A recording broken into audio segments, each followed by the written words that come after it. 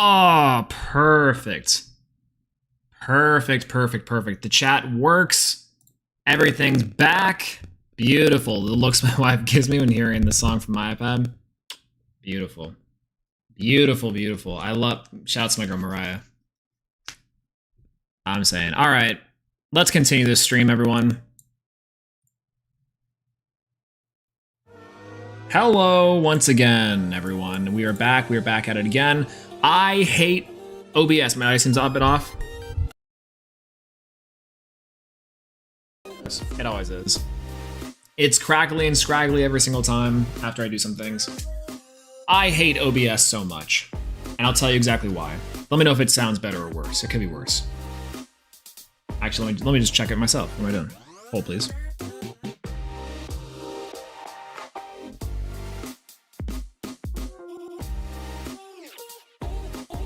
Beautiful.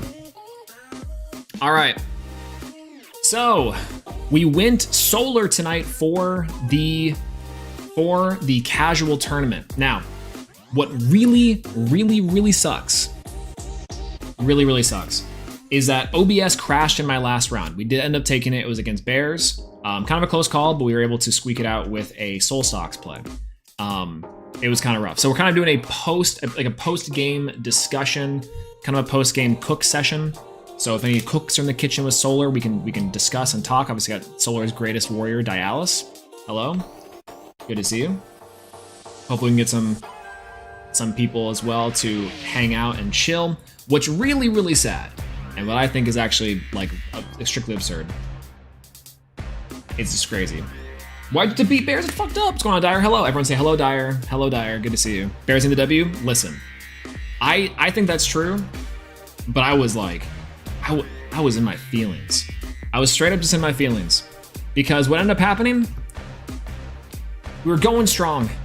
We were in there, big chillin', and then OBS decides to just crash on us midstream, and YouTube is terrible at this stuff because you can't just refresh the page. It creates a whole video. This has happened twice in a row now. 2 times that I've streamed this has happened, and it's absolutely killed the entire YouTube like shenanigans. At least with Twitch, I will say, at least with Twitch, what you can do is just refresh the page and it's like, you're back. You're so back, right? How'd your round do? I missed that. So my rounds were pretty okay. I will say that my rounds did go well. I did face off against, round 1 was wind. I did lose wind, which was unfortunate. I did lose against that, but that was more my fault. That was more my fault. Bear's strongest soldier, absolutely too. The Elestrals are okay too, you know. Well, we lost because we had a, oh god, what was it? We decided to get a little bit aggressive. Again, big misplay on my part. We decided to go a little bit aggressive, and we had a Plucky in attack position on an open board. I tried to get a little bit of chip damage. Felt so bad. But I felt like I was chilling because I had a PTA and I had a Gorgon's Gaze set on the field. So what ended up happening is they go Verituka. Instant out to my Plucky. I'm like, that feels bad. And I should have PTA'd. Instead, I Gorgons because I thought I would be able to establish control and go nuts. But I should have just PTA'd, taken the trade, and then should have taken the trade, and then destroy the Verituka, and then and then control the space from there. I had a shield coming up as my next card. I was big chilling, but big misplay on my part. Unfortunate. But other than that, round 2, we faced off against a water deck, I think, water Nexus of some sort, and we did end up winning. We did end up winning with against water. We are now, then we went to round 3 against, no, round 3 I think was against like a solar Nexus toolbox that was utilizing the ethereal forms. Really cool. What's going on, Clyde? Hello. What's going on, Zaya? Hello. Good to see you. You know, Bears couldn't find their den. It was a big sad. No, honestly, what's crazy? So everyone, that was my last round opponent. It was incredibly tight. I had to sit on a Soul Stocks with like 1 billion spirits underneath it with a stadium root underneath, and the only way I was able to really out the board at all, because there was a shield back in the back after I found out. I couldn't pop anything. I just needed a big wall to sit. I had to over ascend with the big cat. Big cat had like 1, 2, 3, 4, 5 spirits on it. And then I had to hit exactly two guys. So there's a lot of things that had to go right for me there, but bears were really scary. They were intensely scary. And I was big misplays on my part too. I ended up going for a soul bell in attack position. Definitely shouldn't have done that. Definitely shouldn't have done that as well. That was a big misplay. Should have gone soul bell in defense and try to force out a don't poke or try to get like something out of there. That way I can just hardest in the next turn and have like a guaranteed soul bell for the soul stocks play. That would have been incredible, but unfortunate. Unfortunate. That's okay. All right. Do you guys want to go over the list? Let me know if you guys want to go over the list. And we can do that. Hitting multiple solars off Celestial foretell feels so hype. Oh god, it's like, please let this foretell resolve, bestie. Please let this foretell resolve. Let me know if my audio is a little bit weird still. But what's going on, Bo? Hello, good to see you. We're back. We're absolutely back. We're so back. And the chat works again too. It's a good day. It's a good day. What ended up happening, my last round, for some reason, OBS just decided to like destroy itself. I might need to update my graphics driver. Not sure about it, but yeah, we'll see. Yeah, good round all the same. Looking forward to seeing more chances of Bears meta.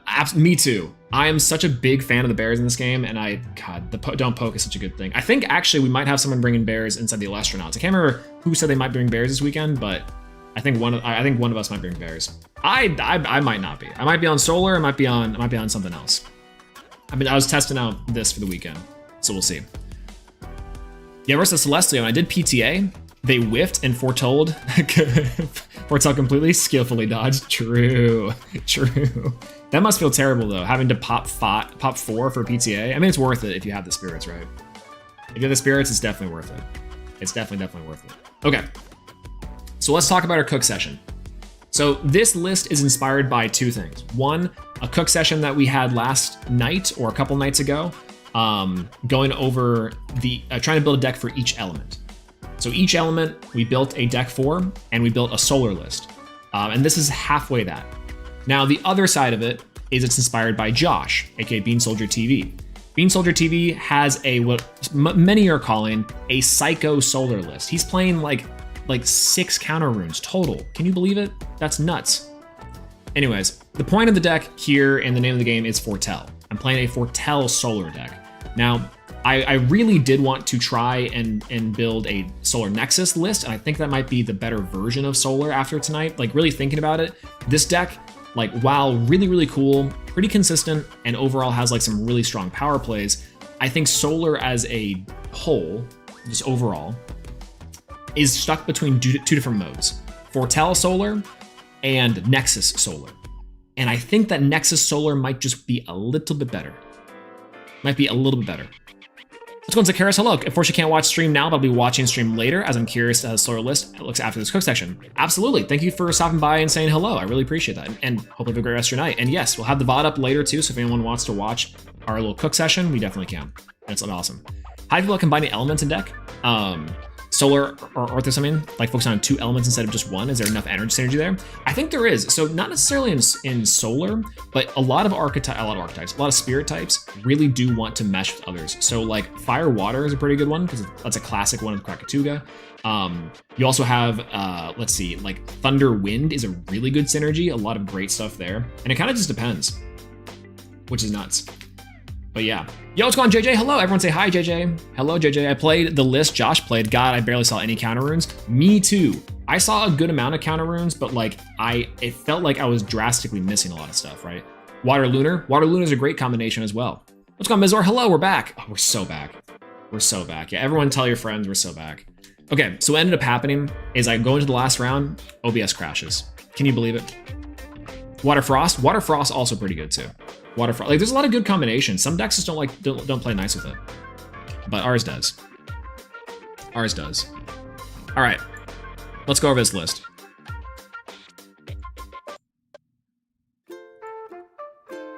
Try cooking my Solar Nexus deck, but there's way too much I want to add in the deck there. Honestly, yeah, like Solar Nexus I think is a really funny my computer? Oh my god, my computer's making like jet engine noises. Maybe that's why it crashed. Holy, this is intense. Wow. Anyways, this is I think the Solar Nexus deck I think has a lot more like utility than something like this, like a little more flexibility. This is like, if my foretells do not hit and I do not sequence correctly, I will get mega punished. Solar Nexus, I think though, especially like Lestragon and the Lestragon stuff, is like actually wild and crazy. That deck is big cooking, big cooking. So let me go ahead and sort out the deck. We'll go over the deck and talk about what was good, what was bad. And then we'll see. Did you face any Rhinosec tonight? I didn't face Rhinosec, no. I faced off against Wind, which we lost, but again, that's more of my fault. I missequenced a PTA versus a Gorgon's priority, and I think I should have just done PTA, trade value, control space. Didn't do that. Keep on shuffling the deck like I want to just like do this. And then I faced off against like a Water Nexus strategy and like a Water 2-drop strategy.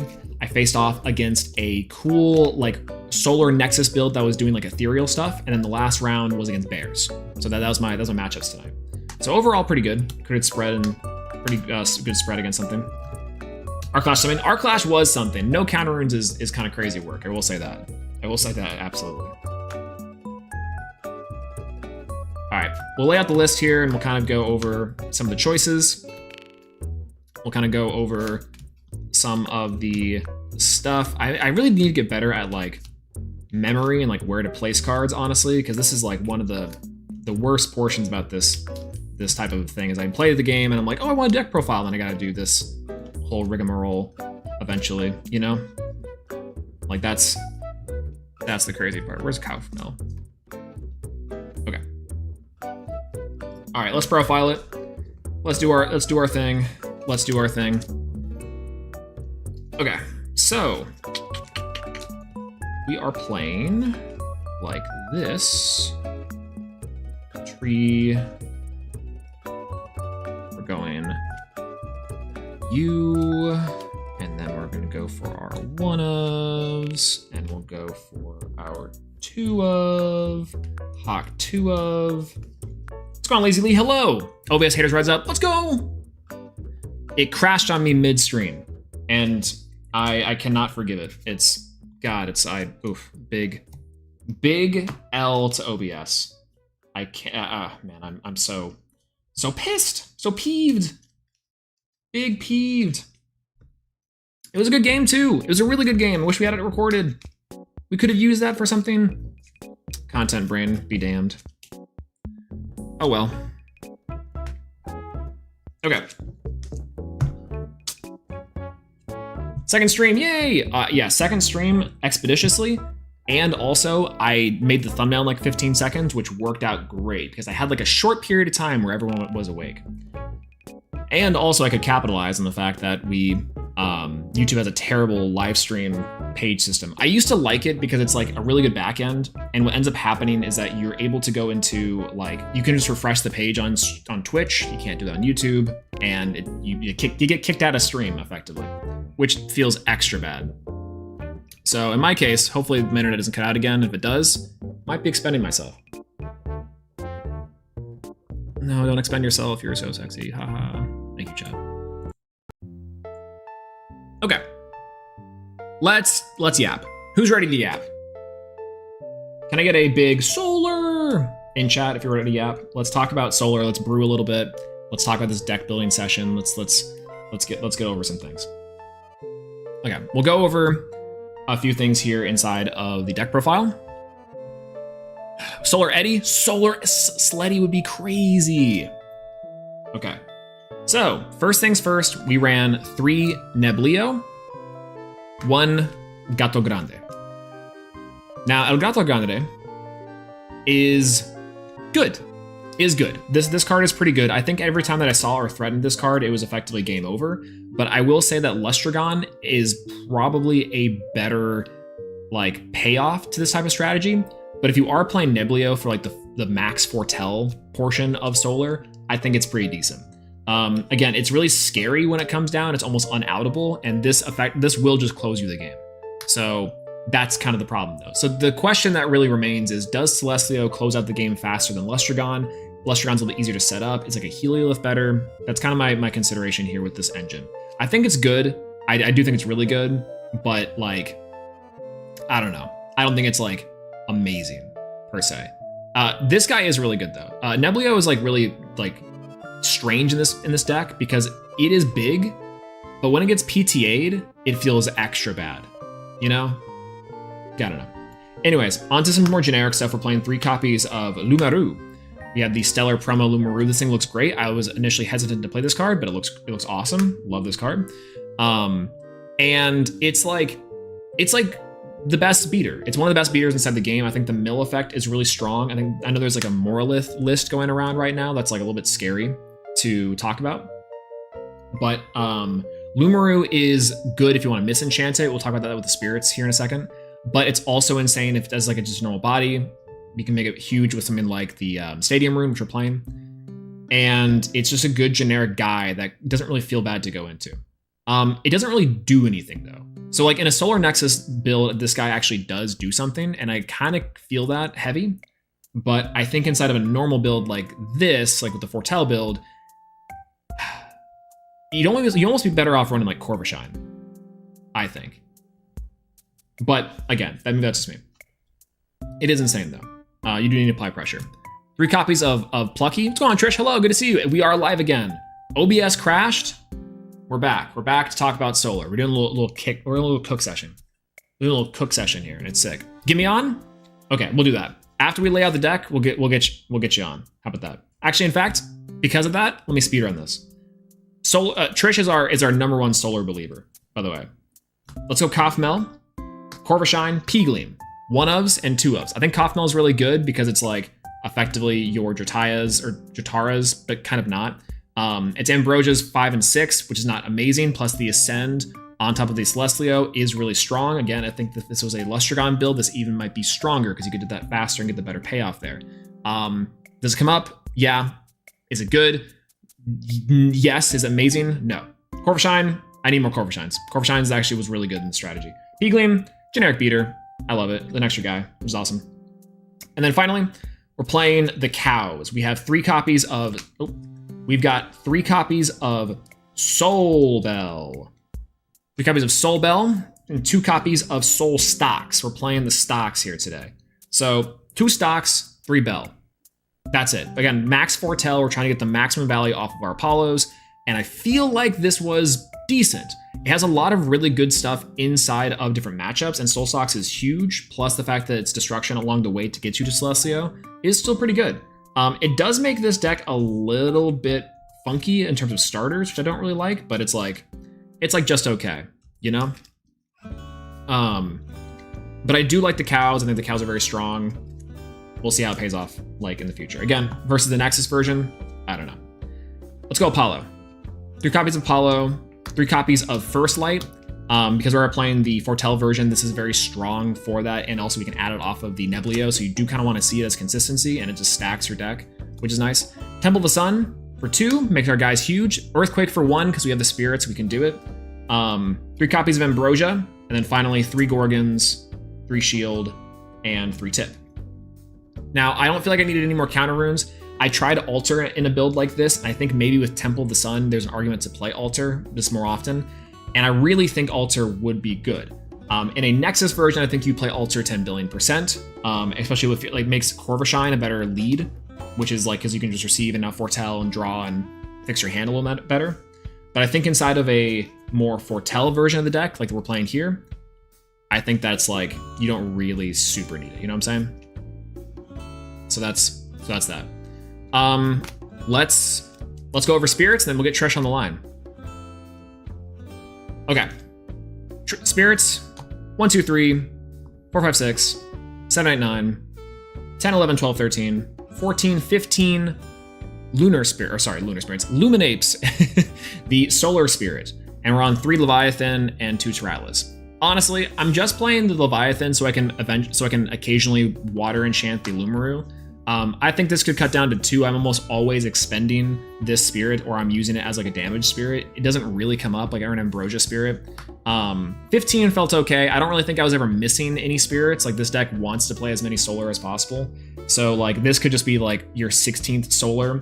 And that's like really about it. If you are really psychopath crazy, you could just go 17 solar and then only run the 1 Leviathan, which I think is wild.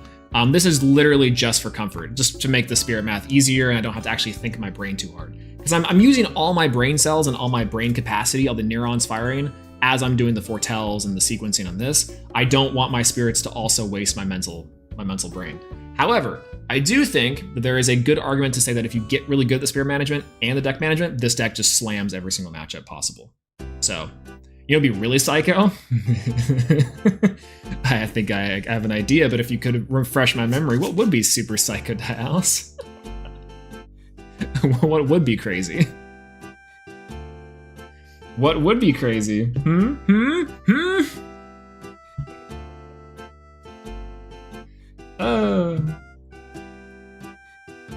It couldn't be if you ran 20 solar spirits. 20 monkey. That would be wild. You don't, yeah, 0 management if they're all solar. I can kind of agree with that. I can kind of get down. All right, Trish, are you here? Trish, are you still here? Let me know if you're still here, Trish. And if you are, let's get on the line. Let's talk. Let's yap. Let's yap. Second stream, yo! Let's go, JT. Hello. Welcome back. OBS crashed on me. All right, everyone, we are about to get a true savant in the form of Trishula TTV, world competitor for Yu-Gi-Oh! And also Solar's number 2 soldier. Currently it's Dialis, soon to be number 1 Trishula TV. Sorry, Dialis. Let me give Trish a call. Let me give Trish a quick little call. Yo, what's good, baby? Yo, what's up? Let me turn it up. Chat, let me know if you can see Trish and you can hear Trish. Let me pull up the stream on my computer, just so you can't hear it playing in the background from my phone. How's it going, dude? Oh, I'm good. This deck is crazy. I made some misplays tonight that were pretty obvious. But like, man, okay.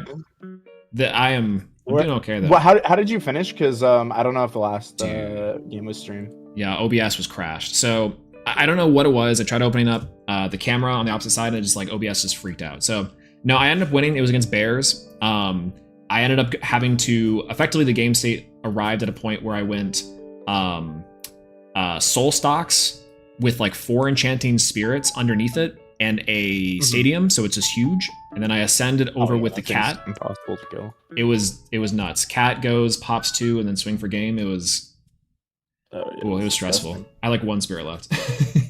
Yeah. Do you want to lay out the deck list back on stream so we can talk about it? Yeah, let's talk about it. All right, let's go. Also, you can remove my yapping caricature if it helps make it easier for the deck profile. Okay, oh, no, it should be fine. We'll just do it vertically. Okay. Should be right. We're also running 1s of those. Corvashine needs to go up though. I think you're 110% correct on Corvashine. It's like not even funny how good this card is. I keep saying, man. It was bad last time, but it's like it is so good. Again, the more Corvashine isn't as good in this list as it would be in the Nexus build. Yeah, I think so. While you're doing that, I can yap about that. The big thing that's really cool with Corvashine is that it interacts extremely well with Exaltus.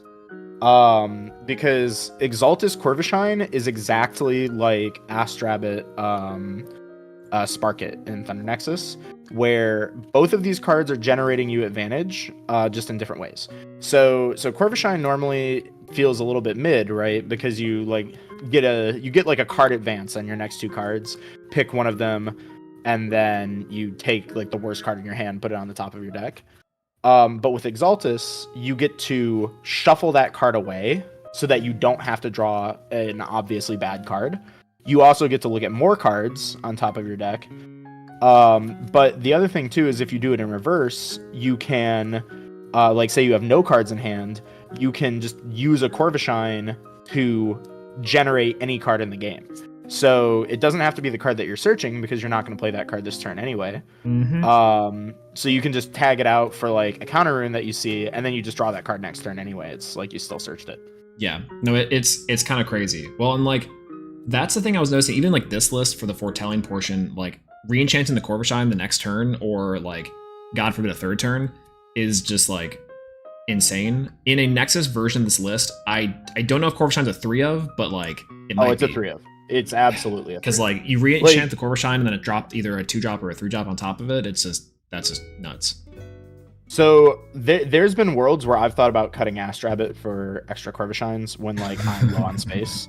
Like that, the card is that good in my opinion. The only reason why, like sometimes I've like cut Corvashine down to 2, like for deck space. But if you like can trim the fat completely, like you can run 3 of it for sure. But yeah, like the really criminal thing with Corvashine though in like a Nexus list is kind of the opposite, where if instead of like you have a Corvashine and you drop Exaltus, you do the opposite. You have an Exaltus and then you drop a Corvashine. Yeah, because then you get to trigger Corvashine twice in a turn. Yeah, which that's is disgusting. That's like the idea was kind of similar, I think, with like Thunder Nexus with like Spark It when that was, you know, RIP. Because like you would go, so maybe it's a little bit different because rip 1, yeah, and then turn 2 you go Rabbit and then just win on the spot. Like, yeah, you rip another card and then Rabbit twice on the same turn. It's exactly the same idea. I was on in this list. So Lustragon, 2 Altar, and Exaltus were in this list before. I swapped it out last minute. Exaltus? Yeah, because I was trying to find like actually these 2 cards were 1 Exaltus, 1 Dratara. And then I replaced some of the other cards with like Altar and Lustragon. But honestly, looking at this list, I don't know. The foretell one is so much different than I think the Nexus one. So here's where I think a lot of this like Exaltus bad like narrative is coming from. It's because I see a lot of deck lists playing 1 Exaltus. Yeah. Of course Exaltus is going to be bad if you play 1 of it, because by the time you draw it, you know, you're already still alive, like you're still in the game. Like you don't need it anymore because you drew it so late. Yeah. But like Exaltus is a crazy card when you see it at like the earlier stages of the game. And so like you want to max out on that card. It's the same thing as Spark It. Like Spark It's a terrible card if you draw it like on turn 25 when they have no cards in hand. Like of course that card sucks then. Yeah. You know, it's the same idea. It is the best kind of starter too. Like even if you have to go Plucky Exaltus to get your engine going, you're still like netting value and you're setting up for like you go Exaltus, search the Lustragon to threaten next turn just like winning the game. And that's like see, I don't even play it Plucky. I think Plucky's Plucky. See, no, man, I don't play that card. I think that card sucks ass. It's so funny because like I was only on 2 in this build because I was like, okay, well, I think Plucky's okay. I would much rather see Apollo. And everyone's like, no, Plucky's crazy. I think maybe in the foretell build it's different. No, that card's terrible. But like in the foretell build, I play Plucky. It is different if you're playing like hard foretell. Yeah. So in a Nexus because, list, your deck does nothing without Apollo.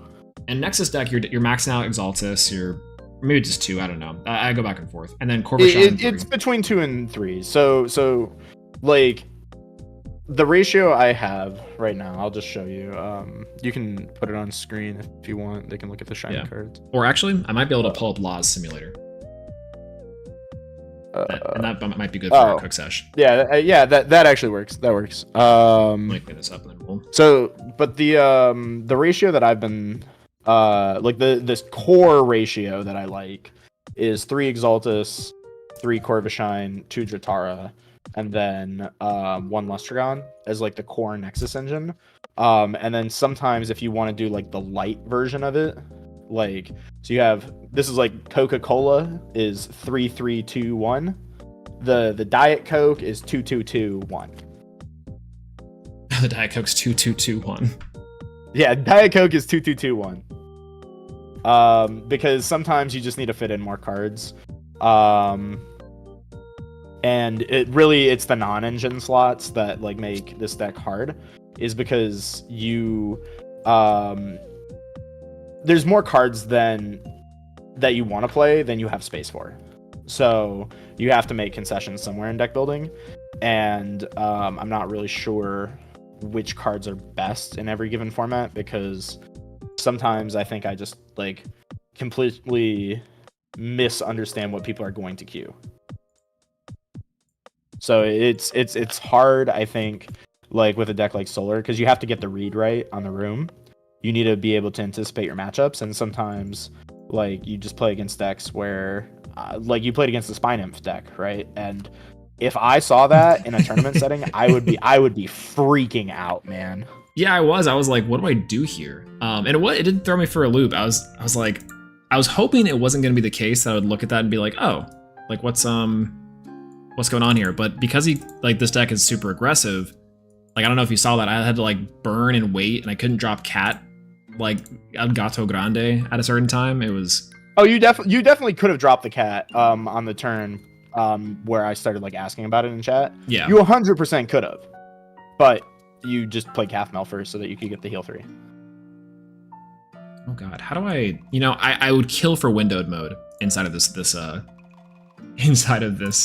simulator. Yeah, I've asked Law to implement windowed mode like 50 times. Weird. He says it's on the to-do list. Okay, one second. Why is this like this? Nope.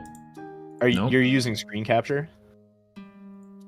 I'm use application or window capture in OBS. Yeah, that's how I was using window capture. It's just let me restart the simulator. Oh no.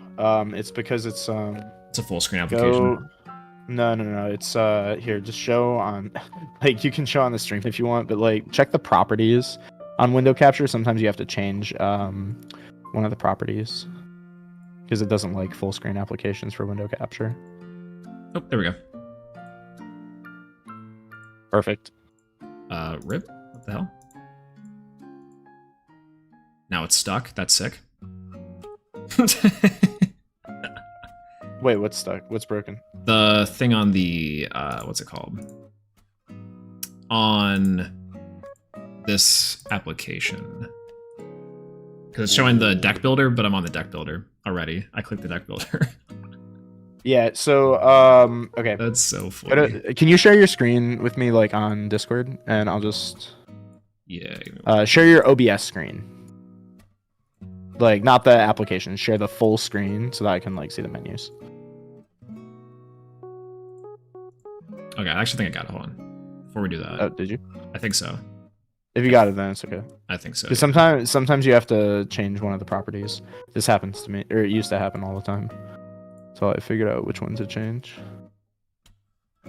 Okay. Nope. All right. Yep. Let me share my screen. Yeah. Boop boop boop.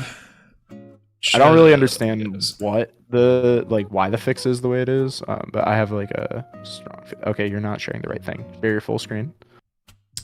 I'll just stream. I need to see your full monitor with the OBS client live. Hello. Thank you. Okay. Which one of these is window capture 3 the Elestrals client? Yeah. Okay. So click on properties for that one. Yep. And then capture method change from automatic to Windows 10. There you go.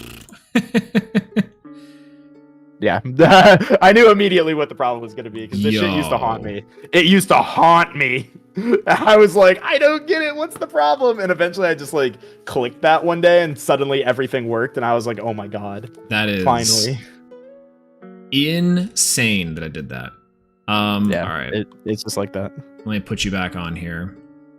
Yeah. What's going on, Words? Hello, good to see you. We crashed out. Hi, Words.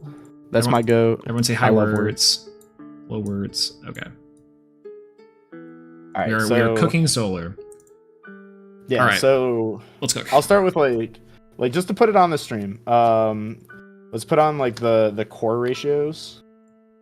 Because I think that Solar has like a billion different routes they can play. And that's even true for the Nexus build because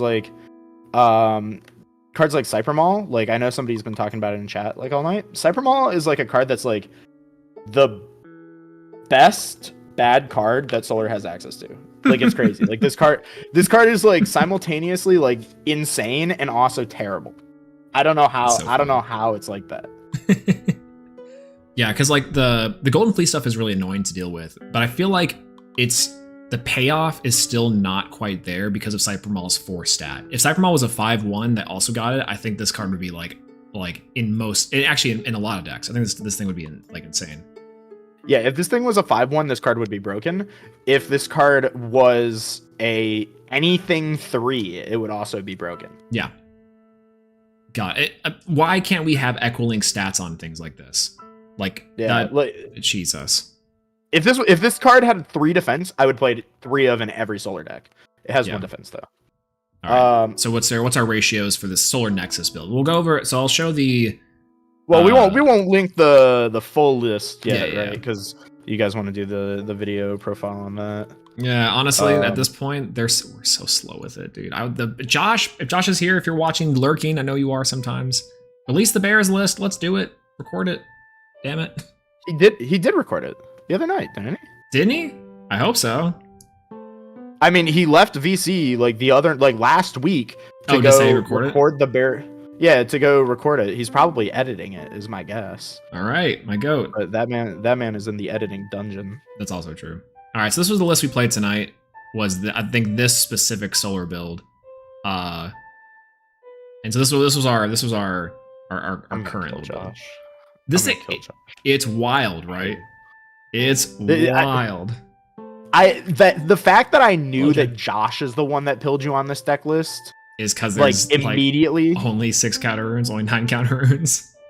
It's not even that. It's the cows and the first lights, and like the no Corvash, like the 1 random Corvash, the 2 Calfmel, like the Nebulios. How do you feel about Nebulio? I need to get your soul read on this card. Nebulio. So, okay. You sighed. I already know what you're gonna say. Yeah, man, this card is either the best card in the deck or it's absolute trash, and it's nowhere in between. And I hate that it's like that because I felt like this card was insane only at being a beat stick. The foretell thing was neat and kind of cool to like help stack and set up like a layup for Apollo, the cow stuff. But if it wasn't a 4 or higher, or a 5 or higher, I just feel like I wasn't getting value off this list, you know? Oh, 100% I know. Because I think that this is the worst Solar card, period. Yeah. Like this is the worst Solar card, which is crazy because it reads like it should be broken. But so through all my testing, I found that this card has exactly 1 home in Solar, and that is as a side deck card in the mirror match. Yeah, I think that's a good idea because it's like you just want to get like the value off this thing for the attack boost. The actual grabbing the first lights or the Celestlio is like fine. It's just so fine. Yeah, like the problem with it is it only grabs itself and Celestlio. You're never playing Leo Bright because Leo Bright is unplayable and bad, and First Light is also pretty unplayable in my opinion. So like, yeah, you shouldn't be grabbing that. Like, this is so my issue with the cows. Because I don't think the cows are bad. The problem I have with the cows is that you have to play First Light, and First Light is awful. That card sucks. It is so bad, and yet like so many of these Solar strategies want to run First Light, and I think that that's ultimately the problem with it. So the way to make Solar good is to find a Solar deck that does not require First Light to be good. Yeah, I don't know. I'm so torn sometimes between like the version of this deck, because again, this did feel really good. It did feel cool to do, and it was like really surprisingly consistent in terms of what it wanted to do, which is just set up. Probably because of the removal. I did get Lavalith in the last round, and Lavalith was game over until it wasn't. So that's super spooky. Did you just like hero a cow and hit? Yeah. So it went away. I had Earthquake in hand because I stacked it with Apollo the turn before, which was super sweet. And then okay. So and that's how I did so it. it wasn't even the hero. It wasn't even the hero. It was cow. it was Apollo. It was it was Apollo stacked. You're out. Yeah. So let me. I'm gonna roughly build what I. So I don't actually know any sort of Solar Nexus goo that we're cooking, but I'm gonna roughly build what I think I would build for Solar Nexus nowadays. Yeah. Because like, I think that this would be good to do. To Lustragon. I'm gonna shoot you. Oh my god. What, the 2 Lustragon? Absolutely not. Never 2 Lustragon. Wow. Oh, okay, I see 2 Lustragon, and I immediately stop listening to whoever's talking. You can immediately. You can search it. That's right. You can search it. Let me go 3 rabbit. Yeah. That's the like. I'll let you cook, but like, take the second Lustragon out right now. I'll go ahead and put in the runes too, because we might as well. One earthquake. How do you feel about Lavalith? I don't like Lavalith. I don't either. I was main decking it in Solar Nexus before I went to 1 though. I'm missing any solar guys. I think I am, but let's see. Recorv 2/2/2s.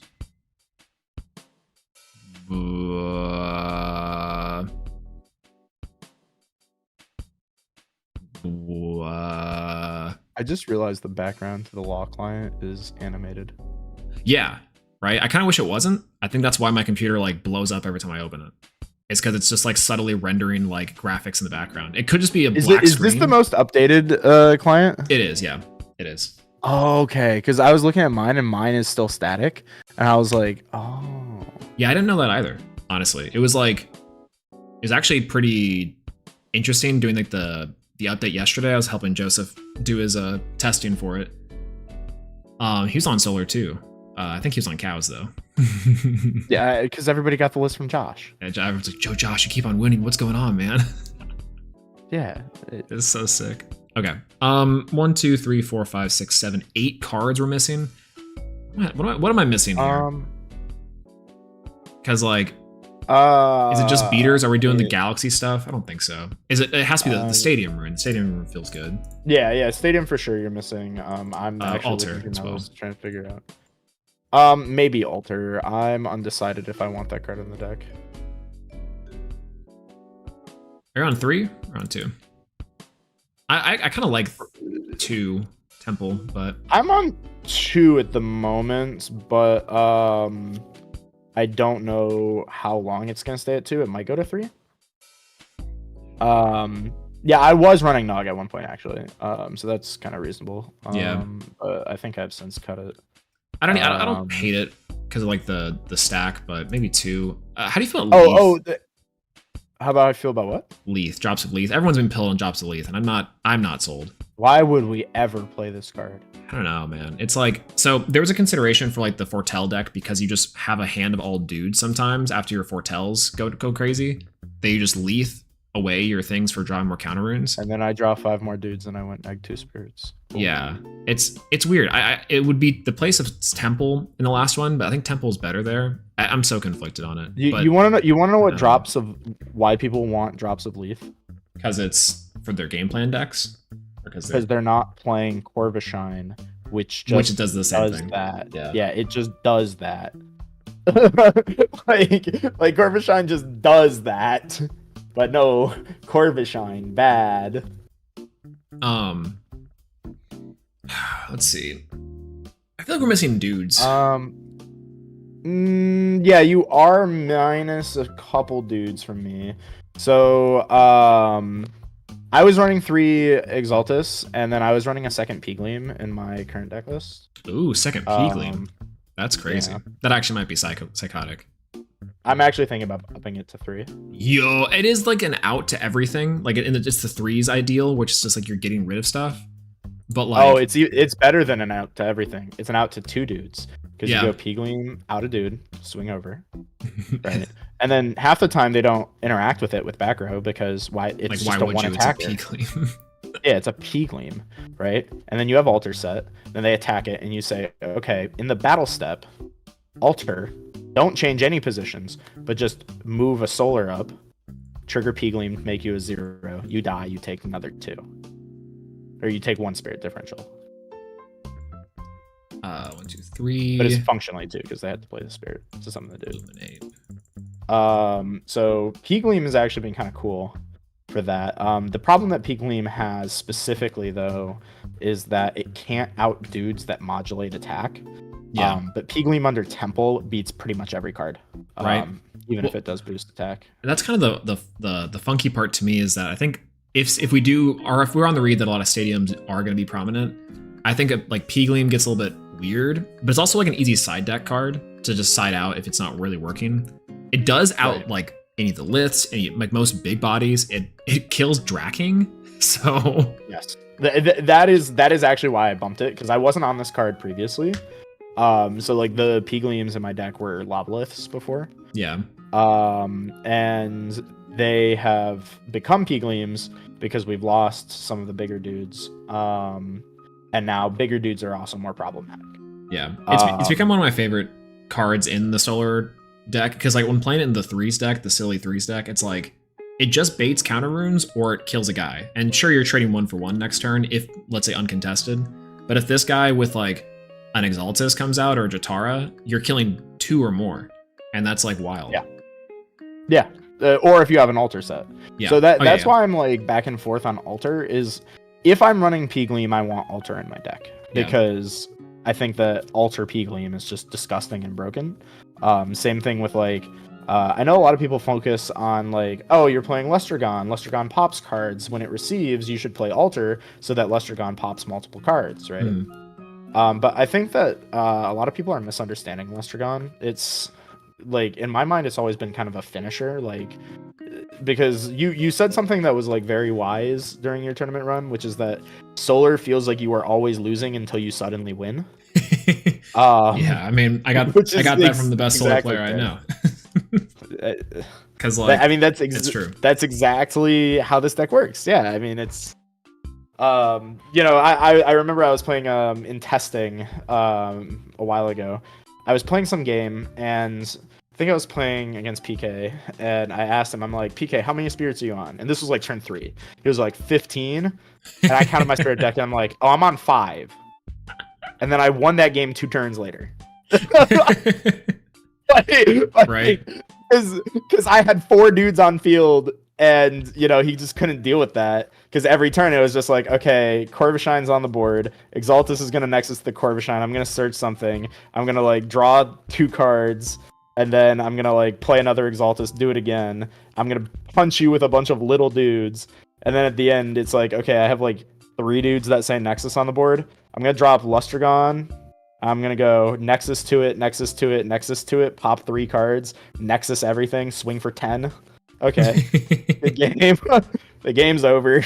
What's crazy too is that like, so it happened today in the tournament. I had like 5 spirits left to like 11, and then just like 1 more foretell, and I was immediately just like, okay, now you're down to what, 3? All right, cool. We'll pass turn, and then it was like over, right? It's like, it's so weird too, because again, I think going back to the other list, like with Celestlio, I think in a foretell list, Celestlio can be okay because that's what you're wanting to do. But the problem is, I think even then, I think you still run Lustragon over it, because it's just a quicker payoff than if you're running like Celestlio to maybe ascend into a 3-drop. Like by the time that Celestlio comes on the board, Lustragon will get value, which to me just tells me play the Nexus version. Play Jataras to heal back spirits, play Exaltus to search your things, like this deck just screams snowball, and yes, the deck does that so easily. Like in the regular version, like this, the Nexus version, I think it might be crazier because you can play altar.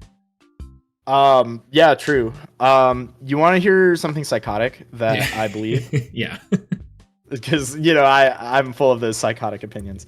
I think Lustragon is slower than Celestlio, and I actually side deck Celestlio. Wow, why is it? Why do you think it's slower? Okay, so here's the idea. Lustragon has to Nexus from something to it to pop a card, which means that you need Lustragon plus at least a bank that has 1 spirit on it to pop a card. Yeah, so that setup alone, you're like, that's a lot. Right, and then to pop multiple cards, you need other cards to Nexus to it continuously, blah, blah, blah. Here's a very common scenario for you. you have a Exaltus on the board, and I don't know, let's say a Corvashine with 1 spirit. Which card allows you to pop cards that turn? The Corvashine, right? No, wait. What'd you say? Corvashine and what? All you have on board, yeah, and you do not have any banks in hand, is Corvashine in defense, Exaltus on field.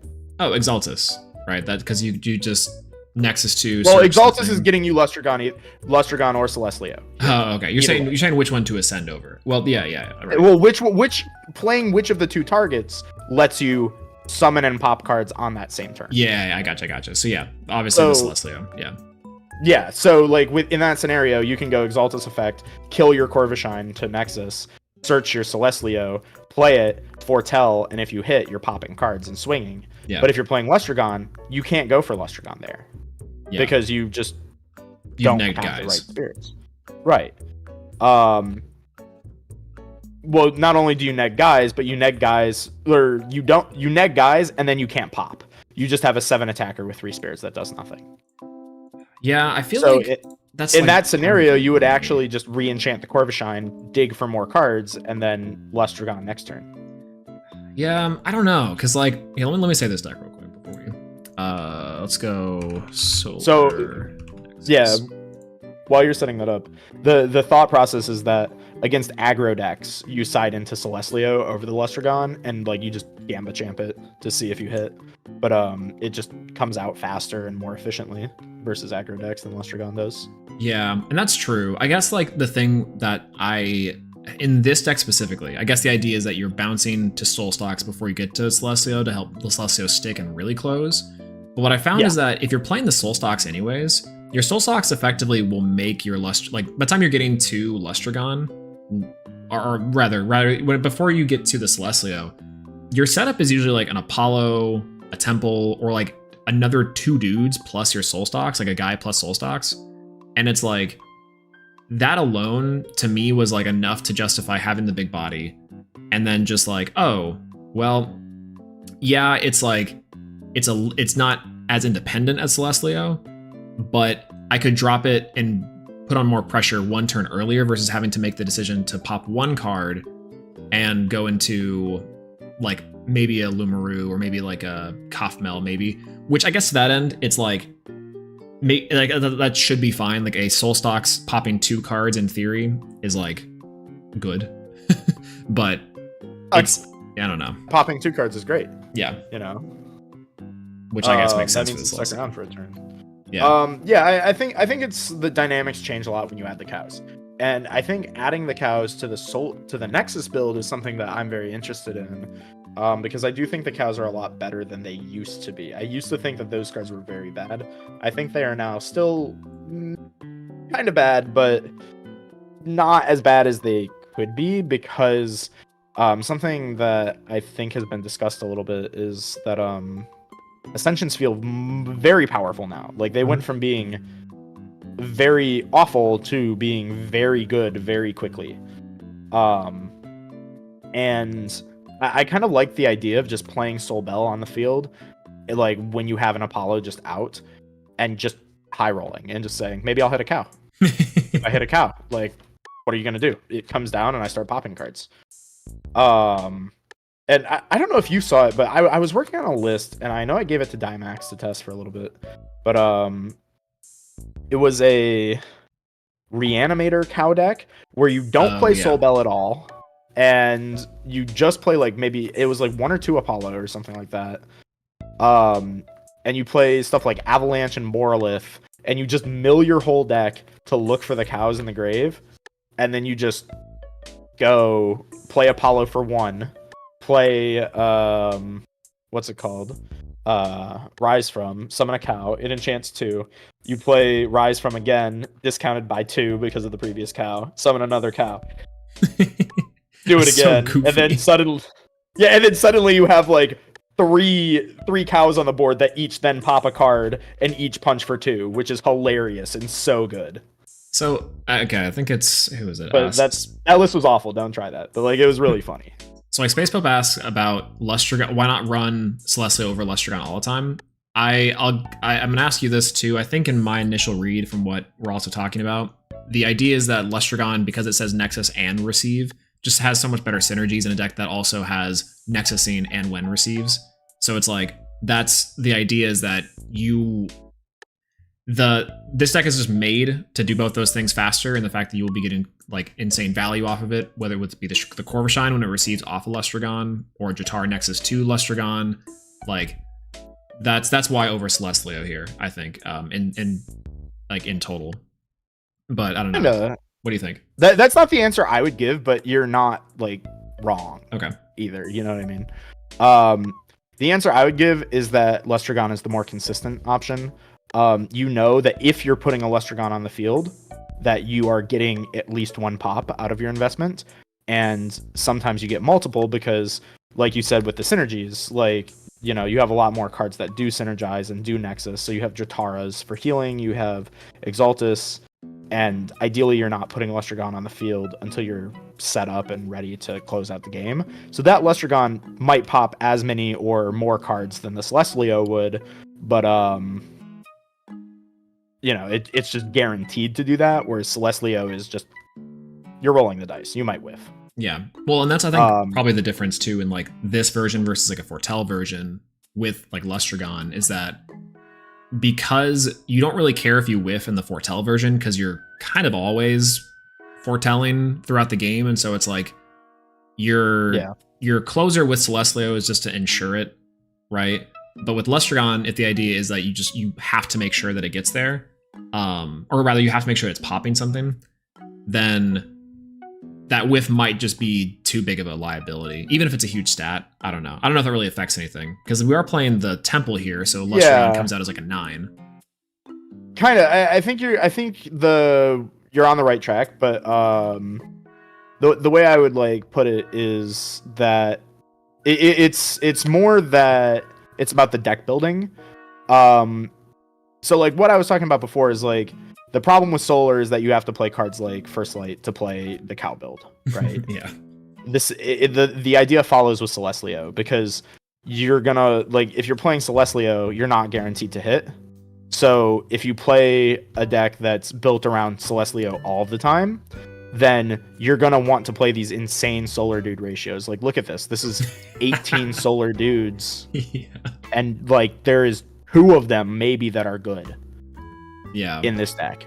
And so like you're playing all these trash mobs to make one card good. And Lestragon, instead, you can just play like a normal ratio of dudes, and you don't care about what is in your deck. Like, you just put the card, and the card by itself is just fundamentally good. Yeah. It is interesting because like the max capacity of guys here almost feels like a necessity because of how much you're wanting to foretell this or off the Celestlio. Like we did the math like, you know, months ago now, like during the season 2 Elestrad, where it's like, how many guys would you have to play off Celestlio to effectively always guarantee it? And it's like 20. And so it's like, this is probably about right.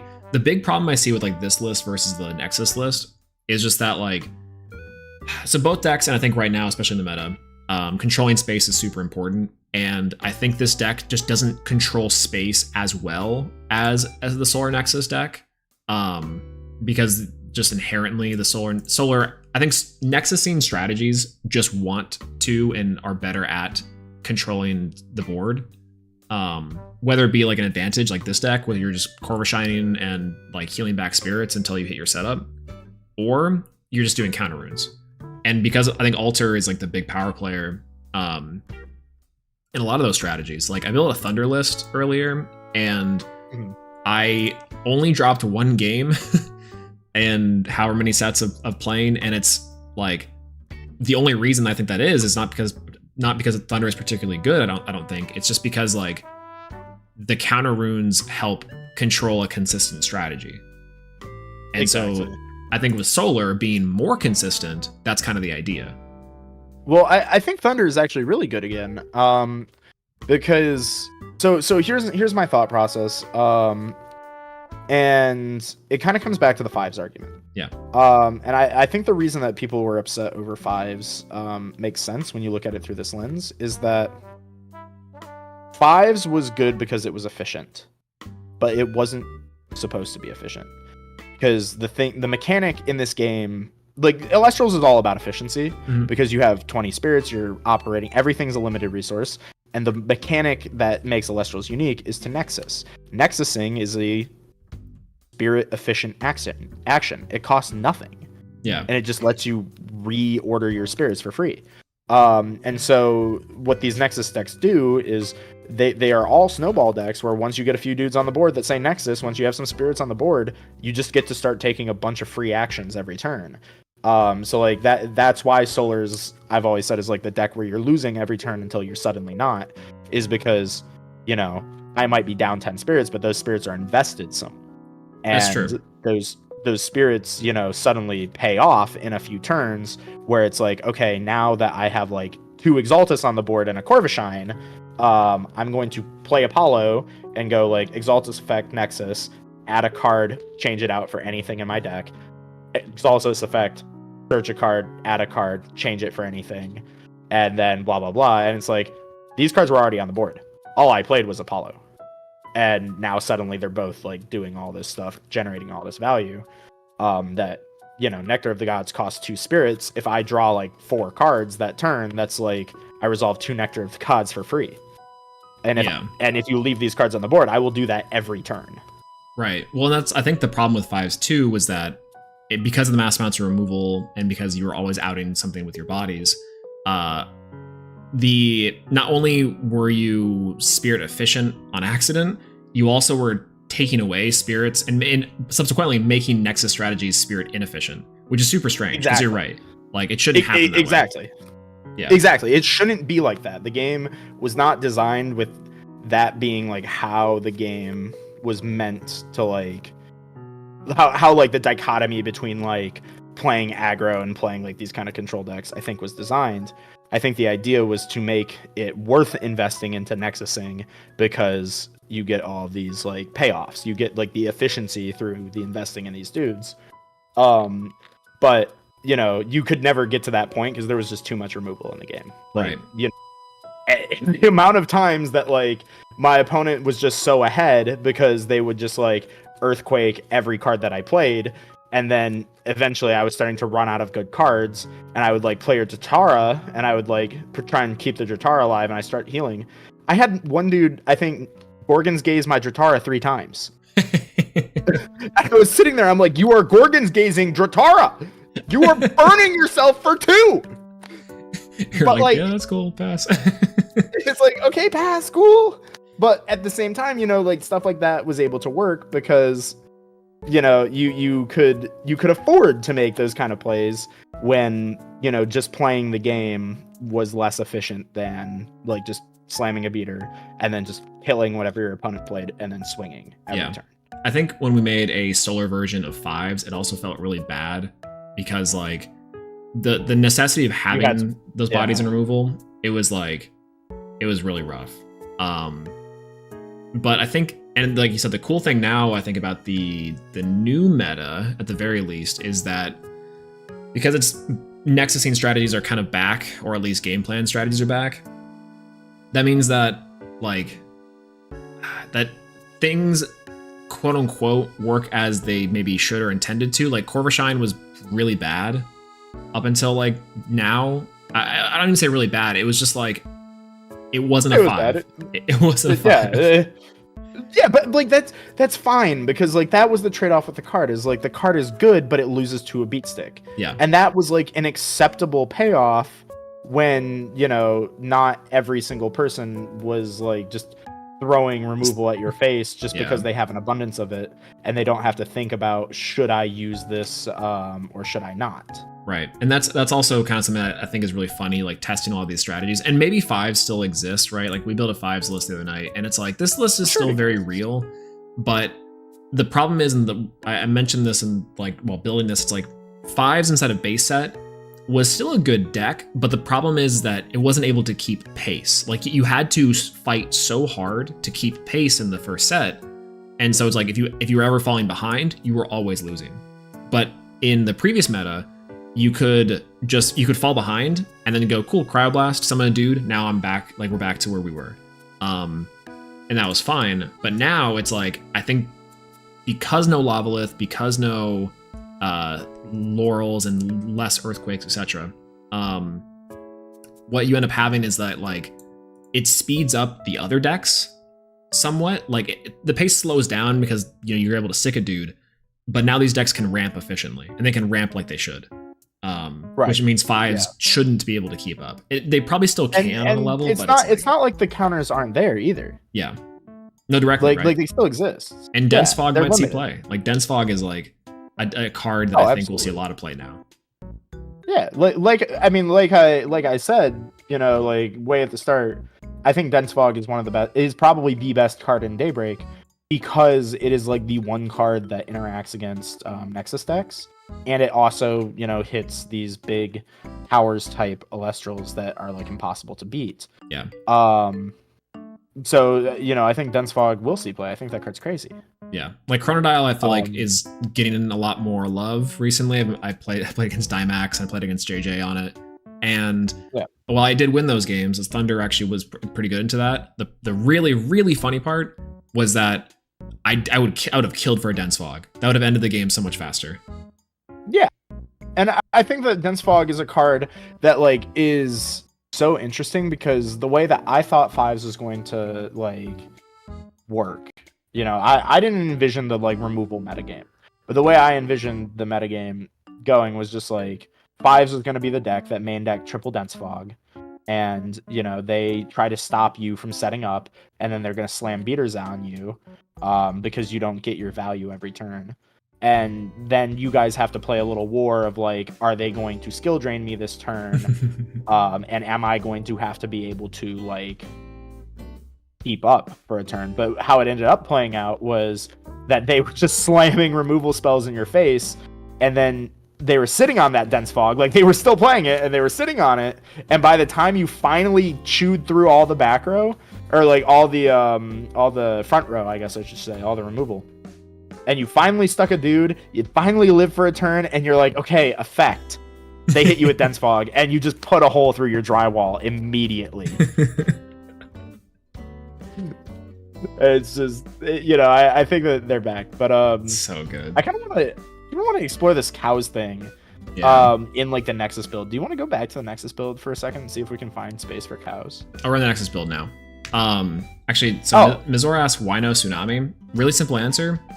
Cracking will be everywhere. Or Draking will be everywhere. And water is also really strong because of water fives now. Water fives is like the best way to play a beater strategy.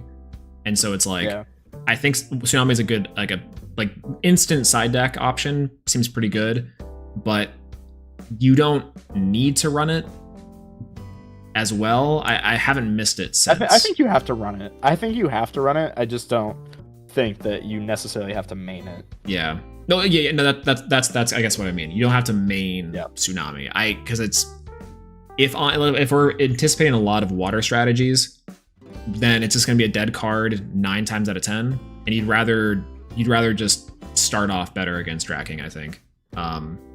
It's funny that we're talking about Tsunami because I was literally today thinking, maybe I should put Tsunami back in my main deck. Because Tsunami I think does wonders for these kind of like slower Nexus type decks that are playing smaller dudes.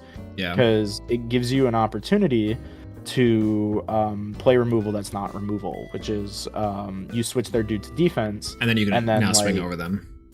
Yeah, exactly. It gives you a chance to actually deal with them, but in a non-removal spell way, which I think is nice. But that's also why the altars are there too, and like potentially why altar is good.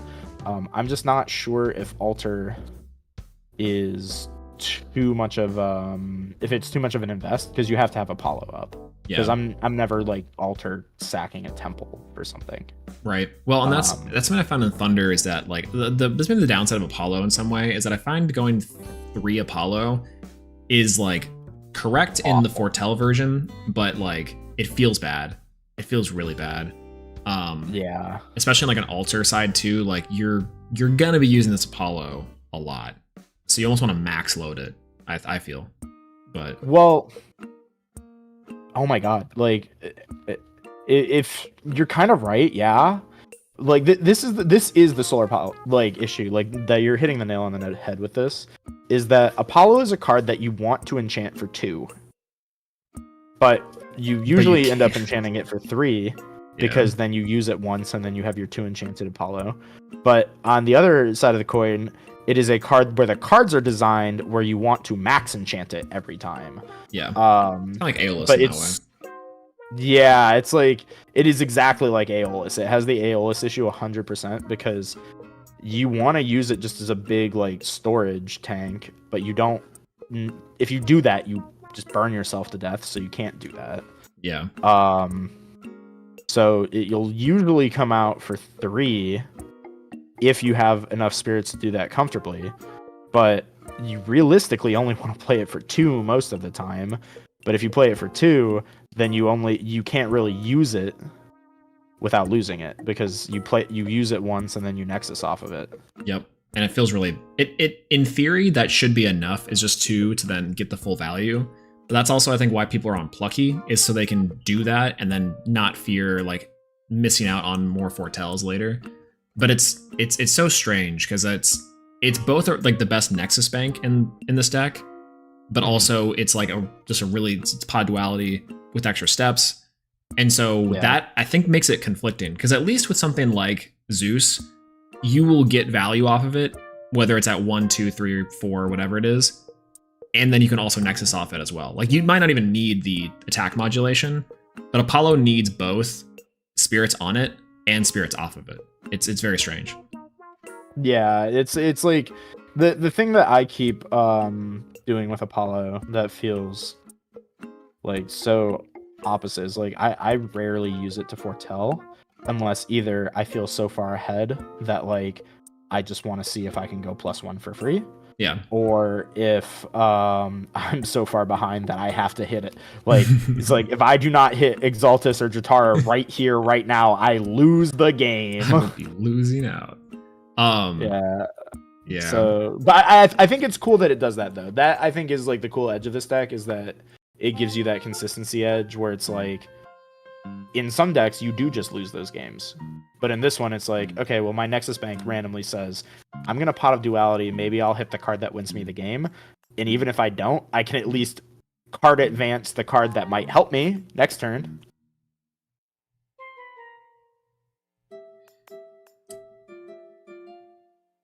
Oh, did I lose you? Oh, no. Hi. Okay. I don't know if I lost you. I was freaking out. Like, did it cut me off while I was talking? Yeah, it did. I was like...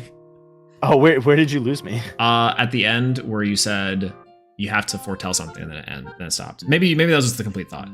But I was like, oh, did it cut out for me? Oh no, I think what I was saying was like sometimes you just have to foretell something or else you lose. Yeah.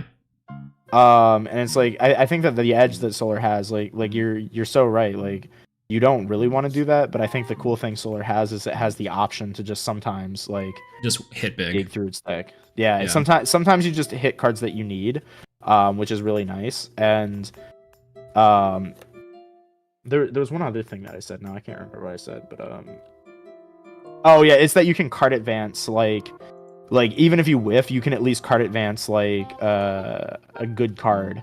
Like for example, against 5s, something that always felt really good was like, okay, I whiffed, but the third card I revealed was Cryoblast. That's now my first card. Yeah, that's so actually like, exactly what happened with Earthquake a lot. Is I would yeah foretell Earthquake and be like, oh, cool, mine.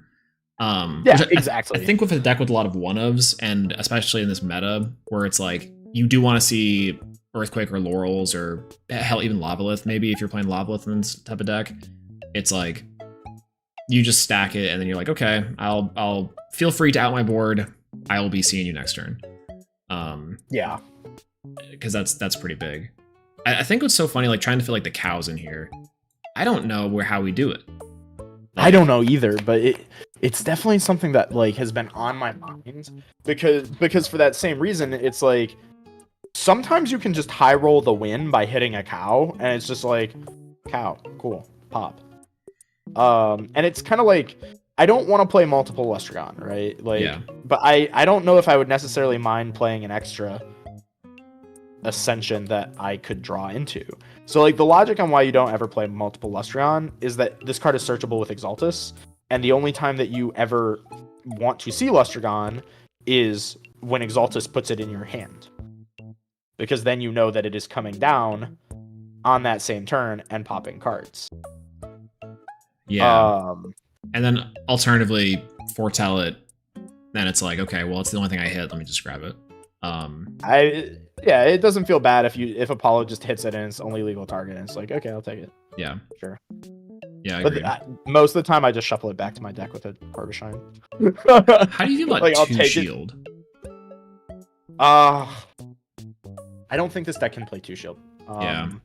Maybe 2 altar. I think that this deck really does need all of its back row. This is even a deck where like going up to like 14-15 back row is like potentially good. Because you're really just not trying to let them ever play the game. But you can also go down. I'm thinking about still keeping Cryoblast in this deck, even if 5s is not like the meta, because like a lot of dudes are just like basically any dude that threatens this deck has 2 defense. So like putting an Edward on the board, oh, that's a threat, let me Cryoblast you. Putting, any 5 on the board, that's a threat, let me Cryoblast you. Stuff like that. But I'm not really sure because I don't know what the meta's gonna look like.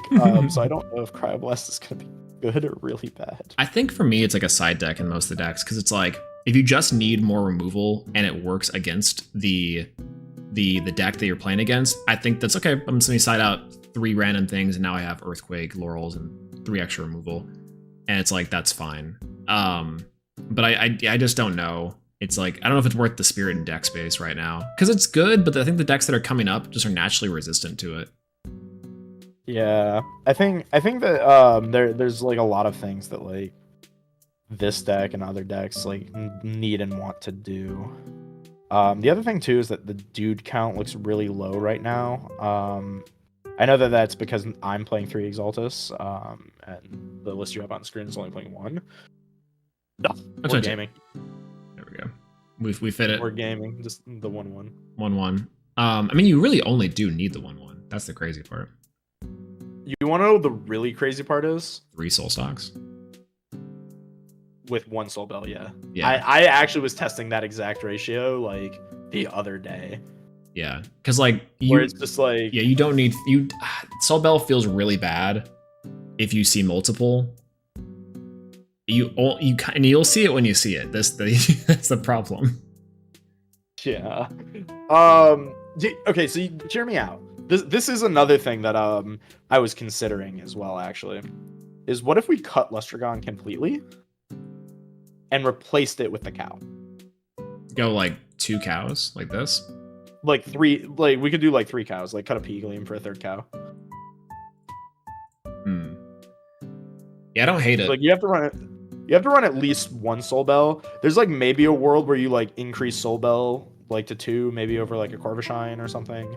And go 3 stocks. I think 2 and 2 could be okay. No. It needs to be 3 soul stocks because we're not playing First Light. Oh, that's right. Yeah. Lumaru's too good. You'll catch me dead in a field before I put First Light in my deck. Yeah, something like this. Yeah, I mean this also ups the dude count. The kind of the issue I think here is that now we're lacking starters. Exactly. Like that is the core issue. So another theory I had for playing this deck is you ignore the fact that you can play cards at 3 and you play every card at 2, and we run 20 2-ofs. I don't hate that at all. I love 2-ofs. I think this game like thrives with 2-ofs, and you just like side deck patterns, you just ignore it. What if we let's test this because I haven't even like visualized it yet. Yeah. Just cut anything that's at 3 right now to 2 except for Ambrosia.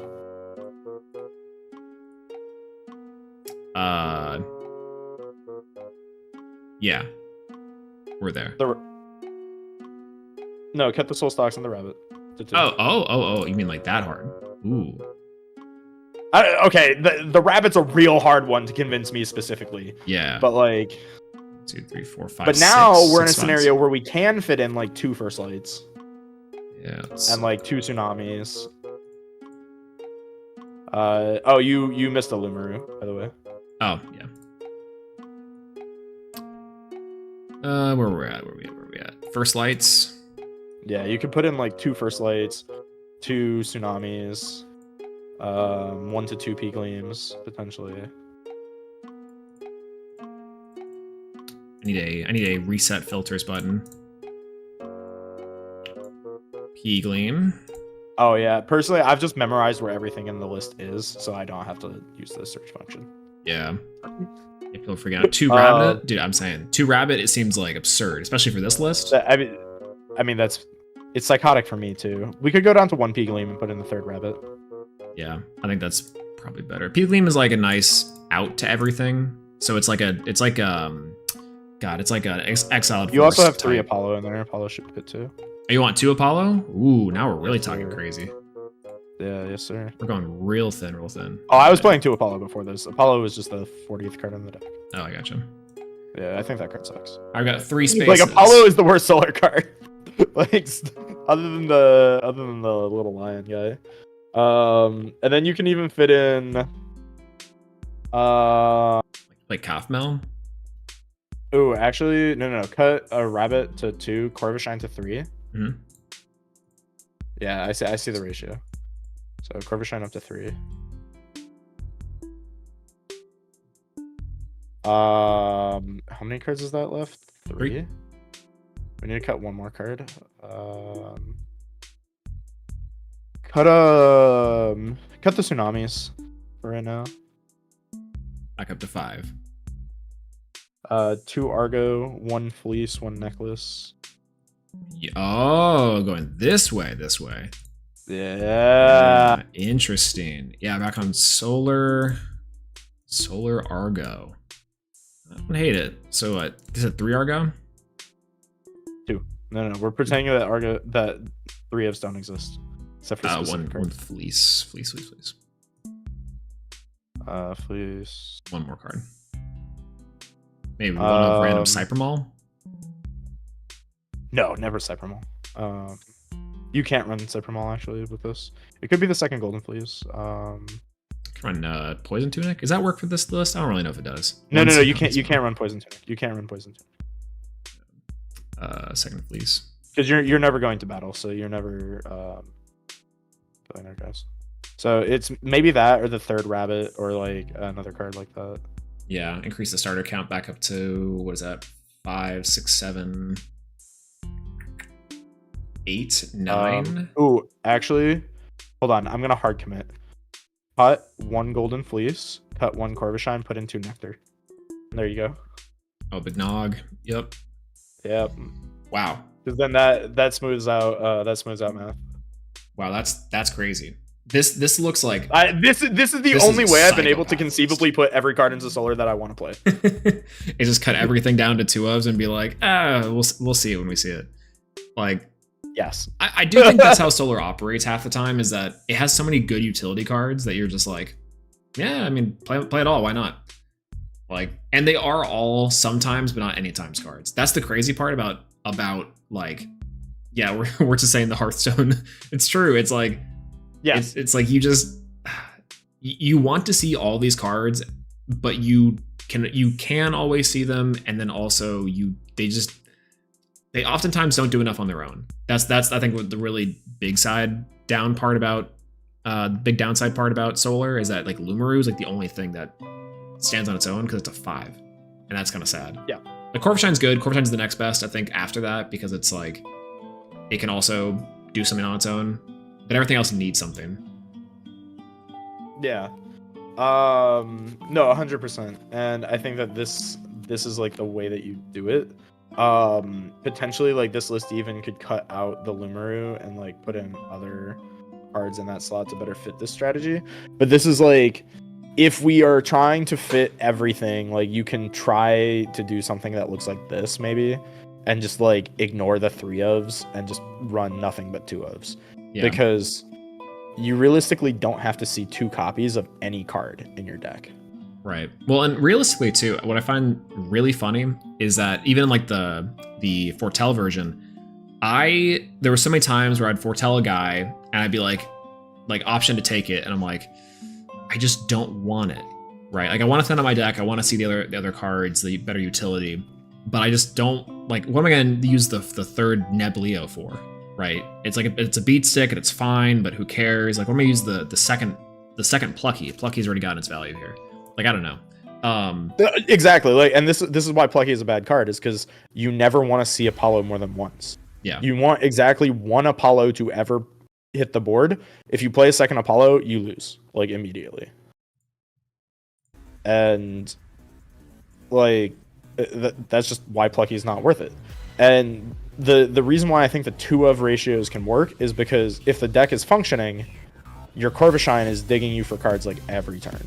Like Corvashine's always digging for something, Rabbit's always potentially digging for something. You'll just see these other cards. Like technically, if we want to like hard commit to stall until Big Dude, you take out the first lights for the other 2 starters. Oh, the Corvashine Rabbit. Yeah. And then like you could even take out the Lumarus for like the Lumarus could like hard be the other exception cards where it's like you break the rule for like Lustragon and like Third Exaltus or something like that. Yeah. And you're just saying like I think actually that's pretty good. The Lumarus were mostly there because like this deck struggles with aggro. Yeah. Well, and especially because like it makes it makes your options going second a little better because you have the at least option to just bait out back row and hit something, which is kind of why I like it. But it's like, if the idea is that you don't really care about that until you see your Ascensions anyways, then maybe it's who cares. Yeah. This I think is another way that you could do it.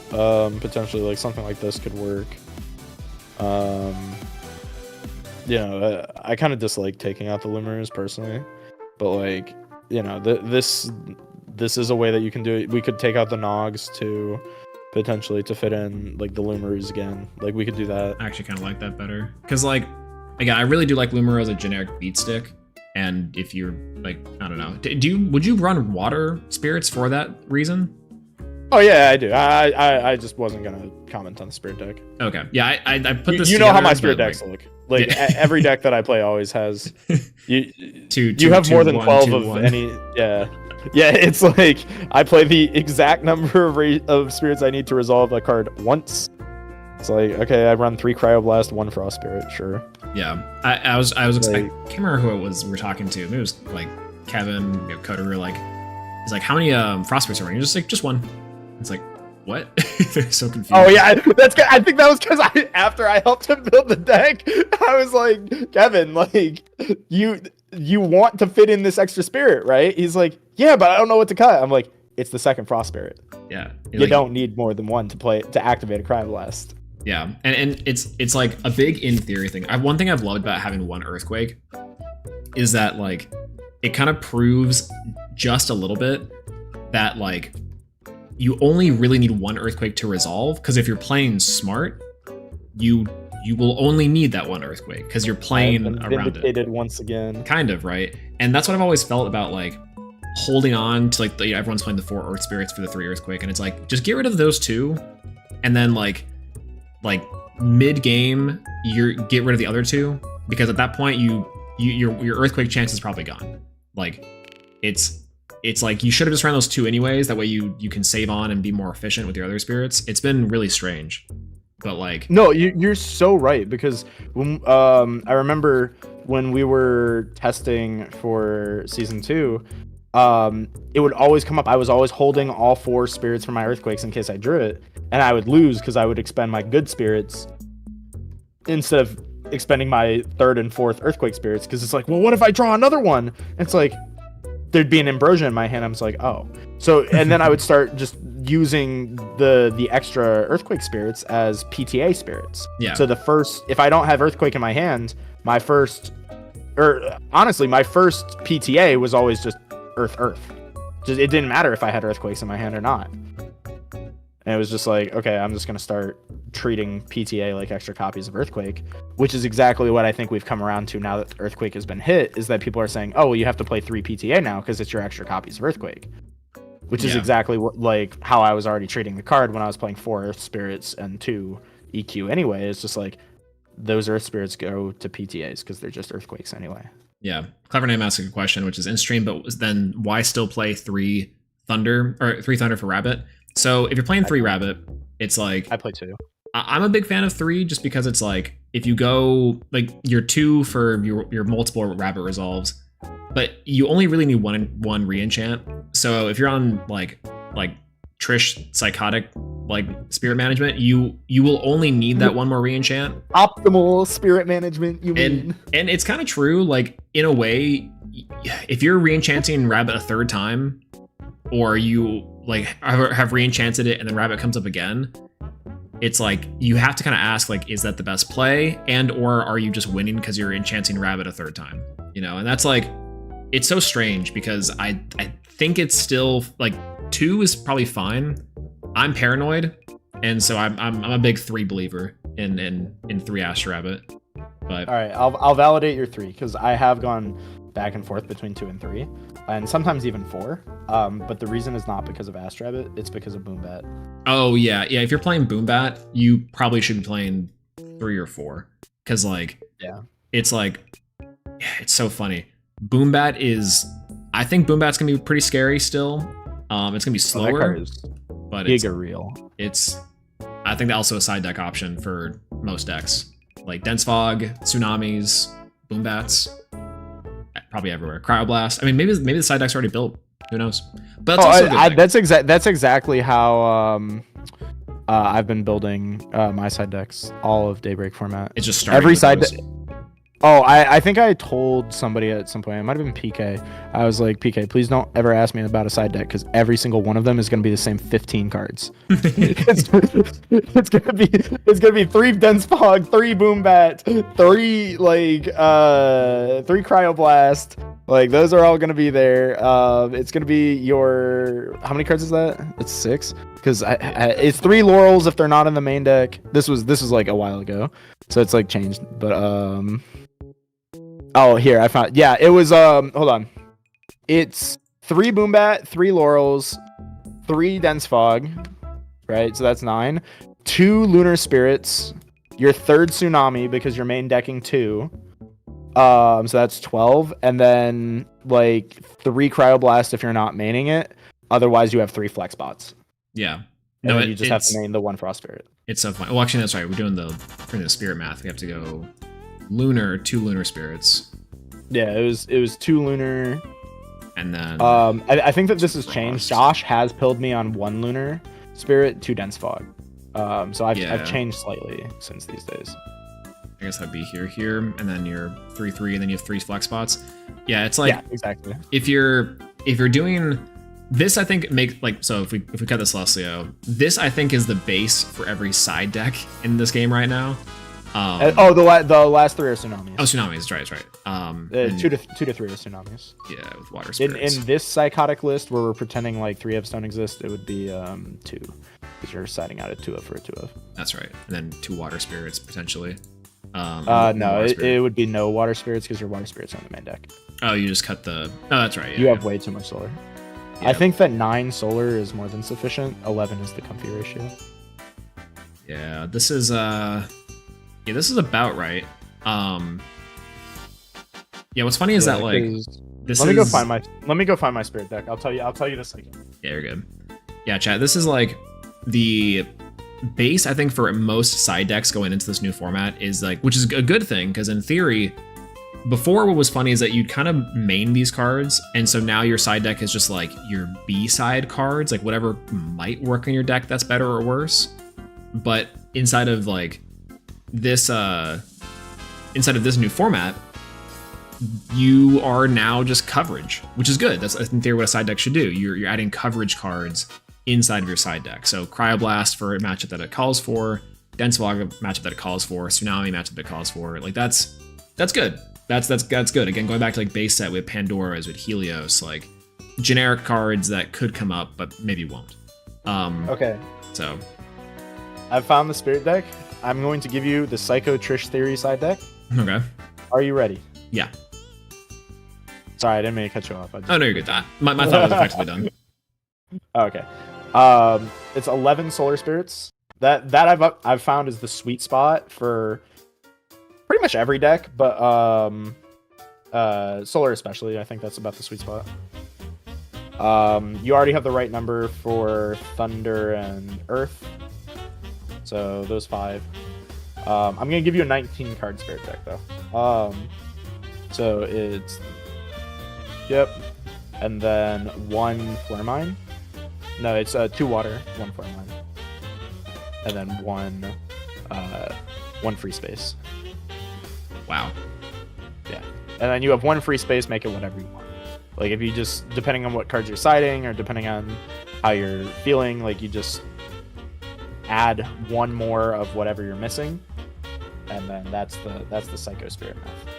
Yeah. No, this is insane. I do think though, in a deck like Solar Nexus and similar theory with Earth, you can get away with this because you don't really need any more than maybe 12 maximum. Like if this last one is Earth and cool, or solar, I think that's like fine. And if it's solar's fine. Anything else, it's like okay. Like maybe you put if you are running 3 dense fog, you put in the 1 lunar, and it's like then you side the second one in. And that's like, I think that's fine. I think it makes a lot of sense. I think a lot of decks are doing that. Like if I do like this thunder list I made is like actually psychotic, but in the opposite way where I'm playing way too many thunder spirits, and I don't need all these. And they're just here, but like that's insane. Or oh god, like Earth. Where's Earth? Earth is like really funny because where's the Christboard list? Earth is 14 as well, and you could just get rid of these for your Spirit Math, Cryoblast, etc. If you're running the Eruption stuff, it's like a big thing in this format, I think. Yeah, I think Earth is the one deck that breaks all of these like Psycho Trish rules. Yeah. Because like Earth just doesn't need to play any other cards. Like Earth is and this is why I think we all keep saying that Earth is the best deck, is because Earth is just the only deck in the game that can be ignorant and still like feel correct. Yeah. Like right. like like I'll be like, so why is there Christborn in that deck? Oh, this is just pure testing memery. Crystbore is Crystbore's Earthquake actually. Crystbore's Earthquake 3 and 3 4, okay. 5, 6. Yeah. I get it. I understand. This should be like shield crap, I think, probably. Bro, I saw it in the deck and like my brain just fried. I was like mid thought and I was like, is that Crystbore? Crystbore jump scare. I was like, Piggy?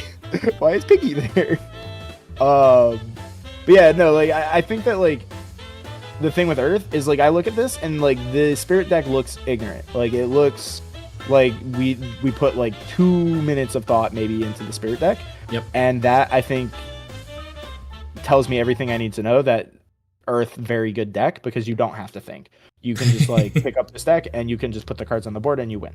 Yeah. No, I built this list in a minute 35. I built the water list in a minute 17. And it's like, did you have a timer up? Were you speedrunning deck building? I was, yeah. There's That's awesome. I hope it's still up. I can't find it. I love it. Yeah, it was like I was building a deck for each spirit type, but when it came to earth and water, I just put the timer on and I was like, okay, let's see how fast I can do it without thinking. Like the water list I have is this fives list effectively, like wet fives with Draking, and it was just like add. There we go. Like it takes pretty low effort to actually think of what works. That's so funny because I'm looking at your list right now and it's almost identical to mine. Oh really? Yeah, it's so close to my Draking list. Like it's not even funny how like simple it is. That's funny. Yeah, it. I think I'm 1, 2, 3, 4-ish cards different. Yeah. It's always 4. Yeah. The solar list was 4 cards different. This deck's 4 cards difference. I'm always within range. Was like 50 cards. Oh, you're talking about that one. Yeah. That was so funny. You know the card that you missed, right? Yeah, it was Lumaru.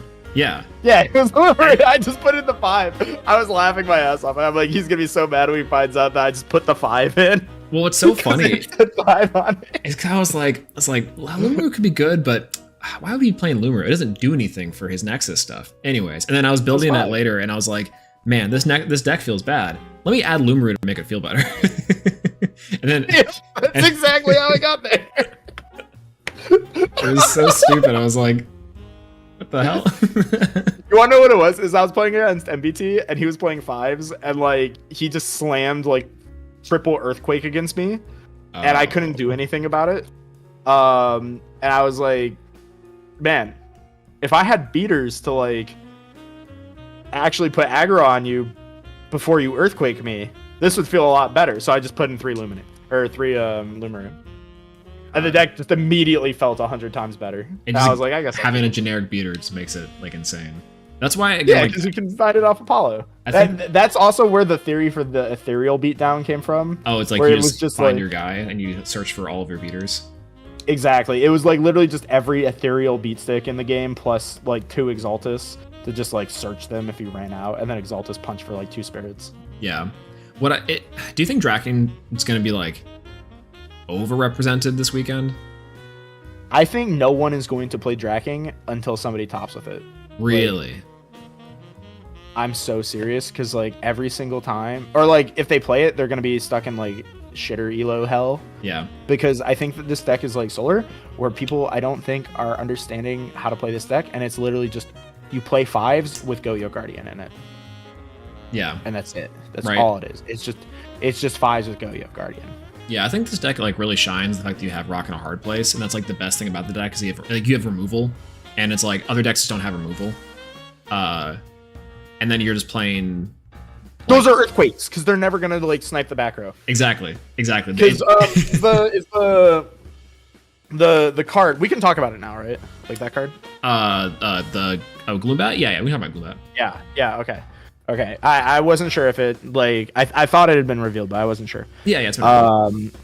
So Gloombat actually is the reason why I think that Draking is really good.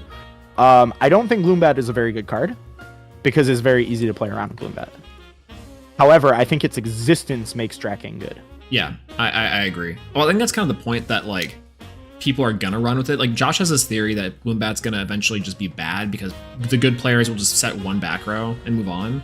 Which I think what's funny is that just makes Earth better because Equilinks will get like insane value. But you know, I don't know.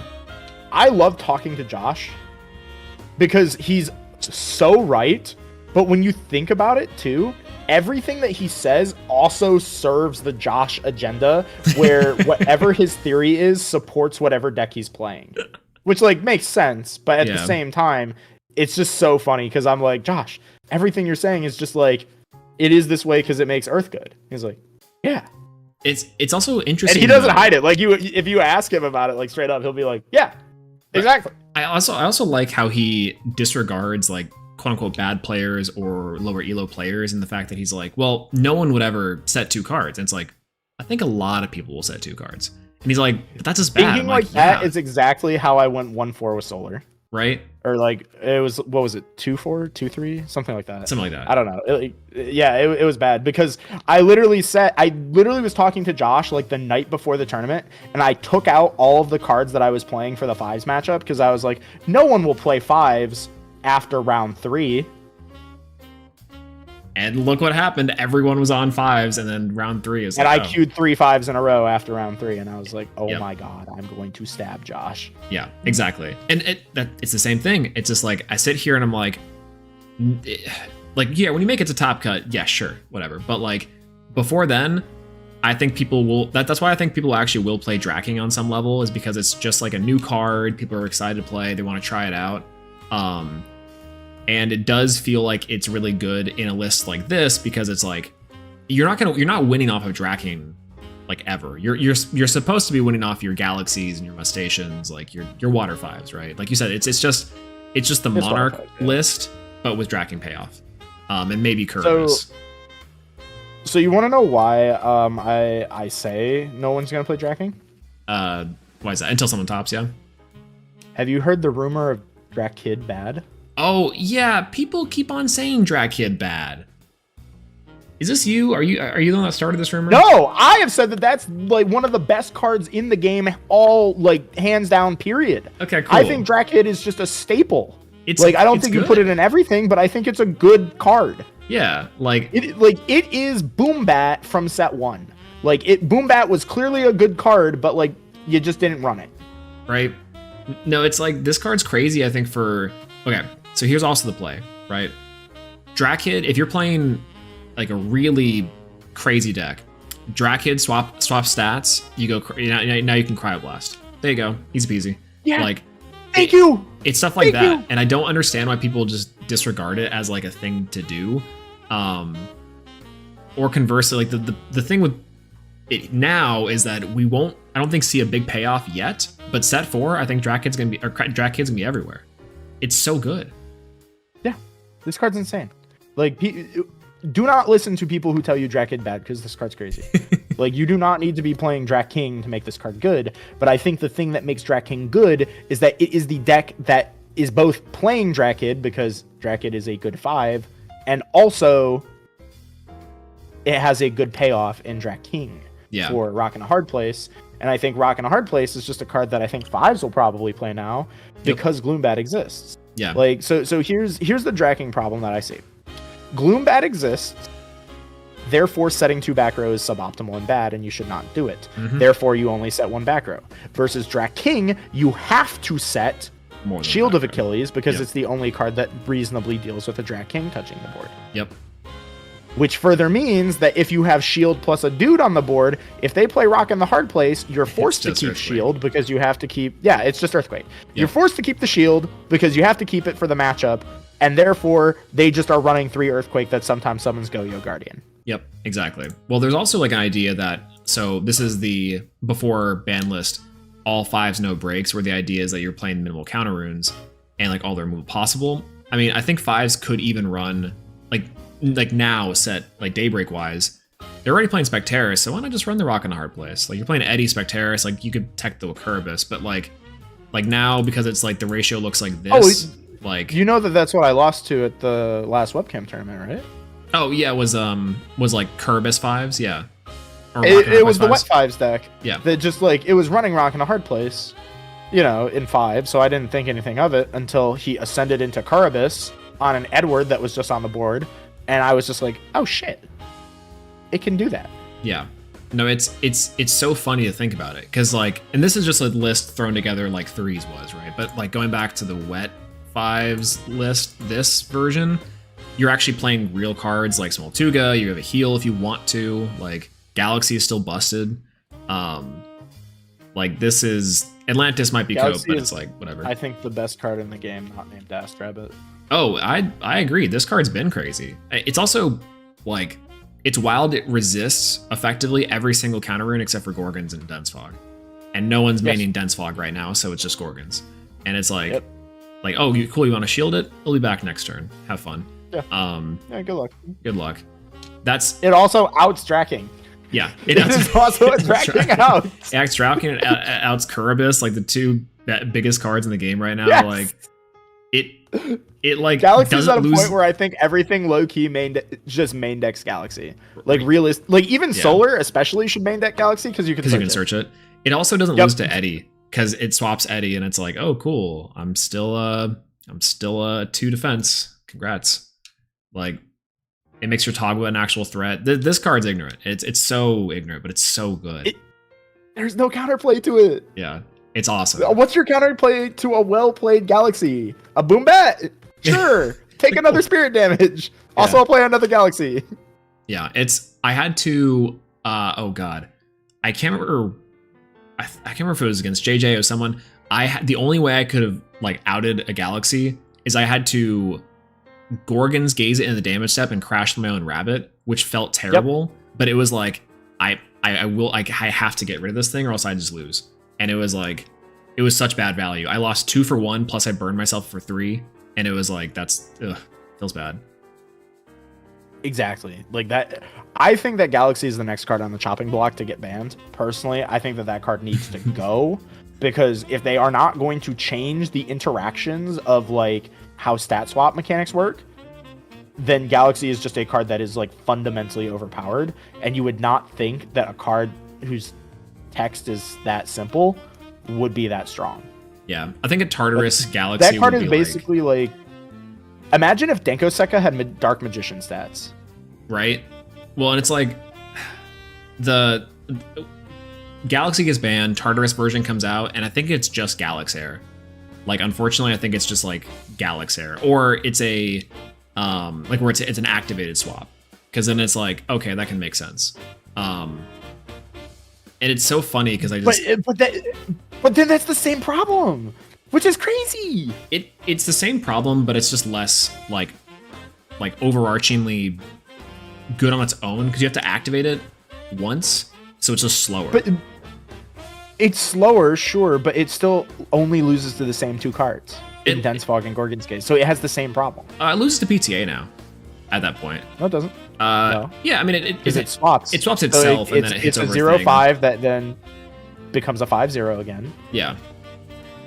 Like you can still PTA a Galaxy currently, and even with like that proposed Tartarus version, you can still PTA that version too. Yeah. But like it's the same end result. You know, it feels bad because you're burning 2 to let a Galaxy still swing at you. Yeah, it loses to Cryoblast with the new effect, and then no, it doesn't. Yeah, it does. Because then it goes back being a 2-5. Cryoblast focuses the defense stat, not the attack stat. Oh, that's right, because the Mustation ruling. That's right. Yeah, because if you try to Mustation activates effect to swap. What's it called? Oh, Mustation is just as fucked as Galaxy. The only problem with Mustation, or the only reason why Galaxy is better, is that Galaxy doesn't expend yourself too. Yeah, like this is it's not a 2-drop and a 1-drop body. Like that's I forgot about the Cryoblast ruling with this. Yeah, that's messed up. That is so because you're talking about, okay, I can maybe forgive the fact that Galaxy isn't always intuitive because it's like, okay, well, maybe it doesn't work, like Tip doesn't work that way. Okay, or what's it called? Cryoblast doesn't work that way. Whatever. Mustation should work that way because you are changing the stat, and then it's like, cool. It's not like an ethereal swap thing where it's like it's different. And Cryoblast says just the attack and defense, doesn't say base. And so it's like, you know what's crazy is Mustation does work that way. Because Mustation's effect is just apply Galaxy. So any funky situation that applies with Galaxy also applies to Mustation, and it applies to literally every card that swaps stats. That's so funny. Which is why I think that it's an issue with just the ruling and not the cards themselves. Because the cards themselves are fine. It's just that the ruling is funky because it keeps creating these scenarios where cards are getting rewritten to where you didn't even remember which stat Cryoblast affected. Right. Well, okay, so this also really brings up a good point. Swap at that point becomes a keyword because swap is like effectively it has a separate thing it does. It rewrites the rule, right? Because like in theory, a swap should change the game state, but it doesn't because that means that we would then be able to apply Cryoblast, etc. But instead, it's like no, swap is a thing that doesn't affect the card's base attribute stats and just rearranges the numbers. It's a very strange like coding problem. Here's the Mustation Cryoblast problem that like I believe has vindicated my crusade against the ruling, because what you just said is the explanation they have given, but it is not fundamentally true. Because it doesn't swap around the attributes. Because you can use so let's use the argument that the phrase swap exchanges the symbols on the cards. And what the hidden meaning there is it means all the symbols, even the other opponent's cards, right? So let's say you play Galaxy, right? And just pull up the text Cryoblast real quick, just while I'm talking about this, just so that we can just pull it up and show it on the screen. So this is the fundamental ruling issue that I've been crusading against, and I think every day I get more and more vindicated. And one day, if when we see this card, or when we see this ruling changed, if it ever happens, I will be as obnoxious as humanly possible about it. Okay, perfect. So target an Elestral that is not Frost Enchanted until the end phase. Give it -2 defense, and when that Elestral has 0 defense, you must destroy it. Let's apply the logic of the explanation given that Galaxy swaps that swapping stats means to swap the symbols on cards. Target and let's reread Cryoblast. Target an Elestral that is not Frost Enchanted. Give it -2 attack, and that when that Elestral has 0 attack. I need the Cryoblast black. You moved your mouse. Oh, yeah. Yeah. There we go. Thank you. And then when that Elestral has 0 attack, you must destroy it. However, this is not how that works. It is actually when that it reads target an Elestral that is not Frost Enchanted until the end phase. Give it -2 attack, and when that Elestral has 0 defense, you must destroy it. So it is selectively choosing which symbols to swap, but it's not telling you why or which symbols to swap unless read the rules document forehead. But even then, you still would misunderstand after having read the rules document. Like you would still misunderstand it, and then you have to. It forces these like weird corner cases. It's like, okay, but is that how that works versus Mustation? Because Mustation is an effect and not a galaxy. You know, it's not continuous. It's like, no, it works exactly the same way. And the other thing too is that it gets even more confusing when you bring up original stat versus current stat, because one of the explanations is that, okay, well, unless it is said so on the card, it is implied, like this is official, that unless it stays so on the card, it is implied that when a card says, like, you know, attacker, like plus or minus a stat, it is talking about the current stat. Or is it the current stat? That's the official one, right? Or is it base stat? I think they're talking about base stat, right? They're talking about base, yeah, because it's implied that it's talking about base stat, I think. Yeah, well, and that's I think the same thing with like the poison tipped arrow. But then, like yeah, right, yeah, because that tracks logically. Yep. But here's the problem: is the Cryoblast shows that is not actually how the game is ruled. Yep. Is that okay? You know, I can wrap my head around that. You know, Cryoblast targets the base stat, and it's checking for the base stat. If Galaxy switches that, you know, it's no longer, you know, the base stat is now 3, not 0. So, like, my 3 is over here, not over there, right? Like, but then if you Cryoblast it and PTA it in the same turn, it would die. Yeah. Right? Because it is in one place flipping a symbol, but in the other place, it is not flipping the symbol. Yeah. No, so there's not a consistency. Strange. Well, and that's like, it's weird because I think from a game logic perspective, actually, let me do something really, really funky. Yeah, I think there is maybe a like consistent like I think I know what you're gonna say. It's like maybe consistent because like I came to that conclusion at one point, but then I thought about it more. I'm like, wait, no, it's not. But I want to hear your take on it because like this shit drives me up a wall. Like, all right, chat, ready for the most powerful tool known to man? It's Notepad time. We're bringing up Notepad. We're going into the big problem with the game logic. Yeah.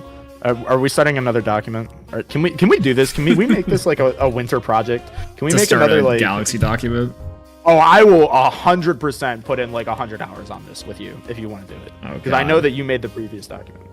Yeah, if you guys don't know, we changed the Nexus ruling, and that was my fault. Kind of your fault. I don't know if it was like fully your fault, but you made it look pretty in presentation. I know that's what your at least minimum contribution was. Yeah. All right. But I just want to address chat real quick, and yeah, so the game does function off of layers, sort of.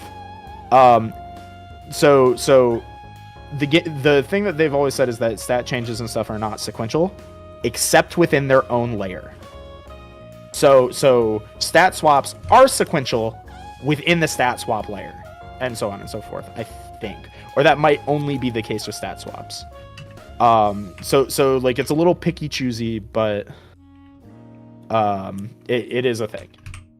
Like so there is a sequence, there is sequential, but they don't want a sequential like system. They want an order based system, except within that order there is a sequence for the sub steps. So let's see. I think that was what was the Nexus ruling change? The Nexus ruling change was that cards, so like a card like Spark-It could Nexus off of itself. So like you have a Spark-It with one spirit under it, and you could Nexus off of that Spark-It, so the Spark-It would have 0. It would destroy itself and resolve the effect. And I believe that was changed so that Nexus effects are 2 separate effects, so that the Nexus and the effect are 2 separate things. So that like you can't just play a Spark-It and like suicide Spark-It, rip a card from the hand to like dodge interactions. It's like what is Galaxy's typing? It's Ethereal Kraken. Ethereal Kraken. Okay. So or Ethereal Abyssal, I think, is the official one. Let me double check. I'll double check the site for you. But it's ethereal plus water. And then it's like we'll call it. It has an actual name to it. I cannot remember what they're called.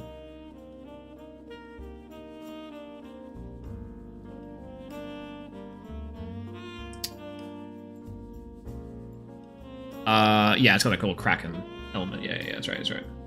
Yeah, well, it's the Kraken picture, but I don't know if that's the official name. We'll just call it Kraken. That's fine. Or we'll call it. I'm double checking right now. I think it might be the official name might be Aquatic. No, it's not Aquatic. Oh, is it Eldritch? No, Eldritch is like the. Actually, it could be like with the like. I'm checking. Yeah. Oh no, that's separate.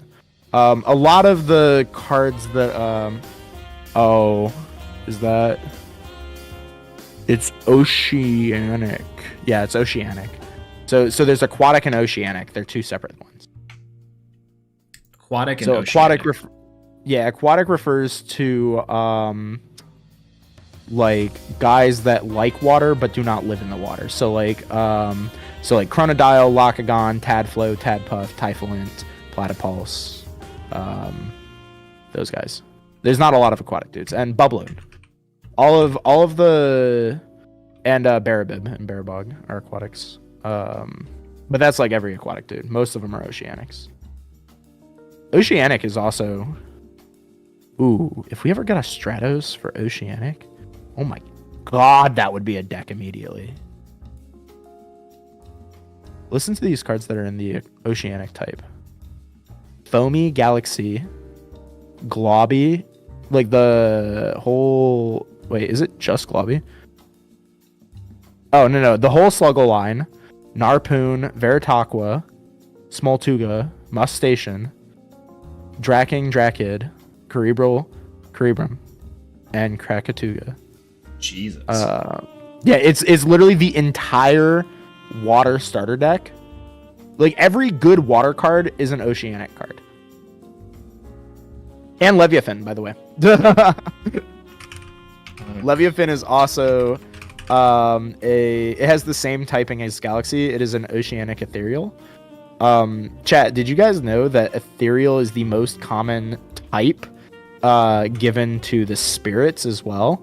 I believe that it is on 5 of them. Let me just double check. I will. So subclass make Ethereal.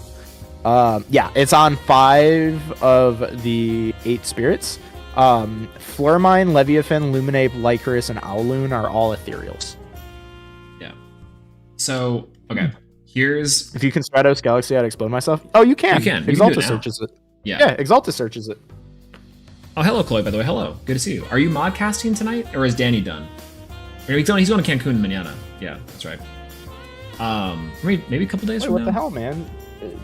Danny asked me to teach him Dragon Link. What the hell? He might be. It might be leaving later. I know Joseph's leaving tomorrow. I'll message him right now and be like, when am I teaching you Dragon, sir? Yep. Sometimes on pause. Jesus. Okay. All right. So we finished up our little thing.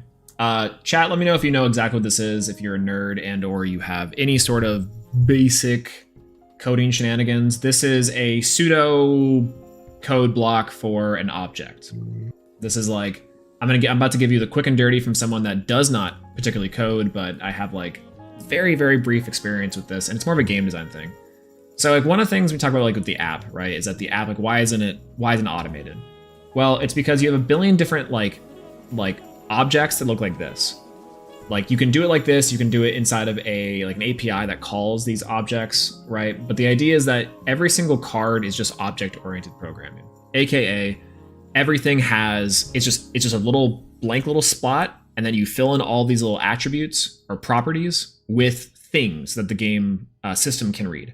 So anytime, like think about the physical version of Elestrals, every single card in your deck is an object, just a random object. Shield of Achilles is a counter rune object, or it's like classified as a counter rune.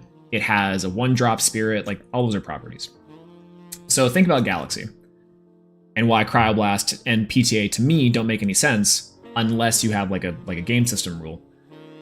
Galaxy is a 2/5 Elestral, a 2 attack, 5 defense. These are card properties. These are things that the card has. Like it has that inherited thing inside of a property, right? Let's talk about like something like Zeus. Zeus brings down the defense of an Elestral, a targeted Elestral, by 3, right? So let's say Galaxy's in defense and you Zeus it. What happens? Right? Like it becomes a 0 defense, right? That's from my understanding. That's how that works. Unless I'm wrong there too. Do you know, Trish? I'm sorry. What was the question? If you Zeus, I was answering a DM as to why Dracket is a 5. Yeah. If you Zeus down a Galaxy, it gets -3/-3. It becomes a 0/3, right? Or a 3/0, right? 3/0. Yeah. It becomes a 0/3 at base, which flip or 0/2 at base, which flippy flops to a 2/0. 2/0, right? Yep. So if we're saying that attack swaps change just base, then okay, that can make sense, right? Oh, hey Josh.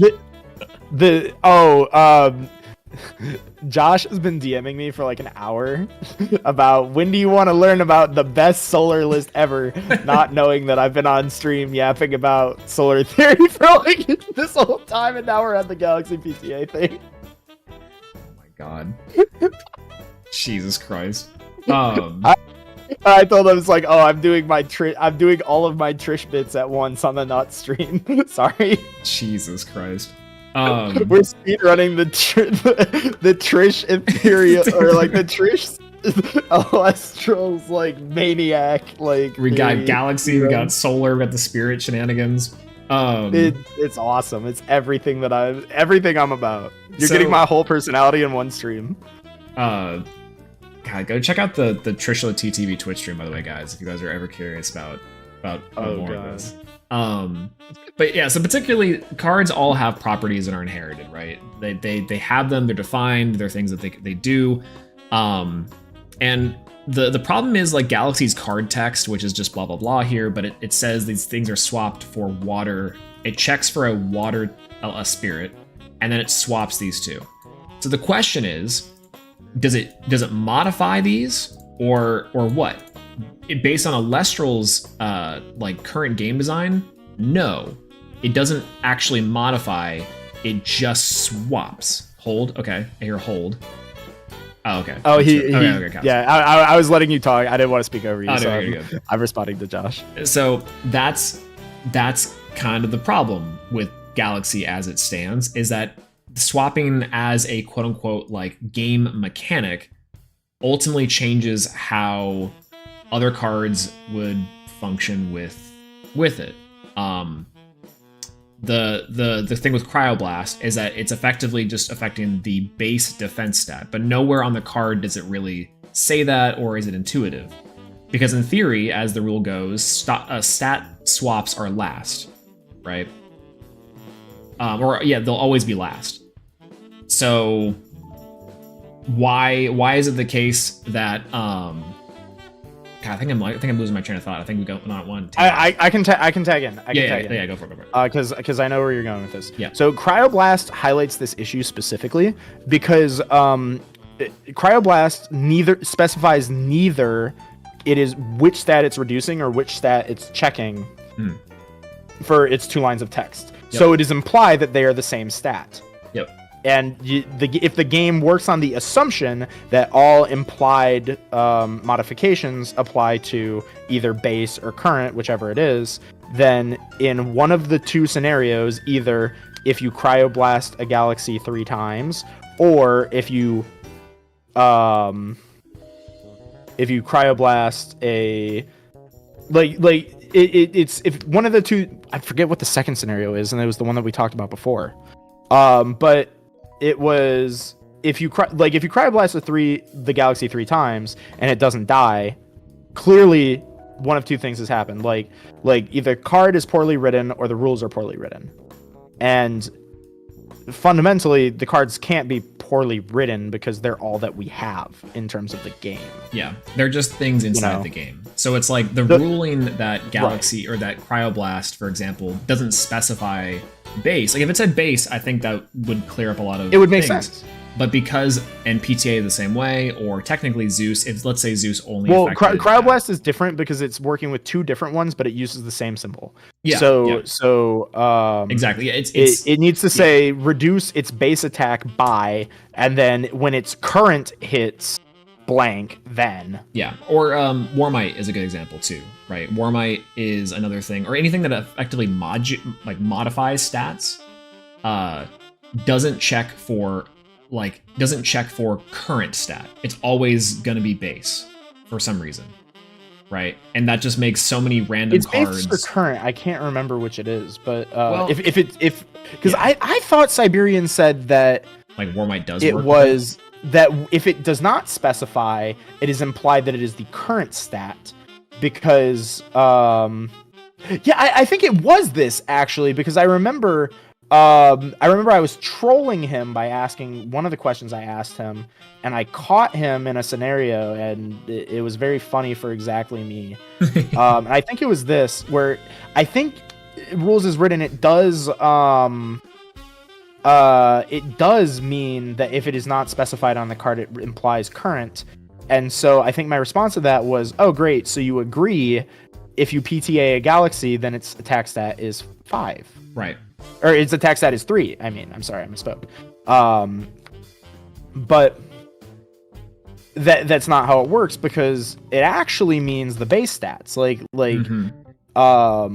But then if it means base stat always, why do certain cards have, like P-Gleam, for example, is a good example. Specifies base stat. Where it's it defines the base stat. Yeah. Or rather than Mustation's a good version where it's like if you have a galaxy and then you have Mustation on the board, swaps it to a 6/1, right? If you, in theory, based off of how the rules of the stat swap works, if you expend with the Mustation, it becomes back to a 1/6. But then if the game is checking for this current or previous, there is like an override, quote unquote, hidden mechanic that keeps Mustation as a 6/1 or a 1/6, right? No, it does. It functions exactly the same as Galaxy, right? Yeah. Or is that? No, okay. I'm saying like if you have a Galaxy out and a Mustation out, and you expend off the Mustation to swap its stats, based off the ruling of how the stat swap works, it should go back to a 6/1 regardless. It's like effectively like you expended 1 to do nothing, because in theory stat swaps are always last, right? Stat swaps are always last, but multiple stat swaps are sequential. See, and that's like a sometimes but always rule. That's exactly the Is it? I thought it was always that stat swaps are sequential. What's the sometimes on that? Because if it's a stat swaps are always last except for in this case, right? Which maybe is like the one exception thing that's like okay. But what's in this case? if you Mustache, it's a water enchanted Elestral. It's a 1/6. You drop Galaxy, it becomes a 6/1. Like, what happens if you activate Mustache's effect to swap it back to 1/6? What happens? It would go back to being a 1/6. Right. Based off the way. Is that not what happens in the game? Well, no, that's what I'm saying. That's what does happen. Is that no? In the rules as written, stat swaps are sequential. So that is a stat swap from Galaxy, and then a stat swap from Mustache. Then why isn't swap a key phrase? That's so strange. That's my point. Yeah. Is that it's not the way that the order is written, even if it is self-coherent, the way that they have written it, maybe, and I don't even think it is. There is some level of incoherency somewhere, and it is either, with the rules as they're written, the cards as they're written, both, or some other rule somewhere else that's mucking all of this up. And I don't think it's that one. I think the issue is just that when you do this functional order, you have to hard follow that order everywhere. Because the problem, this is where I've been thinking about this a lot more recently, ever since they've announced Elestrals Clash. Mm-hmm. Because I can just see it happening where Elestrals Clash will get one of the rulings wrong. Yes. Because they will program it in a way that, like, is very straightforward. Like, even if they have the rules document, they will, like, say, okay, I get how this works. We have the rules document. They'll hard code the rules document, and it will work in a way that is different from how the game is functionally ruled, like in paper play. Yeah, I guess that's kind of what I'm trying to say with like the game logic behind like the objects, right? Because unless there is some crazy workaround, or they're trying to again make all these exceptions for certain cards and how they operate, the logical thing to do would be to construct some sort of system or like action that says, like, for PTA or attack modulation counts as current, right? As always, it always counts as current, and that would fix like the intuitive problem where it's like, yeah, sure, well, it's a 3/2, like who cares, right? That'd be, well, no, sorry, yeah, it'd be a 3/2 still. Okay, fine, that fixes that, but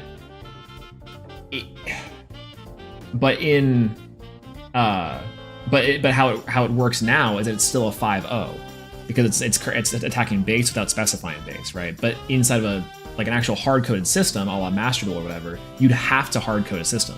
You'd have to. So you'd have to pick one. You have to either pick one, or if you do both, you're right. Like, you'll end up having like a bug somewhere where it's like, oh, it accidentally didn't count this one. Or you're constantly having to future-proof cards and be like, well, this card there was a bug in this card because we actually didn't. It's not in the list of cards that actually like accepts this rule, right? Exactly. So this is one of those things that I foresee complete. Like, you've hit the nail on the head. Is that to make the game work the way that it functionally works right now?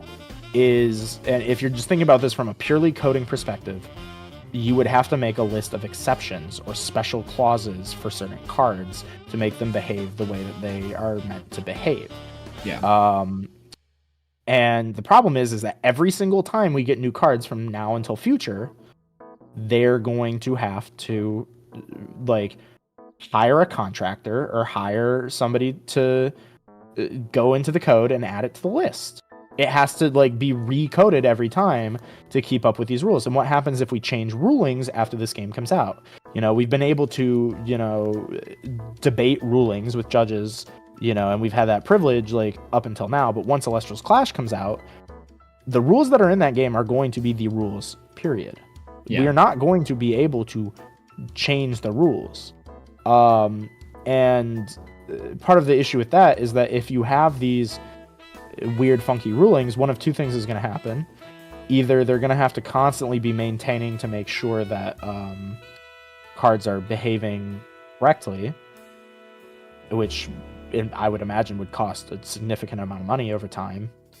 Or, they're going to just have to like have a lot of confusion, or they're going to have a really embarrassing moment where like you cryoblast a Galaxy 3 times on the app and it kills it, and then the judge has to say, no, that's not how it works. The app is wrong. The app is wrong and bad. Yeah. It's stupid.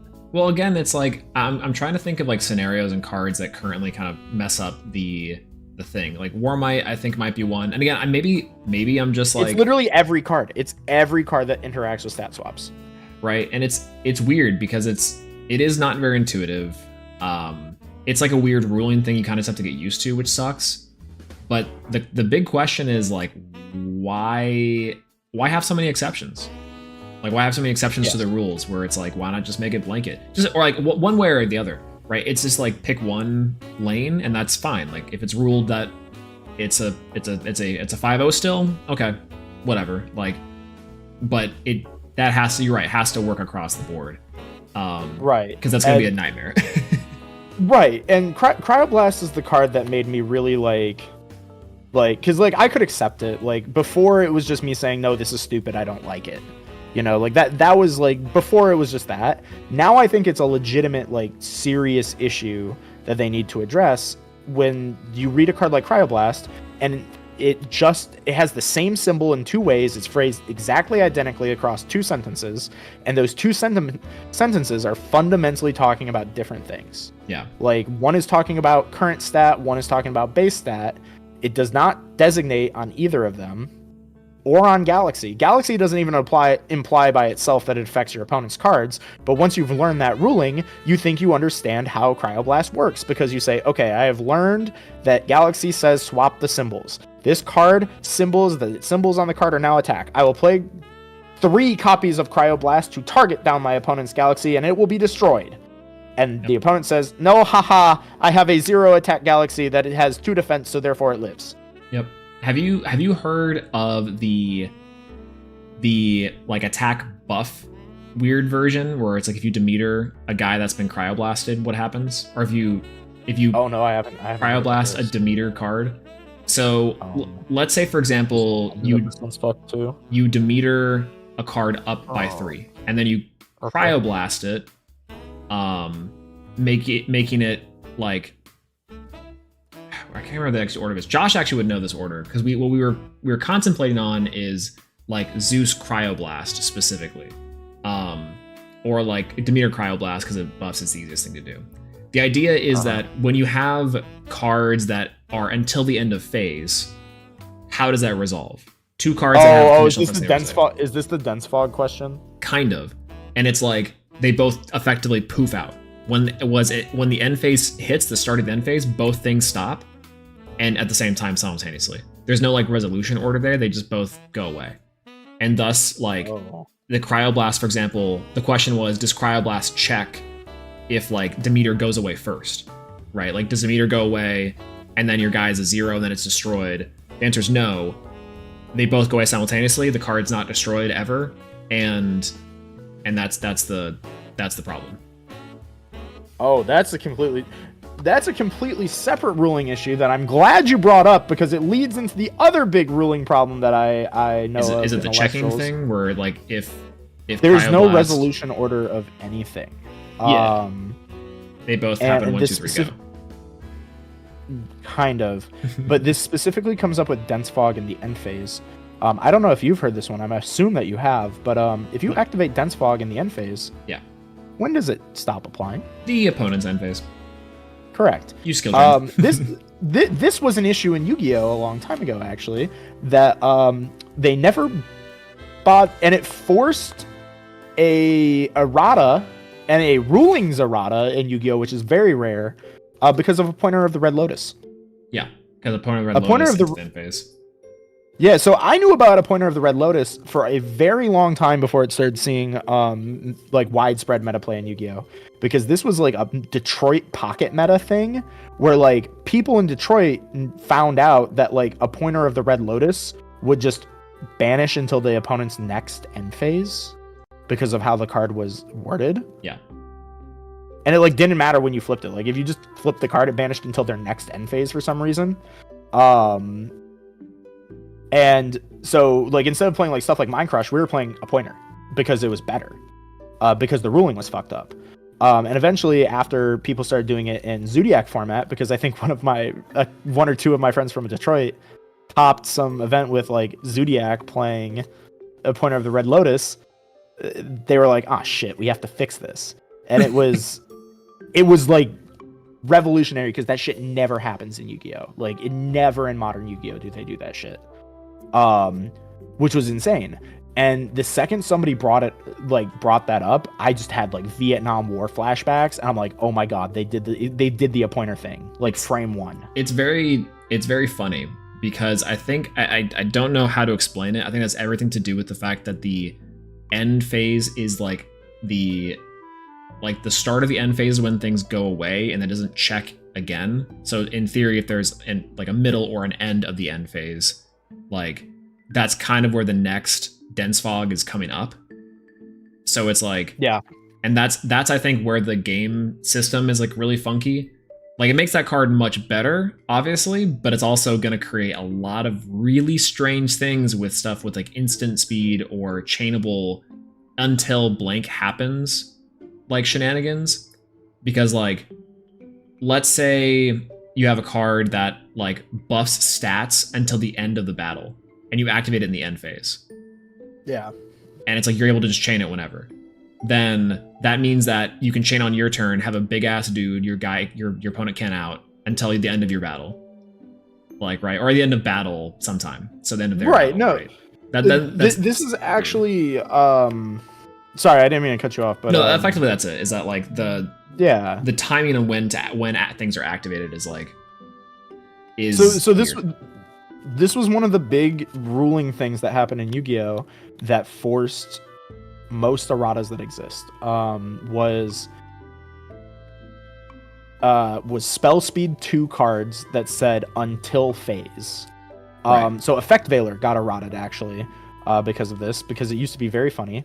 Because you could Effect Veiler somebody and it would say until the end phase, and then the card would suddenly in the end phase be alive again, and it could use its effects. Be an effect monster again. Yeah, exactly. Exactly.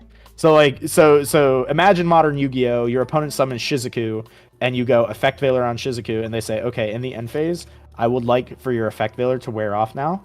I will now attempt to resolve my Shizuku. Yeah, right. And I'll start to engage. Well, and it's funny because I think that's the until the end of turn shenanigans, and that's just more of a clarification on the actual card versus like the rulings of the card, right? So in theory, Dense Fog works as intended if the question is until the end of the turn, right?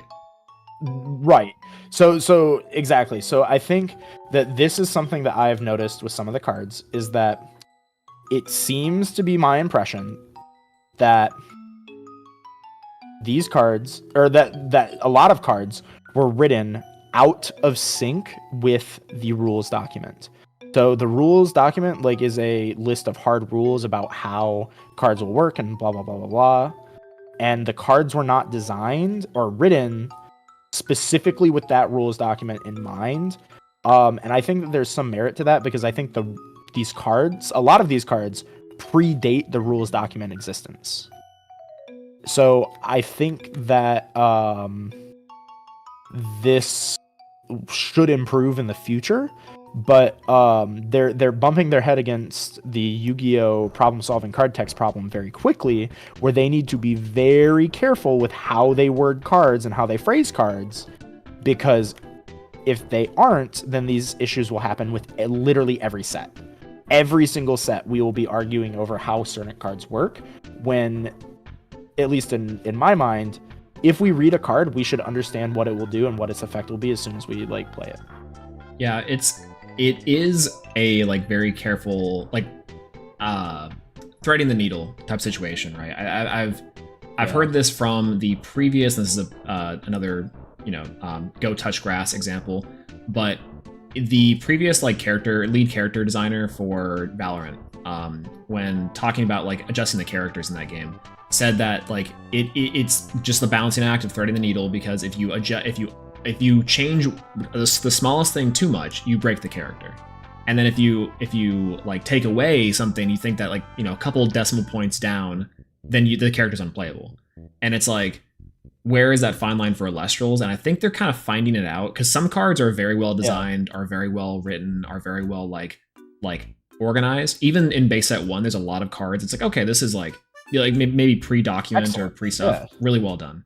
But yeah, excellent card design in some places and like flimsy elsewhere. And it's that you're right. I mean, that's like a small inconsistency, and definitely a thing that I know that the team, the rulings judges, and the testing team are looking out for, which is like it's a good thing, and I think we will see a lot less of it as we go on, because like, and that's also with Yu-Gi-Oh too. Yu-Gi-Oh has a lot of those, but it's kind of hard. Yu-Gi-Oh was so much worse of an offender of this in the early days too. Yeah, like I think Yu-Gi-Oh is a good example though, because Yu-Gi-Oh is absolutely the example of the game that had every issue that managed to solve it and almost transcend itself, because like Yu-Gi-Oh is as complicated as a game as it is now, because its rules are so well written and so tight that you can do that. When the system is that good, you can just do whatever you want, and like they get away with it because nothing breaks. When was the last time you saw an interaction in Yu-Gi-Oh that was like not broken in the sense of being overpowered, but broken in the sense of like it fundamentally doesn't work? Yeah, right. Well, and they also have contingencies in place, which I think Elestrals has that with like the multiple effects recurring, quote unquote. Like, I know they're trying to deal with that too, if that ever to be the case. But you're right, and that's I talked about this with like God, what is it?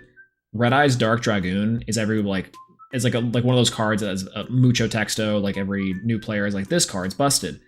But it's like, when you read a card in Yu-Gi-Oh, one of the things that's like very apparent, and I think Gage talked about this on stream a while back, is that you know exactly what it does, and it's only going to do that thing. Like, even if that thing is not intuitive, what you know, like the several steps later, the problem that you end up having is that like, so Dragoon is like, you know, it's got an attack modifier that's conditional based off of these conditions, and that condition is also influenced by its fusion material, because if it's like, it has so many checks it has to do to accomplish those conditional modifiers, that like, and it has like a trigger based off of its additional effect if it was then checking the conditional modifier. There's like so many things like that, right? And it's complex, but the problem is like the system is very tight in the way that card's not going to accidentally break something, because the rules of the card individually fit within that system, right? Right. And that's kind of because Master Duel is the example, the perfect example of this. There have been, to my knowledge, like maybe 3 or 4 bugs, like ever, with cards just not working, and usually it was just that like the card just like didn't work, period. Like it just, the game was almost acting as if that card wasn't there like half the time.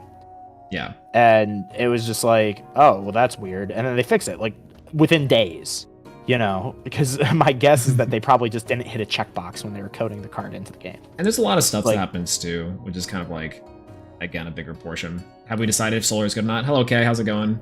Hello. Yo, Kay. Okay, Greg. Hey, you'll be very happy. We've been deciding whether or not the cows are good. The cows are intense. I can probably get rid of this thing. We've tangented on to a rant about Galaxy, and I love the Galaxy rants and the shenanigans. But we're back on cows. This is what I played tonight. Can we make our document? We can't make it right now. No, it's gonna be forever.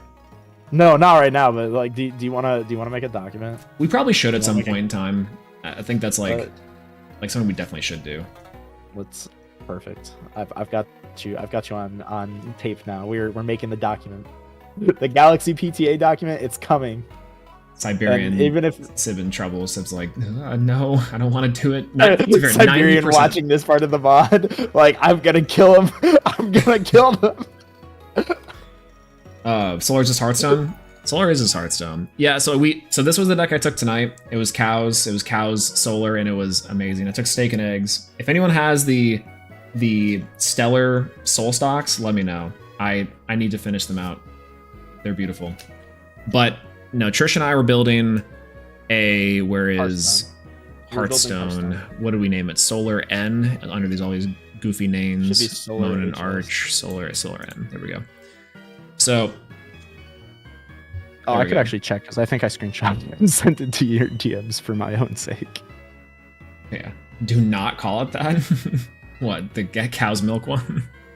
Dad came back with milk. That's what we're calling it. This is the other one we built. Was we tried to fit cows inside of solar, and this is probably not a perfected list by any means. Don't get me wrong, kind of threw it together.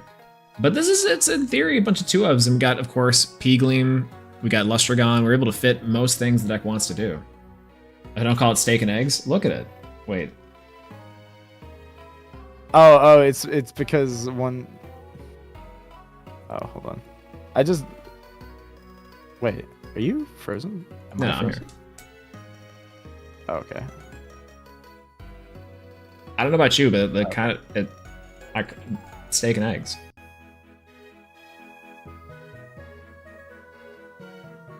Wait, is it steak and eggs on that one card? Yeah. Okay, the focus is a little bit rough. Hold on, let me see if I can get autofocus. Oh, I thought you were calling it steak and eggs because the little one is brown and the and the non-hollow one is white. Oh, actually, you know what's funny? We could also call the solar cows list steak and eggs because it's birds and the cows. I hate this game. There's no way. Oh my god, you're actually so right. This is breakfast solar. Oh my god, breakfast. They're all breakfast themed, and it's because they get up in the morning because of the sun. Yeah. Oh god, we're. Oh, I love this game. We're dangerously the flavor's cooking. So good. We're dangerously cooking. Jesus Christ. They're all birds and cows because they're based on breakfast foods. Oh my god. Breakfast solar goes crazy. True. Yo, hire me as the flavor designer because this is awesome. Cooking too close to the sun. See, Kay gets it. That's true. Cooking breakfast reference?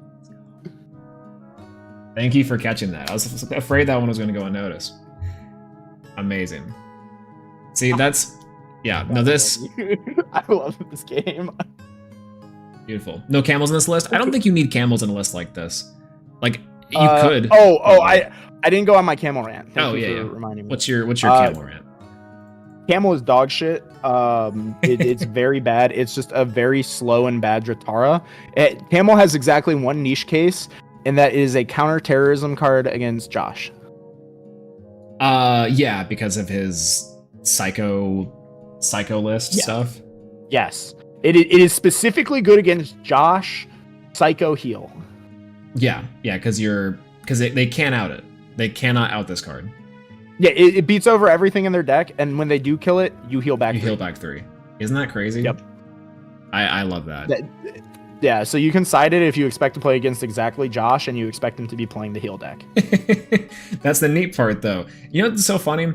Like, trying to peg Josh on a deck is, like... impossible. It's, like, impossible to do. He'll just rock up and be like, yeah, I'm testing this list out. They just brewed randomly in the middle of the night, and it's like, oh, great. Like, this new war crime. That's awesome. Like, the war crime list that I thought would be good to bring is, like, a Sonicore version. And we did sit here, and this was the previous meta stuff. Did he do the Josh thing where he hyped you up, convinced you it was the best deck ever, and then didn't queue it? No, okay. No, this list specifically is one that, like, he was like, you should build war crime. And I did build the heal war crime list, and then I was like, but we can put Sonicore in this, right? And I was starting to get pilled this was the best deck ever, and then I didn't queue it. Because I just could not bring myself to do it. I could not do it. Oh, did I overpill you on Unkelith, or did you queue? No. Unkelith. Okay, I'm so back on Unkelith. I think that Unkelith is like, this is updated Unkelith.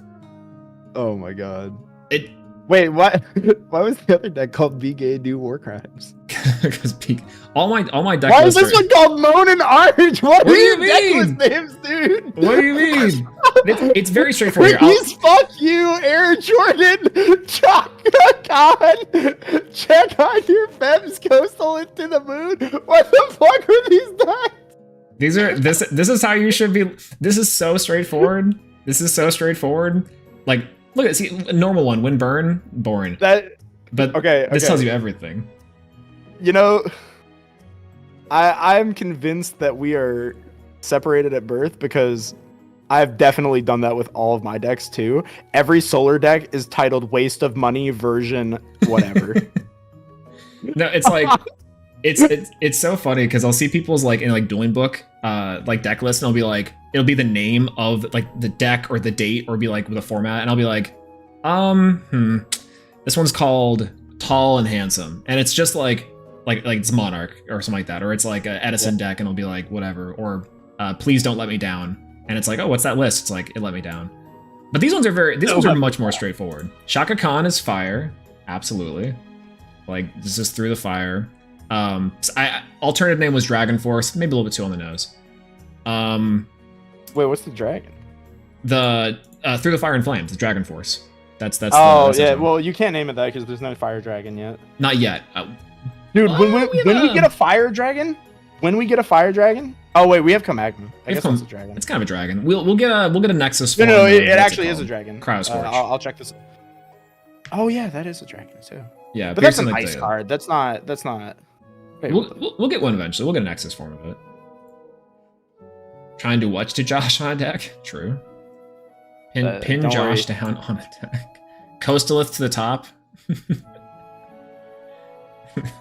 This one's running Coastalith. Okay, that's psychotic. There are 2 fire dragons in Elestral. I just checked. What's the you've named one of them. And it's Cryoscorch? No, it's Cryoscorch and one other card. You will never guess what the other card is. Is it in a million years? 2 fire dragons. I'll give you 10 guesses. All right. And you will not get this card. You have 10 guesses. Fire dragons. Yeah, fire dragon. Okay. I'm not gonna cheat in this one. Let's go. Don't cheat. Just think. Think. Fire dragons. Don't use the thing because that's cheating. Don't use the thing, that's cheating. So can I I've given you 10 guesses. Just start naming off fire cards. Fire cards. There's only like 40 that exist. Fire dragon. Okay. Komagma is one, right? You said yes? No. Okay. I was wrong. There's only 2 that exist. You've already gotten one of them. One of them's Cryoscorch. Cryoscorch because it's fire. What else is fire? Cinder. Is it Cinder?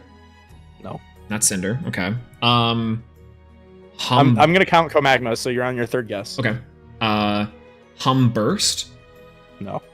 Humbust. So, no. On 5. Okay. Okay. Wild guess. Blazerus. No. Okay, so not the dogs. Can't be Lovelith. That's the good girder one. That's the big rock boy symbol. You have 4 guesses left. I'm not counting Lovelith. Yeah. All right. Let's see. What else is fire? What am I thinking of fire for? There's only so many fire cards, and they're all so bad. Can't be that. Can't be Kinleo. Can't be cards. Running through my base set. 10 seconds to make another guess. Okay. You have 4 guesses remaining. All right. Running back through my base set catalog. I'll just give up. I have no clue. It's Vipyro. Vipyro, like the spirit? Yes. What? That's why I gave you 10 guesses. What? And you never get it. It's the fucking spirit, dog. I would have never in a billion years guessed a Vipyro. Yeah, someone in chat said Krakatuga. I was trying not to look at chat either. But Krakatuga is a good one too. That also makes sense. What? Yeah. I thought it was Komagma. No, it's the spirit. That's amazing. Okay, so that's incredible. Holy God. Apparently we've had a fire dragon this whole time. It was just in our spirit decks. Jesus Christ, dude. This game is so goofy. When things start affecting the subtypes on the spirits, that I think that's when this game gets like extra turbo crazy. Oh, I went full crackhead. I think I've told you about this, but I DM'd Dan in the middle of the night once, just pitching him a card. I was like, hey, Dan, can we get a solar 1-drop that's a 0/0 that gets +1/+1 for every ethereal card in the grave? And I put card in italics. I was like, ethereal card? Because I was looking through the spirit types, I'm like, oh my god, they're all ethereal. Like the only non-ethereals in my deck in my spirit deck are Zaptor and Teratlis. That's it. Everything else is ethereal. Oh my. So like you play it on like your last spirit, it's just a 20/20, and you're just like attack. There's like so much design space there, which is like the sad part because it's like a cool concept, but it's like good. But it's like that would immediately make just like that kind of strategy busted, where you're just like, yeah, I'll mulligan 4 times, and then boom. It's I guess it's the same thing as like technically we have cryoling, kind of. I think the design space is there, and my tinfoil hat is on. I think that's also where the design space is headed. Yeah. Because why would you assign types to the spirits? Makes no sense. Right. Unless you intend to print new spirits, another 8 set of spirits with different typings. I guess that's also the thing. Like, okay, so we talk about like floodgates, right? Like a Goza match or like a rivalry. The concept would be like Ryceros, for example, or Ryceros. God, that's such a good clip. But it's just another Ryceros. Oh my God. No one is gonna understand what we're talking so about. Good. I almost want to pull up the clip. It's amazing. It's no, you can't leak it. It's too funny. So the idea is that like, so Ryceros is like Thunder Enchanted Elestrals, right? Which effectively is the other way of defining that is whatever the Zaptor spirit is. I think it's like archaic and something. And like, if you have a card that says like fire dragons can't attack, right? Yeah. That's the other way of doing that. I really think that like the subtypings is where this game can flourish. Well, because at this point, design space, too, you can make more spirits. You can make like a quote-unquote Zaptor spirit that is dragon archaic, and then it's a fire spirit, right? So technically it's a different version of Pyro. And so you have a card that says like, oh, this card can only be enchanted with a archaic, for example. And it's like, okay, well, it's a fire spirit, quote-unquote, quote-unquote. Right. Yeah. Like there's so much flavor and design space there that they have, and I hope to God they don't waste it. Because like another thing that like every other card game has somehow avoided doing is making tribes matter. Like MTG has tribes, they don't really matter that much. Yu-Gi-Oh has types, LOL. Like Hearthstone has types. I didn't find that out for 2 years playing Hearthstone. I had no clue. I was like, Spider Tank has a type? That's crazy. Anyway, here's my 3-drop. Go face. You know, like... Yeah, that's like... They're allergic to doing it, and I hope Elestrals has the balls to do it, because, like, I just want a game where, like, the types matter so much. Well, and it's funny. There's so much design space there. Because, like, in theory, the... Part of the tricky part with, like, Yu-Gi-Oh!, right, is that they said to themselves, if we can design a card around something, we will. And because of the different like random mechanics, because of the different like zones, right, all yada yada yadas, they ended up doing that. Elestrals has the same thing where it's like, in theory, every single like thing on a card that is information could be designed for, and that's like, even if they want to go as silly as to say like this card only affects stellars, like they could. It's not a good idea, but like that's the line of thinking there. So it's like, because there's so many random symbols on these cards, it's like, what's the next logical step, right? And that's like, it has to be the guys, the little subtypes, the little subclasses. Well, it doesn't even have to be like. Here's the thing that I love about Elestrals, like my favorite thing. Because, like, I'm truly in love with this game in, like, a way that I haven't felt in a long time. And it's like, you could even make it so that it's the primary spirit type versus secondary. Because, like, this came up when I remember we had to ask, was Rycerridge a Thunder or a Frost Elestral? Oh, like, yeah, that's right. And because, both, like, it has both types, but there's a different yellow border color. Yeah. So what does that imply? Does the border type, like, imply something? You know, like, there's all these questions that you can ask and you can, like, dig into, and I don't know, it's really cool, man. Like, I feel like they have so much potential and so much design space here that, like, you kind of don't always see in, like, projects that kind of, like, spring up. Like, a lot of projects, I feel like, pigeonhole themselves very quickly, and they have like a lot that they can work with, I think.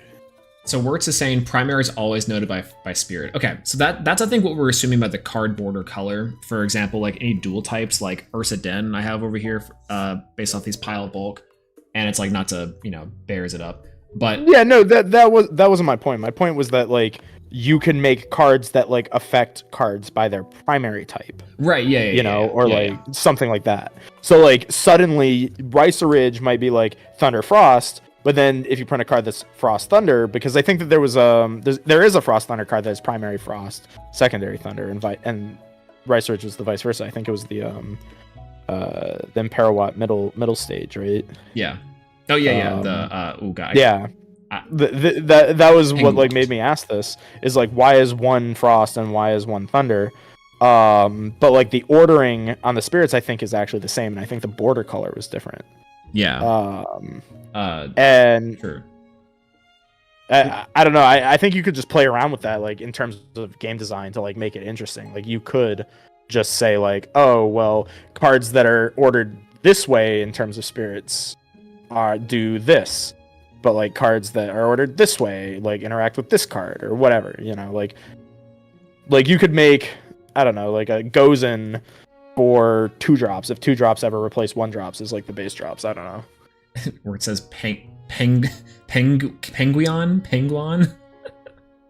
actually like if a card was named Penguin, I think I would lose it. I think that's a silly name, and they should do it.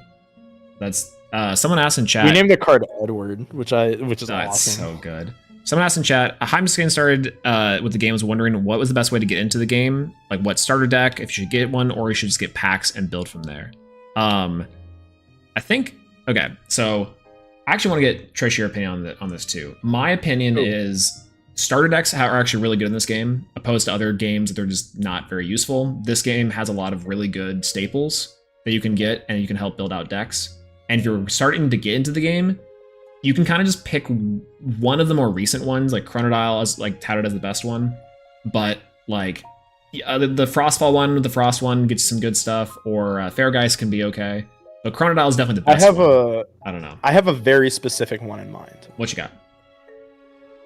Cryo Scorch still, right, is the best one that you can buy. Why is that? Because it gives you tsunamis, gives you Gorgon's Gazes, and it gives you an entire 5s engine. Oh yeah, that's right. That's good. Yeah, that's a really good point. Yeah, I forgot about the tsunami portion being there. That man, they had their decks were so stacked in Elestriad Season 2. And I think it gives them Earthquake. Hold on, let me double check. No.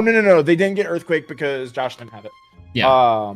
But maybe they get one. No, they don't get one because the spirits are always tri-types. But Cryo Scorch is definitely the best, and then I think Pharaohgeist is the next best deck. Like if you buy one Pharaohgeist, one Cryo Scorch, you can build like a real deck. Yeah, honestly, it really kind of depends on like, the also budget portion. Argo. Argo too. Cool.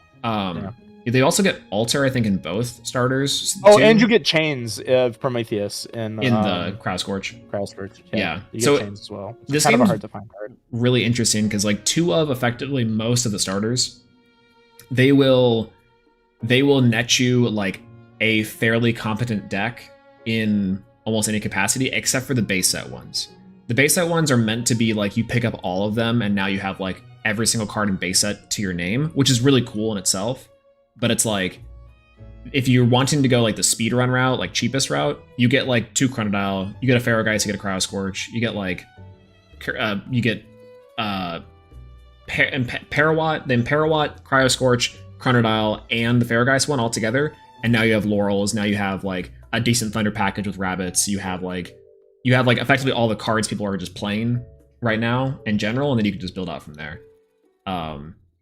which is like super good, I think. This is something that I've thought about doing too. I've been trying to save up money to try and do this, but like to get people to, or at least to help people who are trying to get into the game, is I've thought about going and like making like the Trish trademark structure decks. Like I might go out and place an order for like 100 starter decks or some insane amount, right? Yeah. And then like Frankenstein them into like little playable stacks and just like sell them like very cheap, just to try and get more people into the game. Yeah, because like I do think that getting multiple starter decks will get you like pretty much everything that you ever need. Because like ideally what you want to do is like you buy like 2 or 3 starter decks, and then buy like one of each set box, and you pretty much have everything in the game, like more or less. You might be missing things here and there, but you should have most stuff. But I don't know, it's just been something I've been thinking about, because like I know some people have complained that it's like, oh well, I have to buy 2 of like the same or similar starter decks to like finish my playset of Gorgon's Gaze, right? Yeah. Which, like, I mean, that's pretty normal, I think, for a lot of players. But then they have this extra Gorgon's Gaze that they don't know what to do with. So, I think that's pretty normal, because, like, if I bought 2 Gorgon's Gazes, I now have an extra Gorgon's Gaze. I can trade it to my friend to get the third of a copy of a card that I don't have, right? Right. So they're well-designed products, I think, from a business perspective. But I think that, like, there are some people out there who just want, like, a deck that they can just pick up and like go to a locals with. Yeah, and I think they're definitely getting better at it. Like I remember that the Cryo Scorch one was about close, but it was still not great, because like, yeah, you got Tsunamis, you got Gorgons, and you pick up like, let's say 1 or 2, you were still kind of missing something, because the deck was like still missing like key removal cards. It was like fine for what it was.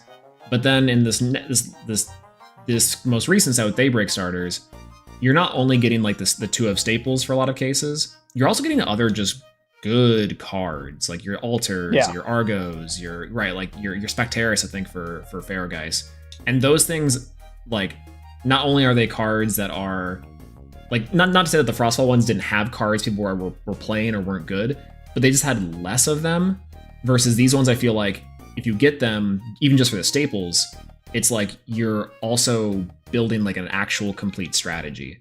Like Chronodile, I think, is the closest, because it's just water beatdown. I think it even comes with Mustations and Eddies, and it's like that's good enough. You could take one of those to a locals and be like, okay, like you could have a good time.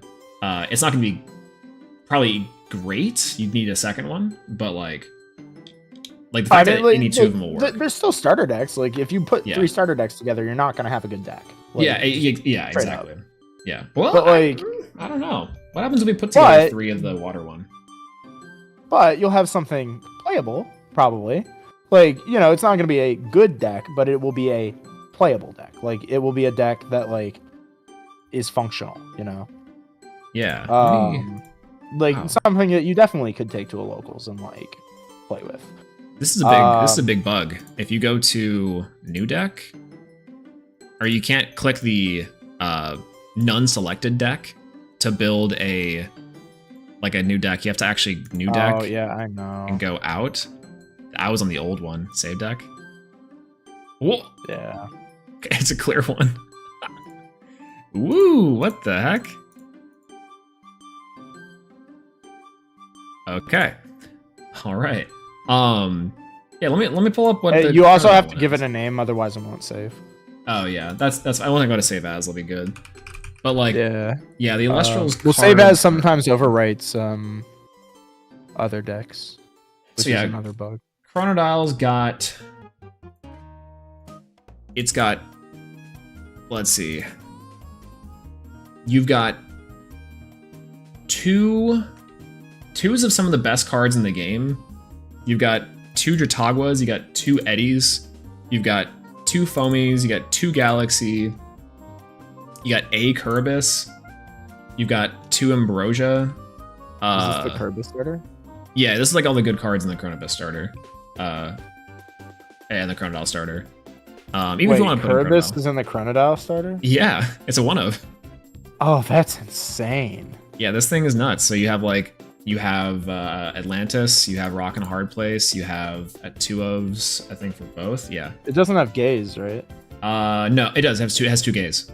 And has 2 Tsunami. Oh, does it? Yeah. Oh, okay, then this one is better than Cryo Scorch. I thought it didn't have Gaze. Right? No, this thing is wild. It's got this, it's got 1 Argo. I was thinking about Cryo Scorch because it has a small Tuga and Necref. This thing also has small Tuga? No small Tuga, no small Tuga. No small Tuga, no Necro. It's got this. Oh, this one has Laurels too? I could be wrong. Hold on. No, there's no Laurels. I think I misclicked. It's 2 Nog, that's what it was. Yeah. He's got Tadpuff, Porcutide, but this is your. This is the. These are all like the really good cards. That's a core. Yeah, that is a deck core, more or less. Yep. So I think you actually have 2 rock and hard places as well. Yeah. And so it's like, this is what you can do with just one of them, and then the rest of it's like the solar stuff. But if you do get the other Pharaohgeist one, you get PTAs, which is insane, and shield. So it's like 1 and 1 is good, but then like pick up 2 or 3 of these. There's water 5s, baby. Yeah. It's not bad. But yeah, I mean, like that deck is sick. Like, I didn't know that had all that. Yeah. Does that have Veritacos too? It might hold. It's got Veritacos also another good card. We haven't talked about that. I think Veritaqua is broken now. I think Veritaqua is really, really good. I think Veritaqua and Tuca are both really good. Like, yeah, because I'll like this deck. We'll go to 3s. Because I remember I played against the change position deck. I'd never even imagined or encountered that deck before I played against the webcam tourney. Like, just nobody had told me that was a thing that people were doing, and like I was getting steamrolled because it didn't matter what I played, everything always got countered. So like the whole idea is like those cards are also earthquakes, and like imagine how like drywall punchy I felt when like I finally in solar draw my 5 that's able to get over the Tuca Taquas, and it gets cryoblasted the next turn. Yeah. No, it's like... And it's like these are your earthquakes. Like, these cards are earthquake now. And I think that now that we don't have like 3 earthquake, 3 laurels, etc., and like big ascension dudes are hitting the board and are like mattering, I think like Aqua, Boombat, like Tuca, those are all good cards now, because those are your answers to the problems. Like if people are asking themselves, well, how do I answer the big problems? It's like, oh, you play an Elestral. And I think that's very on brand for Elestrals, where like the dudes all have like really good effects. Like every card is an effect, and a lot of those effects are good, and they're supposed to be good because like the dudes are what are you're supposed to be playing every turn. You want to play a dude every turn.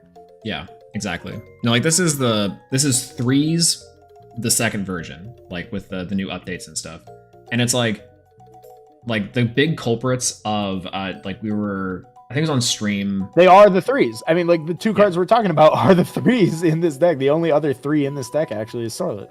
Yeah. Everything else is 2, right? Right. Or is Galaxy 3? Galaxy's 3. Galaxy's 3. Okay, so those 2 aren't, but the other 2 are the other half of the 3s cards. Yeah. Well, I mean, so Nemasail has a 3. Eddie 4-1 is 3. Sorlet's good, so I guess fuck me.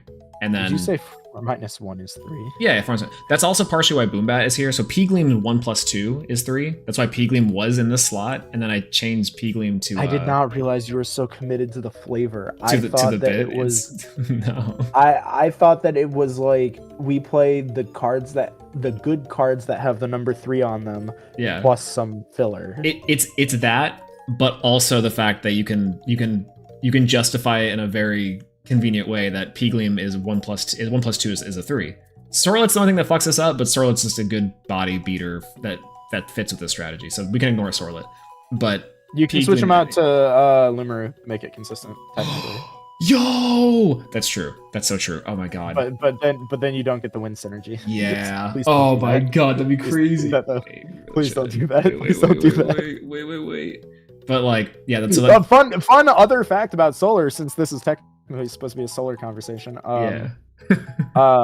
Did you know that when you have Temple up, Limaru doesn't die to the Cryoblast? Right. Yeah, because it's oh my god, that's also the fuckery of it.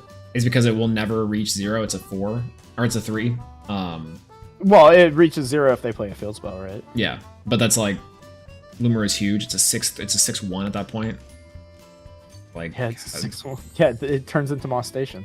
Yeah, but no, like it's like, yeah, this list is like a perfect example. Like I talked to Dymax about this, about how this is if you are teaching someone Elestrals at a high level, quote unquote, this is like the deck I think I would be comfortable giving someone to say, okay, if you really want to learn like when to cast your counter runes, like when to place down your guys. Like each of them do something a little bit different. So it's like you can't just slap it down and say, all right, I'll give it a shot. No, you actually have to kind of think through like when and what you're doing. And it's not like a good deck by any means. That's the problem. It's just that it's like it does its thing. It does it well, and I think it does test on a level like how people think about, okay, if I cast this Verituga now, what are my opponent's outs, and how do I need this Verituga later? Does another card do it for me? Should I do Nemasail to heal? Like it's there, and the rest of it's just flavor backup. And that's, I think, to your point too, like that's the kind of stuff that I think is really interesting about the game, is that the guys can do stuff. But then it's like you compare this to like a real deck, and it's like it's going to solar. It's like this is cool, and it's funny that it's right up next to like a deck like this, which actually like wants to do something. Like Threes doesn't really want to do anything, but this deck wants to do something, and it's also pretty cool. I don't know. That's like kind of sick. Yeah. I think that where Elestrals is at is effectively GOAT format Yu-Gi-Oh! Like we kind of jumped we jumped over the beat stick era of Yu-Gi-Oh! Straight to GOAT Yu-Gi-Oh! Yeah. Where like every card that you're playing is an effect guy. And most decks are just big piles of staples with like the best dudes. But like there was still the option to play cool decks like Solar and stuff, where it's like you have a plan. Yeah. You know, your dudes might not be the most efficient dudes in the game, but they have a plan. Yeah. And if that plan succeeds, nothing's beating that. Right. Like we literally speedrunning archetype building. Like we're well past the GX era at this point in terms of like no, we're pre-GX era because we're still in GOAT. Like no, I think in terms of amount of archetype cards, right? I think that there was archetypes, quote unquote, that you could play like a dragon deck, or you could play like a dark deck. There were right? archetypes right from the start with Gravekeepers. Oh yeah, Gravekeeper's there too. Yeah, wait a minute. No, you're right. Huh. Gravekeeper was the first ever archetype, and Gravekeeper and Archfiend. Yeah, that's right. That's why there's so many cards that have the Archfiend. This card is treated as an Archfiend card. Yeah, because like Summon Skull's name was just Archfiend, and then the first archetype ever was Archfiends. I keep on forgetting about that. I keep on thinking that like Lightsworn is like the start of like big archetype building, because like that's kind of what I remember, is that like you start to see like decks that are synergizing because of that, instead of just like, oh, it's a light monster, or oh, it's a spellcaster. Because like traditional Yu-Gi-Oh archetype is the quote unquote typing or attribute or level for the most part. Yeah, exactly. Which is how I ended up being the Dragonlink guy. Yeah. Is because I was so excited to be like, oh my god, there's a deck that's just like a pile of good dragons. Yeah. It's not like an archetype. Like I have room to innovate here because I can just like look at every card that says the word dragon on it and see if it like does anything. Oh my god, I'm on board. Yeah, I saw this. It was actually really funny. So, Jesse had a highlight that was like him playing Dragon like a Master Duel, and it's really funny. It starts off with like he's building the deck, and someone's like, the deck has 20 bricks. What's wrong? And he's like, 20 bricks? It's Dragon Link. Like, it's fine. And then he proceeds to like play Dragon Link. It was so funny because it's like it's not even that there are 20 bricks. They all do something. That's the crazy part. Exactly. They all do something. Absorautor, not a every time somebody's like Dragon Link is a ton of bricks. Like I get this on my videos all the time. It's like that's so many bricks. I'm like, there is one brick in this deck, and you wouldn't think it's a brick. Yeah. They all still do something. It's crazy. Yeah. Like Boot Sector Launch is a soul charge. Like you're telling me soul charge is a brick? Okay. Cool. I cannot believe Boot Sector Launcher is like that, and Quick Launch are like at all legal, like forever. They've been legal forever. They're crazy. Like how can they searchable soul charge? That's all you had to say. Like, Jesus. My Link 1 searches soul charge, and I get to it by activating emergency teleport. Oh god. And then my Link 2 is I Soul Day Lavavel Chain.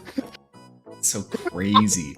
But you know what's if you just reword the cards, everything sounds broken. It's so nuts because like That's kind of what I love about Dragon Link, though, is again, I've always said this, it has like every single tool ever, and it's just up to the player to figure it out. And that's like such a cool thing.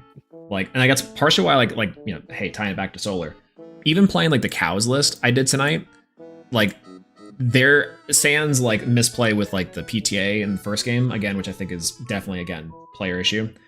So yeah, Solar is kind of Dragon Link. It has literally every single tool at its disposal, and it's just about finding the right brew and like. Have you figured out why I like this deck so much? No, I figured it out as soon as you're like no, like we play. I think we were testing for the first tournament, and I was like on the first iteration of Solar, I'm like, oh, and like it all clicked. It all immediately clicked.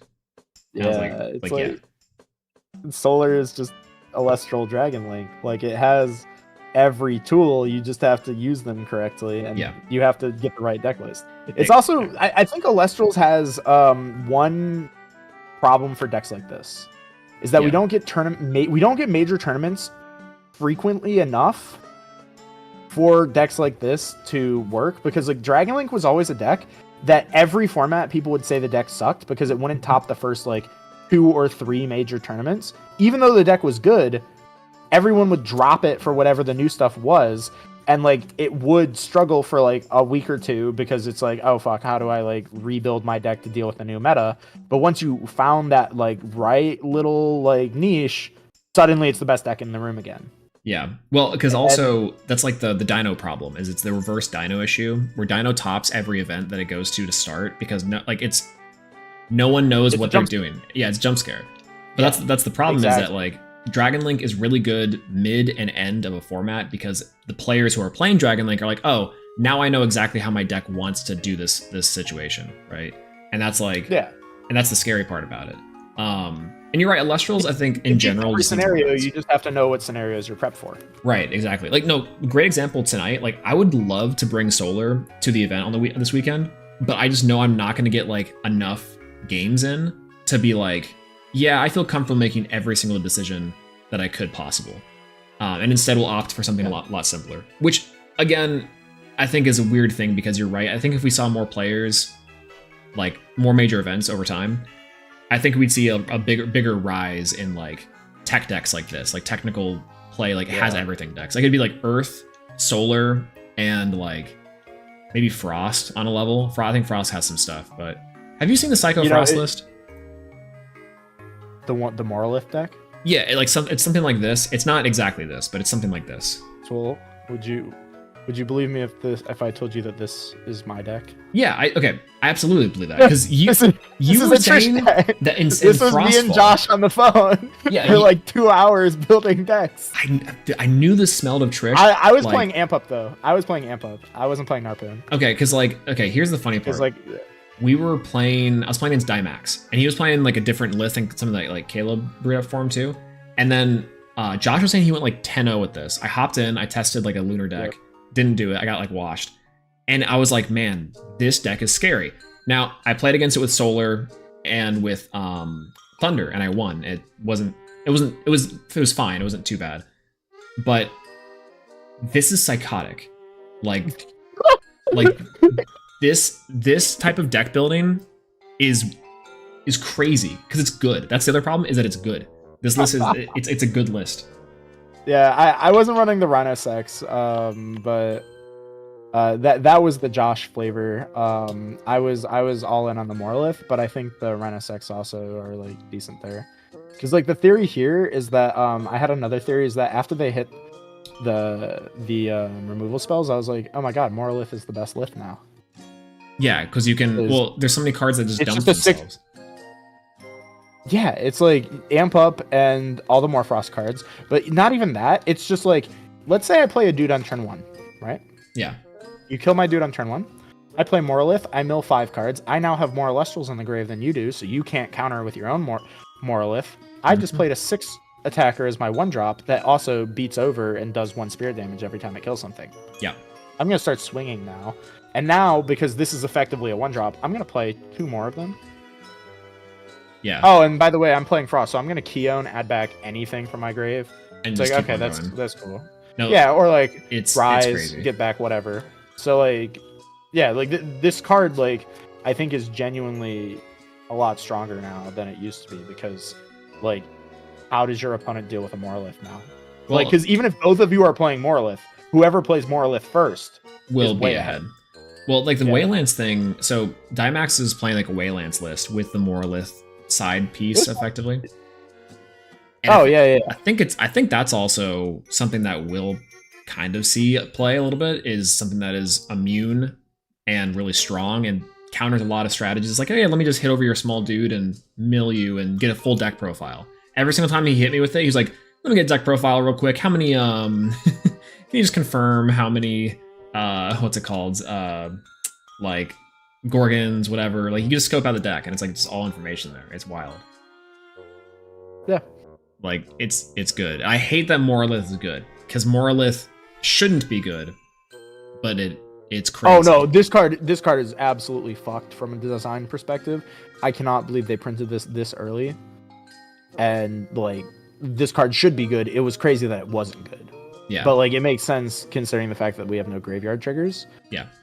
Because there was a card like this in Hearthstone too that was bad, but it was like it was bad in constructed, an S+ tier in draft, and I can't remember what it was, but it was like it wasn't a 4-mana 7/7. I think it was like a 3-mana 6/5 or something like that, or like 5/3 or something goofy as sin, and it like destroyed like a third of your deck. Like it milled like Hearthstone decks are like 30 cards and it milled like 7 on summon, and there's no graveyard in Hearthstone. Those cards are just gone. So it's like, God. Okay. Yeah. Okay. But like the cards sucked. Cards sucked in constructed. It saw some play, but not much. But like in draft, you snap pick that card every time because it's just like you play that on 3, they lose. No, this is actually like, especially lacquer removal wise, like Morlith becomes the best starter inside of like how do you deal with this? You can't. You just can't. And then now you're like, now you're just even behind. Eddie doesn't clear it. Like you have to boom bat it. Yeah, you have to boom bat. You have to hard draw the removal. You have to have something that can beat over it, like Earth and Thunder. I think can do it, right? Because that's partially why I think this list wasn't so hard for those matchups, because like you just had outs. Solar has Lustragon and has. Well, see, this stuff, is where but me it's and like, Josh disagreed. I told him to cut the Rhinosec cards and whatnot because he's playing 5 back row. Yeah. Right? Yeah. So I think I he's on cut like something. everything after Marfrost Terraform. I cut all of those cards and put in counter runes. So it's like, even if you find the card that deals with this, I'm going to counter rune it into the sun. Yeah. Yeah, I think it's like Josh is giving me this call. Okay. Oh God, Josh is out here. I like the yelling about Josh deck building hour that we had. What's Now funny? we have to have Josh go and undo it. What to say? I was Josh like, being Josh, good we're at gonna be having online thoughts. till like 2 a.m. Yeah, send it full send. Yeah, Longest all right. celestial stream ever. I have to send you a friend request to add Josh to this DM. We're not friends. I know, isn't that weird? Oh, I'm not accepting this. What do you mean we weren't friends? No, Trish, no. No, Swolag, we're not friends. No. I love Josh so much. All right, Josh, give me a chair. Hello, Josh. I joined. I'm the real one. I love that Trish had complete control as to whether or not this happened. He could have just denied the friend request. hey, I'm all for friendship. I'm all for diversity of thoughts and opinions, unless they come from you specifically. Understandable. I get it. I would just like to do a quick fact check. Actually, I was only playing 3 counter runes, not 5. I knew I it. hate I you knew so it. You're much. crazy. Actually psychotic. Yeah, it was just 3 tsunami and that was it. Yeah, that's right. Yeah, this was a list I built the other day this is not with the my list Gorgons. that's on the screen. Yeah, this is not his list. This is like a vague recollection Hold of what on, I remember from that is list. it on our DMs or did you change it after you? I think I changed it again. I just saw your DM. You and I are never going to agree on topic. We literally never will. Then we will never come to a single agreement on anything. Well, okay. The title of the stream is Solar a bad deck? And the answer is... I think that Trish is trying to build a completely different deck than I am. Yeah, we are building different decks. Yeah. Wait, hold on. I need to... That is the Solar... Yeah, this has been the issue from the start, is that, like, Solar good, but Solar also bad. But which one good, which one bad? I have an idea. Yeah, the list you sent me is playing 3 Tsunami. I assume that you had changed it and added in the gazes. Also, you were playing an 18 card Spirit deck.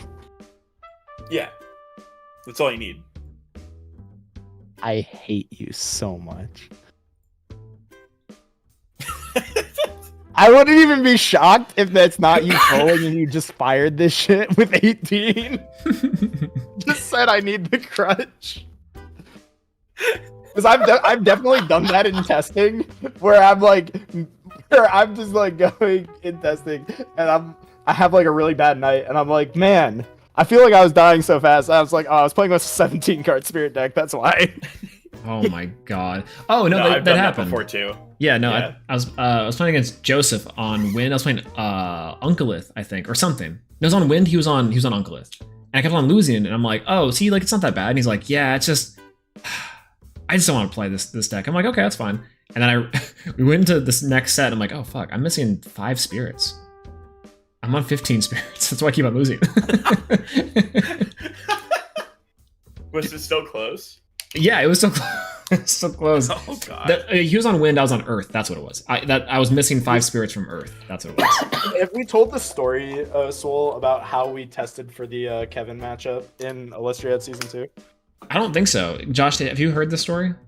I'm 99% sure that I have. But this will be a fun one for chat. Yeah, I can't remember what it was. I'll tell the story. So this is how we realized two core facts about Elestrals Frostball Metagame. 1, more Frost, bad. 2, good. Very good deck. 1, more Frost, bad deck. 2, 5's best deck. Yeah. We were testing, and we were saying, oh, Kevin always draws crazy. Just mulligan until you draw the most broken hand that you can draw, and don't pay any spirits for it. Just draw until you draw fucking nuts. And I will not follow the same. That's right. I'll play normal, and if I need a mulligan, I'll expend. But you are getting the perfect hand game 1 every time. Yeah. And I think I 12-0'd it in testing by just sitting on Astrabbit in defense. Yeah. I just put Astrabbit or any other 5 stat on the board and sitting on it in defense, and I won 12 games in a row. It was hilarious. Yeah, that's exactly how I would have prepped for it. Wow. Because the deck sucks, Josh. Okay. It's so good. What do you mean? You are a psychopath. So like you go out here and win tournaments with 3 fucking counter runes in your deck. You madman. I don't believe anything you ever say anymore. You live in a maybe I'm on to something. No, I think you are just maybe I'm on. I think that you are just queuing into people, and you have like the Jesse Cotton of Elestrals like buff aura, where like people just start inting into the sun against you because they're scared to play against you. I am not true. I am convinced that you are like giving people like mental lapses every time they play against you, man. It doesn't happen. Sense. I hate you so much. Your decks shouldn't work. They're so bad. What are you talking about? Bro, pull that Cow's list back up. Pull the Cow's list back up. You cannot tell me that this is a good solar list. I didn't say that it was a good list. I just said that we wanted we were No, not this one. The one that Trish made. No, we were trying to we were trying to force cows into the Nexus list. Yeah. Because we just asked the question, I wonder if you can put cows into this deck, and then we tried. The answer is no. Yeah. Oh god, the correct. But I wanted to see if we could. Yeah, the answer is definitely no. You definitely can't. I stand by it. This deck is either foretell or not. But that being said, yes. You know what the crazy part about this list is? It really is. I can fix this list immediately, and Josh, think you'll agree. I don't need those. Don't really need those. Might need those. I need those. 1, 2, 3, 4 seems pretty little. Let's go 1, 1. We'll only need 1, 1. There we go. Oh my god. Easy peasy. This Yeah. works. Looks Yeah. good to me. Looks good. Looks great. Looks Yeah. amazing. And then the Yeah, problem is you'll actually, face off against Josh awesome, 10 games in a row in his opening hand, shield PTA. 10 games in a row, shield PTA Rabbit every single game, and it'll be like, I don't understand the problem. I always Oh my God, I always just see realized it. we're on Rabbit in this deck. Yeah. Well, I, yeah, I think I so. don't So know bad. how. I don't know how. Josh is stacking. You wanna know what? You wanna know why Josh thinks Ass Rabbit bad? Josh is stacking somehow, and he doesn't need to search for the cards because he'll just add them to his see No, the hand. I'm not cards. saying that Rabbit's bad. It's just bad in Solar. It's no, you can Also, search it. You can search it Corvash, with terrible Exaltus. I hate you. I'm Corvashine and This- I've Exaltus come are around. the two single-handedly worst Solar cards. I've come around to Corvashine. Exaltus, look, we'll go back to the cows list because like this I is need a where beer. I'm this is where I'm coming. Actually, I got meat. We can make this a real long stream. So like This is gonna throw me back into the Ace Attorney courtroom. yeah. Oh man, I need some live editing. So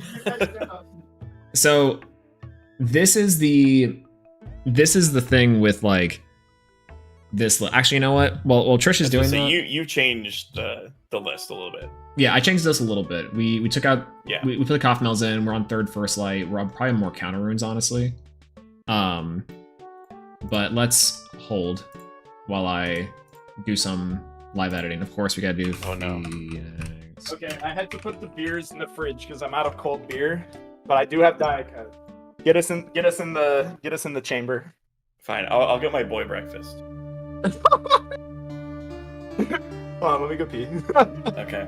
How Boy long are breakfast we gonna be required. live, dude? We're- How long are we gonna be live? Another hour or How- two. I'm down. I think that Okay, that makes sense. for It this. might happen. It might happen.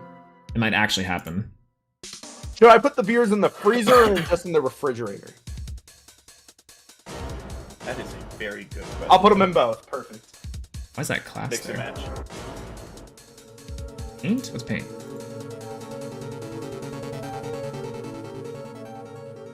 Odd one. Oh, there we go. Found them. Found the podiums. Uh-oh. Perfect. Boop boop. Easy peasy. Honestly, okay, I'm gonna say it right now. Not's 24-hour stream when Clash comes out. And honestly, it might be even more than 24 hours. I ain't gonna stop playing that game. It's gonna go crazy. That's the problem. Like,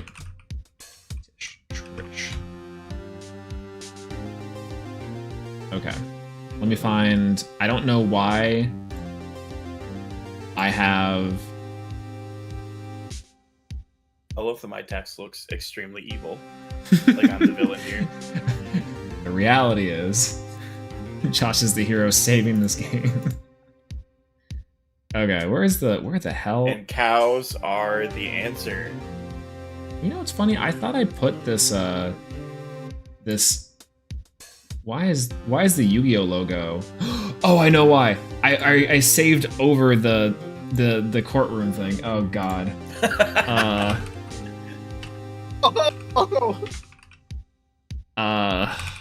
Courtroom. I We're saved arguing in the OCG.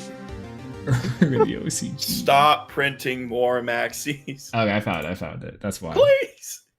Please, I can't afford them. That I'm max too, rarity. Bridget. I'm max rarity in my staples, and now it's even worse because they have It's to crazy match. because like the price point isn't like even the worst like part of the card. Oh no, 100% not. Yeah, it's like the fact that it's Max C is number one, and then it's like $200. It's like $200 for like the secret, and I need QCRs because I have QCR everything There's else. no shot it's 300 right now. I refuse to believe that. Oh, people are psychopaths. There's no way. There's no way. I'm just not gonna show up to events. I'm just gonna stick to Master Duel. You got me all the way fucked up. The last time I saw No, a they're $300 200s. card, They're Okay. 200s, we're good. I was gonna say the last time I saw a $300 card was like Peladad. Is that a? That's not the QCR, is it? No, the 300 QCR might- is 600. Oh god, I'm ending my life. Oh no! That's not happening. I'm not paying that. Oh no! I will pay $250 for QCRs. End of discussion. This is like when people tried to sell me QCR Princess for $300, and I was like, I will wait a month. And then I got my QCR Princess for $80. I was like, okay, thanks. It's crazy that I'm gonna take this year off of Yu-Gi-Oh again. And just play more Elestrals. Bro, I took the year off of Yu-Gi-Oh! And I got second in Nats. I was like, I have not played an event. Literally, like, I got up on the stage, just like, look, man, here. Take a break from Yu-Gi-Oh! Just come back and go to Worlds. Literally, it's like, I had literally done nothing but thought about Elestrals and play Elestrals for like 90 days before, or not 90 days, but it was like 45 days before Nats. I showed up, read Fiendsmith cards on Friday at midnight, woke up the next morning, and just destroyed people. It was awesome. Oh my gosh. All right, I think we're ready. Okay. I have the sweetest little lazy setup possible. It's you two, and then I can just flash cards in the back. Crazy. Look at this. Amazing. Ah, the live editing's great. Soul does a great job. He's very quick. Phenomenal live editing. Look at my feet. As always. What are we debating? I don't know. That's a good question.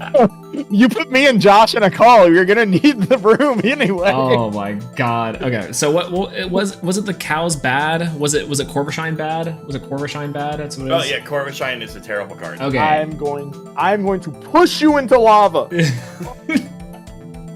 Why Corv? You are not surviving the Minecraft server.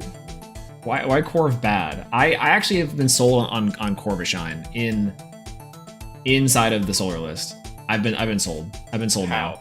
How? Post literally ban list yesterday. removal?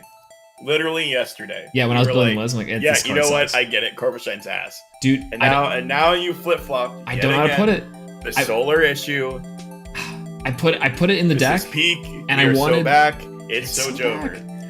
I played it tonight, and I was like, I actually wish I just had more Corvashines. Digging me for more cards, replacing my hand.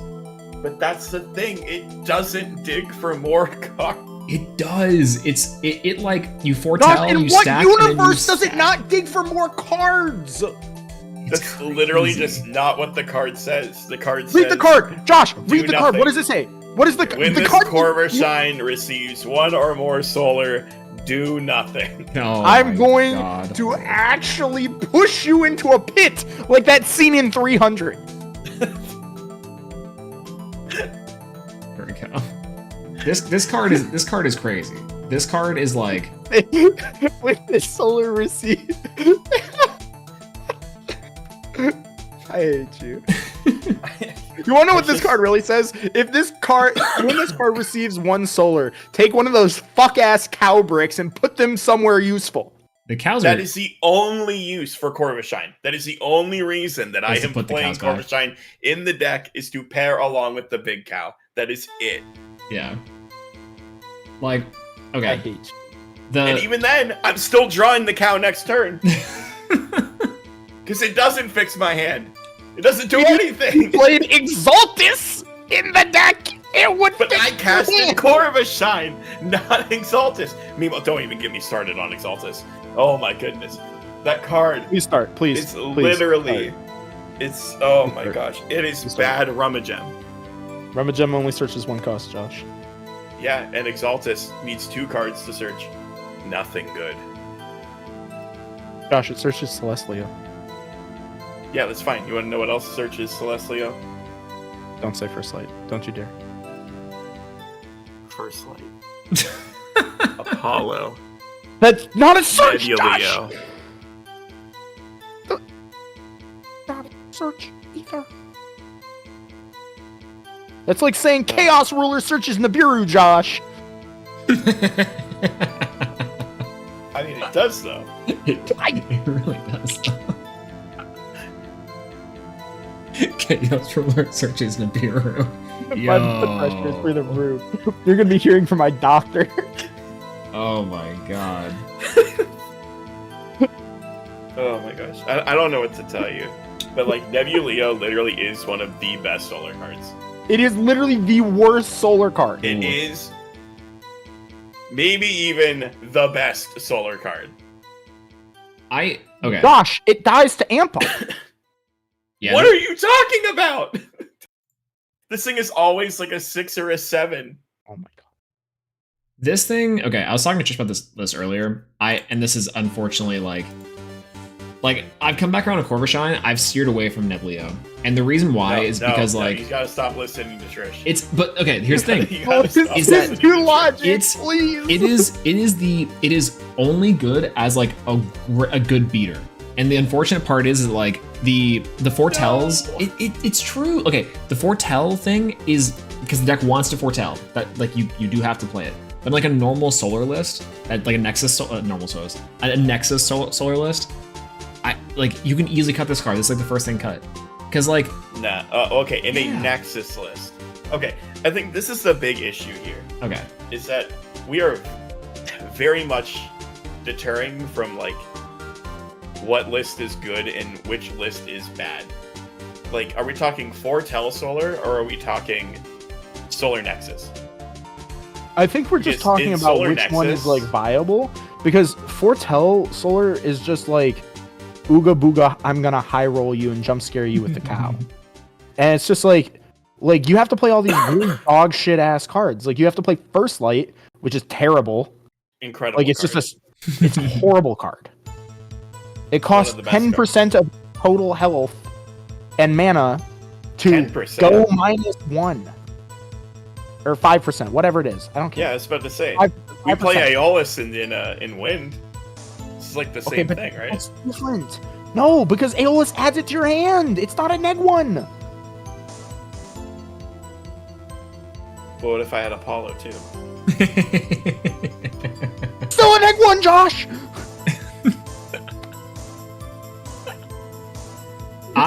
Okay. Still a fucking neg one.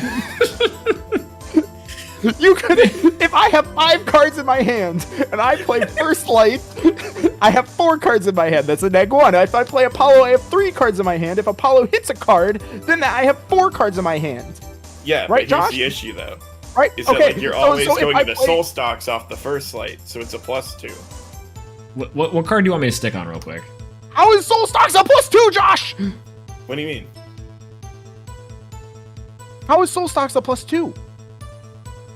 What? So it's... Don't you dare say that the spirits count. The spirits count. I hate you. Oh my god. The spirits do not count. Oh, they absolutely count. They do not count, Josh. Yeah, they do.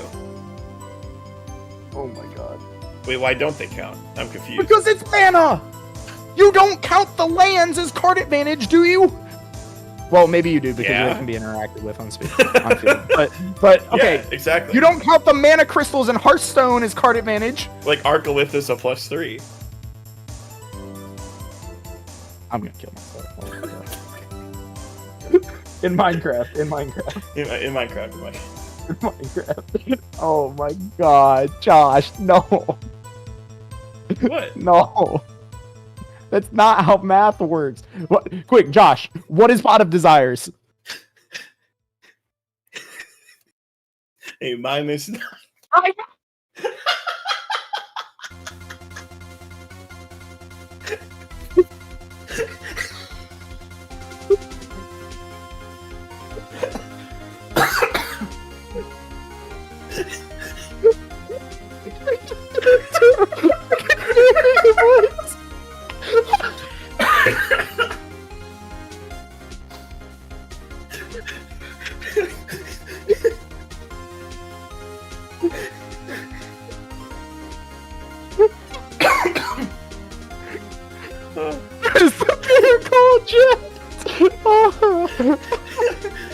I don't think I have a freezer in the world that can make it cold fast enough.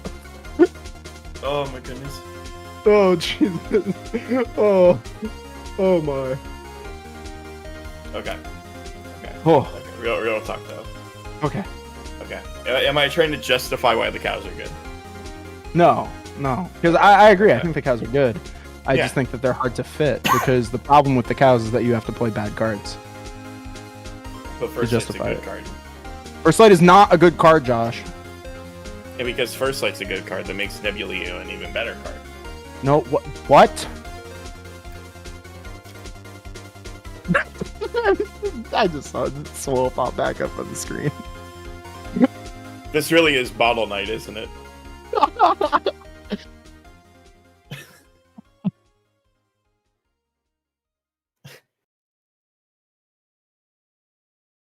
Oops. Hello. Oop. We're back. So what were we discussing? I came back and I heard First Light is a bad card. Oh, you missed everything. You missed a lot. Oh my god. You just go back and rewatch like the last minute of the stream. Or like 2 minutes. Yeah, It basically, was awesome. Trish, the combo with Exaltus and Corvash is good. Me, the combo of First Light and Foretell mechanics is good. Okay. More or less. Josh also is counting spirits as cards. I for think card that advantage. is a correct way to think of it. And then it's also Earthquake. So then you're going to Earthquake a card or Thunderstorm a card. And then you get more advantage. So it's actually like a +5. Josh's point is that Soul Stocks is a +5. Soul Stocks is a +5 because of what? You're going the Foretell. You're bringing out this. You're popping a card. Yeah, You're you're adding aiming a for 2? card, you're special ascending a card, you're getting 2 spirits back, and you're popping a card. Let's see. I disagree. I think Soulbell and Soul Stocks were kind of the worst cards in the deck the entire night. They were only There's good. no way. Like, okay, Soulbell specifically. And I don't know how to put this, but it's like Soulbell, I think, has the Galaxy problem where it's bad against 2 of the best cards that people are/aren't playing, Gorgons and Densfog. Every time that Soulbell came down and it got Gorgon's Gaze, I was like, okay, this is sad. But to be fair, that's also partially where I think Neblio works really well inside of the Foretell deck, is because it's kind of just like, it's just guarantee, and then Soulbell go. You can't drop Soulbell like anytime but the end of the game, right? Nah, I completely disagree. Soulbell's Earthquake. It's it's Soulbell's Earthquake. We've come back around to the alignment chart. Can we please put the picture of me yelling at Josh up on screen? Because I think chat will finally understand. Wait, there's a picture, There's a picture of you yelling at me? Yeah, of our chat logs from earlier tonight. I DM'd Oh. where it's just like, how do you have tops? Oh my god. Because You I'm are- correct. You're not. One of these days, what's gonna happen is that the Josh theory is gonna stop working, and you are going to be very confused and upset, and the Trish theory will start working because the Trish theory is fundamentally correct. You know what I find that's the thing, though. so funny is the that Trish like, theory will start working, which implies that it hasn't worked yet. Which then means that the cow theory is supreme. He forfeited the argument. God. GG. I like how Mazor has put Josh. We can't all be God. You know, as like a I'm good a man of baseline the here. people. My theory works for the peasants. Elect me, the grand poobah of deck building.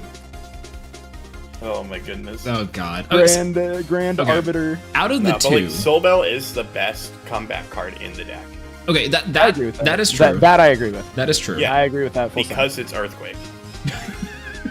All right, now. Like, okay, I am being completely serious when I say that Yeah. like Soulbell is like the greatest comeback card in the deck. It is Earthquake. I am being completely serious. Yeah. And the fact that the Earthquake is also on a basically unoutable body by any natural means because of the 7 defense. Yeah. Just means that it's Earthquake again. Yeah. Well, the nice part too is that like, okay, I will say this. Like, imagine if Boom Bat had 7 defense. Like, That's crazy, right? do you? How is this different from Lustragon? Yeah. Wait. Okay. That brings up a good Lestergon point. needs a Nexus Bank. So does Soul Stocks requires a specific Nexus Bank? Yeah, but like Lestergon, you have to hard ascend to. This one you don't. What's But- the? It's effectively a special ascent. It's Lestergon? effectively yeah, because you search it and play it No. on the same turn. You foretell it, you search it, you get it back, etc. Yeah. It's the same. It's the same thing as Wait, the how are Soul you getting Bell. It's this the same speed. Searched and cast it on the same turn. Exaltus. Exaltus. But Exaltus is a bad card. Okay, well, okay. Exaltus is a bad card. If Exaltus is a bad card, then the cows are a worse card because they are just RNG Exaltus. Is What? Exaltus Earthquake? What's the problem with Solar Nexus? It sounds like which one's better? Which is the Foretell. better? Foretell versus Nexus? Why? 100% is Why Foretell. is that? Because So- therefore it's better. No, so like I played the Solar Nexus version, and okay, so let me just give you like the whole timeline of the "It's so Jover, we are so back" Yeah. with Solar. So in the video that we put out on the Knots channel, like months ago, when I said that like, oh my gosh, like this is a problem, we're gonna have an issue, Celestia was too broken. That was just a foretell deck, and it felt amazing. Obviously, wasn't optimized by any means. Right. It was not a good Against list. Daybreak cards. You can't even count that as a real video, right? Because weren't you playing against Frostball? No, I was playing against Daybreak. It was the Daybreak v Daybreak, like Solar Yeah, versus Daybreak, Solar. Solar versus Daybreak Thunder. Yeah, that's right. Because at the time it was like, oh, Thunder got all Daybreak these new Thunder's tools. not a deck. This is pre-Spark. This is pre-Sparky Ban. Right, so you played against Frostfall Thunder Nexus with No. Daybreak Solar. with No, right? with the Daybreak Thunder Nexus. Okay, so you put some Daybreak cards in it, but that is still fundamentally Yeah, like a Arcolith and Frostfall stuff. deck. That's like saying I played against, like, That's I like- played against, what's the current set in Yu-Gi-Oh? What, it's Rise I of know the that's Rise, the one that's- Rise of the Depth, Rise of the Abyss is out next. Is the new one? Rage of the Abyss. Alright. Rage of the Abyss. Rhoda. Yeah, Rhoda. Rise of the Abyss. That's like saying I played against Rise of the Abyss Goat Control. Like, it's still the same deck. You can put whatever cards you want in it. Like, or that's like saying that I played, Rise of the Abyss Necros versus Rise of the Abyss Zodiac. Wait, so why isn't that fair? Because you're comparing things that aren't comparable. You're not comparing two decks within the correct context. You're What do you mean? just They're it's a both nothing. It's a playing- nothing comparison. What do you mean? They're both from Daybreak. Spark, it's not legal in Daybreak, Josh. So it's not a Daybreak not the deck. real one. I think the point Yeah, was but like, it would have been. But that's my point is that you can't compare things that don't have any meaning. Well, if at that point it was legal, but like, if anything, I played against. But the no more metagame has powerful formed version of the yet. deck. There, no metagame has formed. No like consensus about a build has like been created. So it's just like arbitrary. It's like you're also just testing against one deck. You could test it against a We million. played against a few different decks. The Thunder was on the one that we put in the video.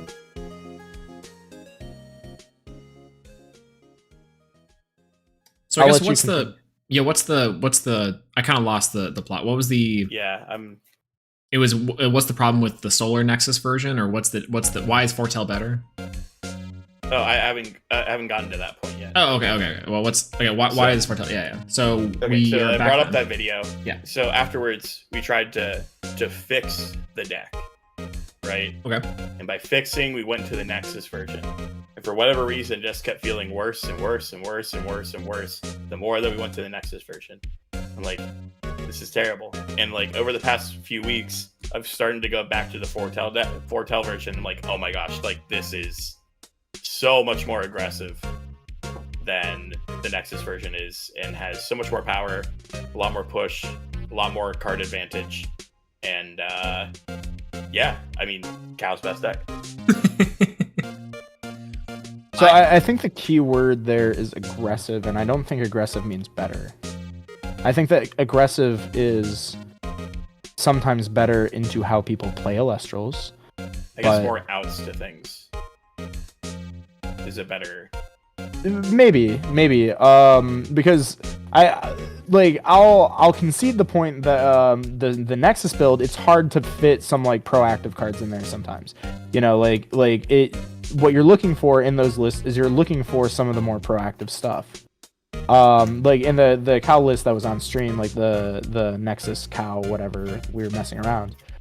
we cut some of those cards. Like Peagleams, for example, was a card that like is one of those more proactive cards that's in the deck to help with that issue. I think we took the Lumaroos out as well as like other stuff that is in the deck. And you know, like the sideboard was whatever. You know, the sideboard is where I think you slot in a lot of those cards, but maybe they need to work their way into the main deck too. And it's really just about finding that balance.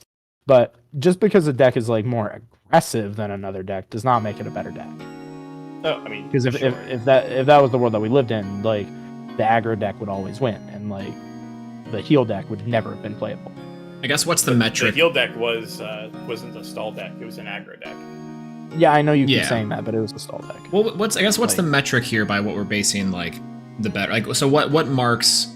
Like, is it consistency? Is it power? Is it explosive? I don't really know like what type of like rating system other than like preference and feel, right? If we're talking consistency, I do think that the foretell version of Solar is more consistent than the Nexus version. Interesting. Okay. And it has more consistent access to outs than the Nexus version does.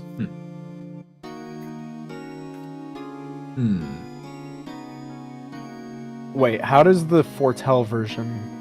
Wait, are you saying that foretell is more consistent than the Nexus version? Yes. How?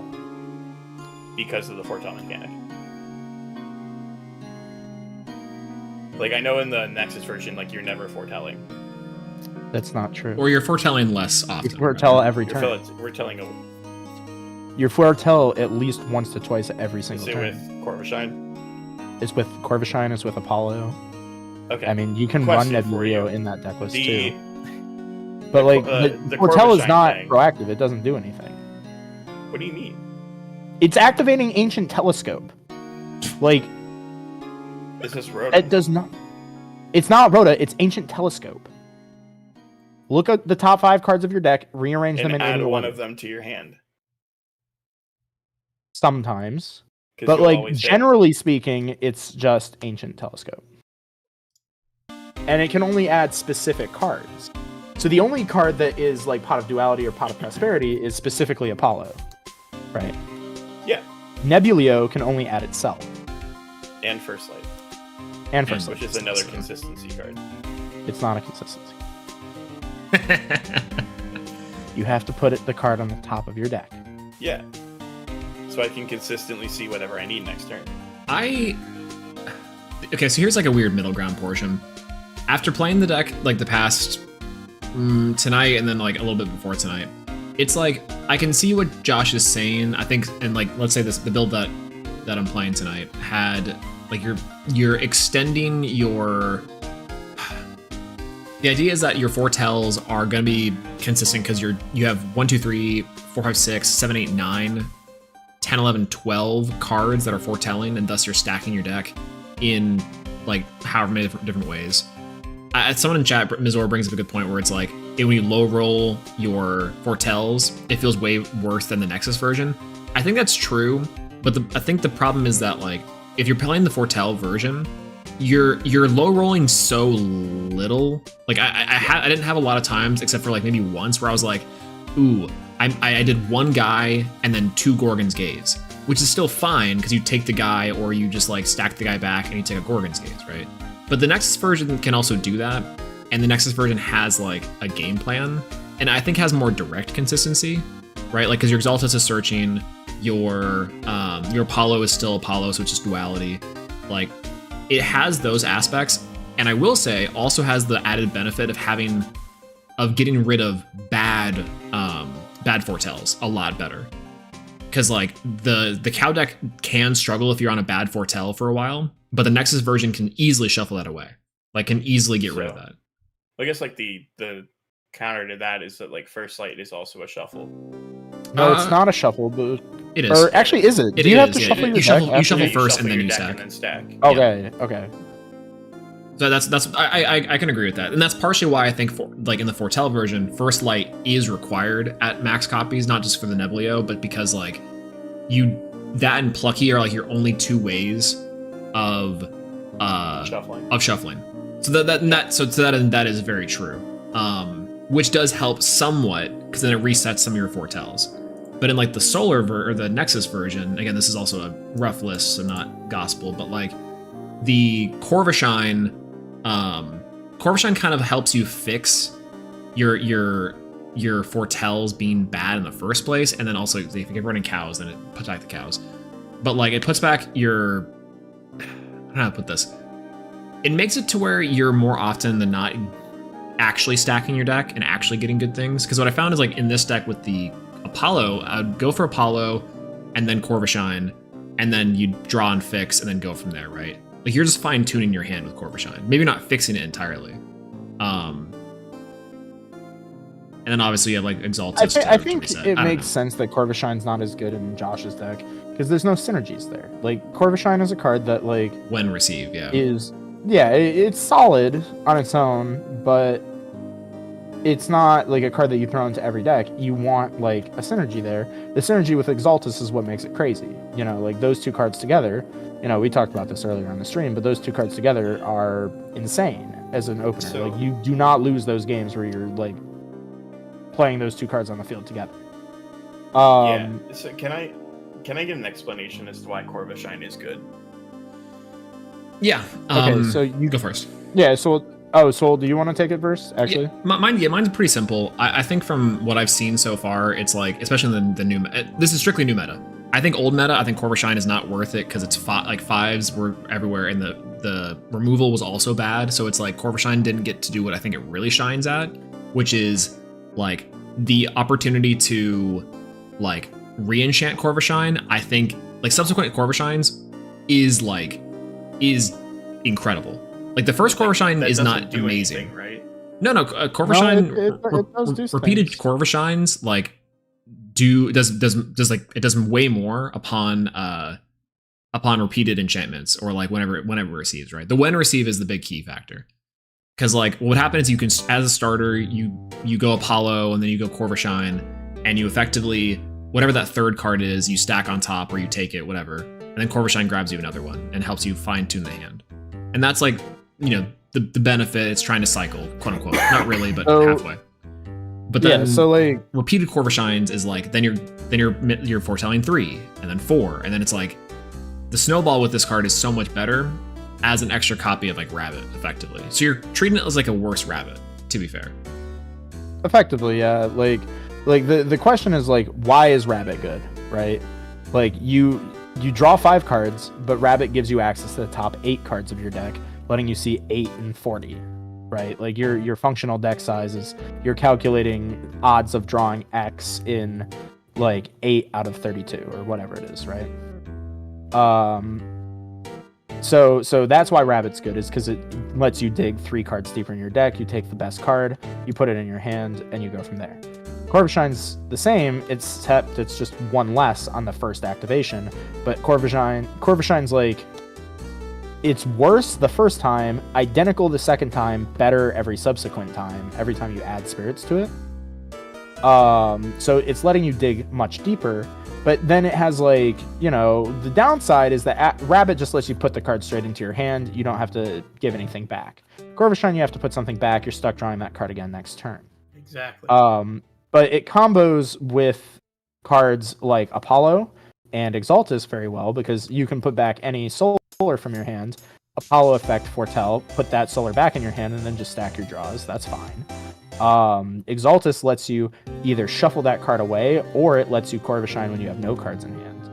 And it lets you also do stuff like where you double Corvashine, so like you have Exaltus on the board with an Apollo or something like that. You play a Corvashine, foretell 2. Okay, let's say I have 3 Lumaroos in hand. One of those Lumaroos is now Gorgon's Gaze. I Exaltus effect, search, Ask Rabbit for next turn, trigger Corvashine again, and then, okay, I found PTA. I'm going to switch one of those Lumaroos for PTA. And now your hand, which was 3 Lumaroo, is now Ask Rabbit, Lumaroo, Gorgon's Gaze, PTA. And your hand just went from terrible to insane very fast. And that was just because you had a Exaltus on the board and then you just dropped a Corvashine, right? So like it lets you do stuff like that where you're always seeing the actual outs. So like when you say your outs, you're talking about stuff like the soul stocks just is your out. Like the soul stocks is your out, it just comes down and it pops stuff. Well, kind of, but it's not like an out in the sense that like it's a true out. It is a soul stocks. Like it's not getting you 2 cards like Earthquake, it's not getting you cards like Gorgon's Gaze, it's not letting you draw cards that are not solar cards. So your deck is less likely to find cards that like are not specifically solar cards that you can first light to the top of your deck. But like a build like this is letting you like cycle through your deck very consistently so that like if you encounter a situation that is not solved by throwing a cow at it, you have a higher chance of like seeing that out. So, but like that's the thing, right? Is that everything can be solved by throwing a cow at it. Cows are heavy. That is so true. true. Cows are very heavy. And 7 defense. So I guess the idea is that like which solar deck is best? Josh versus Trish, best of 3, both solars together. See, We talked about this actually. We were joking about this. Like I would be down. This is a good idea. There's a problem. Obviously, I would think lose the- game 1 instantly. Yeah, I 100% I would lose game 1 instantly because Nebuleo is insanely unfair if in the solar mirror if only one player has it. Well, and then also too, like there's clear like silver bullet kryptonites to like whoever sees dense fog first, or like like I don't know. The problem with the mirror match in the solar type specifically is Nebuleo, and the fact that like what does it really do? Like what does it really? They both want to accomplish different things, and so it's like it does They're nothing. very different decks. They don't want to showcase that together against each other. And I'd argue that like the idea that this type of deck beats this type of deck 10 times out of 10 doesn't do anything when it's like they're the same deck effectively, like the same spirit type. Like who cares? Like it's like Sort of, yeah. now if it was like okay, race to 10, whoever gets 10 wins first against like 10 different decks with each of the different solar types, I think that'd be kind of cool. Literally 10 spirit testing or 10 game testing. Like the actual gauntlet, like which one can get to 10 wins, right? The problem I think is that they're effectively different decks. They right? are, like, yeah. These are different decks, just fundamentally. Like straight up, they're just different decks. And you know, I think that's okay. I think that there are times where like playing the cow deck is going to be better than playing the Nexus deck, and vice versa. But I think that generally speaking, I think that the Nexus deck is just like, if you just want to pick up and like go, I think that this one's going to be the better one most of the time. Ooh, pick up and go. Okay, sans our cows inclusion, because I think that's part cope, like in this list. Like, yeah. That was just us like yapping. Yeah, right, Like, that's kinda not a real riffing. list. Like that was just yapping list. So I actually think that because of the beater nature of cows, like the cow solar, foretell solar, it's more straightforward. The problem is that there's a lot of game actions, right? On both accounts. But I guess I should clarify that this is there. not like targeted at new players. I'm just saying like if you're dropped into a format and you have to pick one or the other, like, and assuming that you can play both perfectly, like I would pick the Nexus one. That's so interesting because I'm still on the foretell train. It was interesting, like listening to the whole Corvash argument, and I'm listening to a 3-card combo that fixes my hand. I'm like, okay. The cows are also a 3-card combo. It's They're not about specific. Yeah, it's not like, about the 3 very specific cards. It's not about the combo. It's more about like Corvashine good bad. It's that Corvashine good because like Corvashine is just like one of the most insane value generators for the deck. It doesn't need another card to combo with. Like you can just play Corvashine and you can re-enchant it constantly. I'll say this: it's the balanced version of Astral. I never feel good casting a Corvashine. Really, ever. Man, I was resold tonight. Every time I cast a Corvashine or I saw a card and I'm like, that could have been a Corvashine. I was like, that's what I wanted. Like if I saw, I played 2 in the cows list. Probably, I don't think I played more, but like this card was good. More cows like a couple hours before hopping on this. And, just in the mindset. I genuinely, I think Josh needs to be studied because I have never met anyone who reads a card that says, like, effectively, look at the top X cards of your deck, you know, and then choose one to draw, and they have evaluated that as a bad card. I have never in my life drawing the card that I'm stacking. Yeah. Okay. So this is why I think, and in a weird way, why I think Corvash also sold me. So to Josh's point, it doesn't fix really the problem. It doesn't really do it. But I think to Trish's end, I will see that card regardless. So for me, it was like I would Corvash, I'd have cards in my hand I just don't really want, and who cares if I draw it next turn? I want to see other cards in my deck, and I'll get to those other cards later. Like they're there, I know they're gonna be there. Like I'm taking those cards for granted. Exactly. Right? It's the pot of desires. That's the other thing though too, right? Is that this is literally just a pot of difference? desires, like. Oh, I think it's very different than pot of desires. I do not think it's Because any different, actually. Those cards, those 2 cards, I was going to see anyway. Yeah. No, you So- weren't, because Yeah, it was. you are not I guaranteed. was drawing to one live of the. long- In like 2 You are turns. not guaranteed. Yeah, like you are not guaranteed enough turns. Like you see those cards. Like your opponent might just Blast Spire FTK you for all you know. Yeah. You know, like you are not guaranteed to have a turn to see those cards. I mean, if like, I'm getting those cards Lost Fire are just- FDK'd, I'm just mulliganing until I see Gorgons and then I win. Okay, you can't keep like using scenarios to justify like bad game theory, because eventually it'll bite you in the ass. So I And do think I think that that's like the bottom line here, is that your theory like is bad, but you are good, and therefore it is working for you. I think what's funny So, about like the Corvash thing is like specifically like outside of like the game theory portion, because I understand what Josh is saying here, because I was on the exact same train. The only thing I saw when consistently foretelling and stacking is that if the goal of the deck is to foretell and stack, Corvash, the only thing Corvash does functionally is get you to cards that support that longer, and that's why I think I would like want a second one, right? I don't know if this card's good enough to put as like a 3 of, to be fair, but the more I played with it, the more I was like, oh, this was really worth it. And on the fact for like the foretell deck version, oftentimes I actually even ascended over things to have it to where it had 2 solar spirits, and it just got more value at mid and late game. And it was like, Really? yeah, it came up a lot, and I was like, wow, this is actually insane.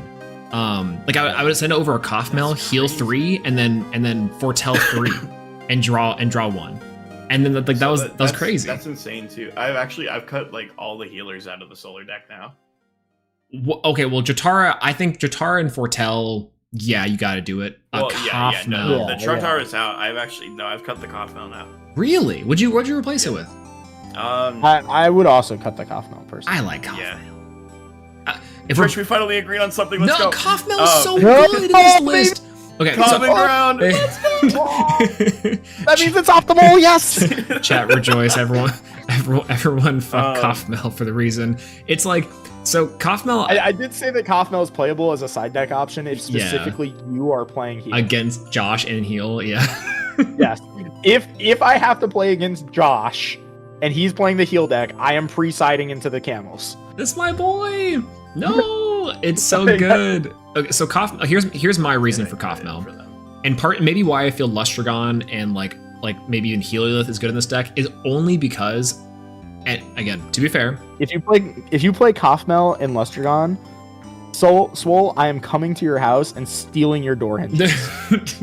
quite literally. Okay, so this Not the hinges. if you want to talk about bad game theory, this is literally it. Okay, I'm sitting here and I'm like, man, I don't want to play Kaufmel because there's nothing good I can ascend over it. So my problem is I was looking to ascend over it to get the value, and that's bad. That's bad game theory. So replace these 2 Kaufmel with literally anything else, and I think it fixes this deck. But like, it was literally just like it's like a comfort blanket thing, right? And that's so I can agree. That's why I think Kaufmel was good, but that logic is so flawed that Kaufmel sucks. Like that's that's correct, right? But it's so good. It's a heal 3. Whatever. No, I don't know. Like, okay, I would replace this with like 1 Corvash and then like another P Gleam, maybe like something. It would be another solar guy. inside of the foretell list. But like in the Nexus strategy, like the solar end list. Man, I don't know. I think that because the decks are so different, they also game plan differently.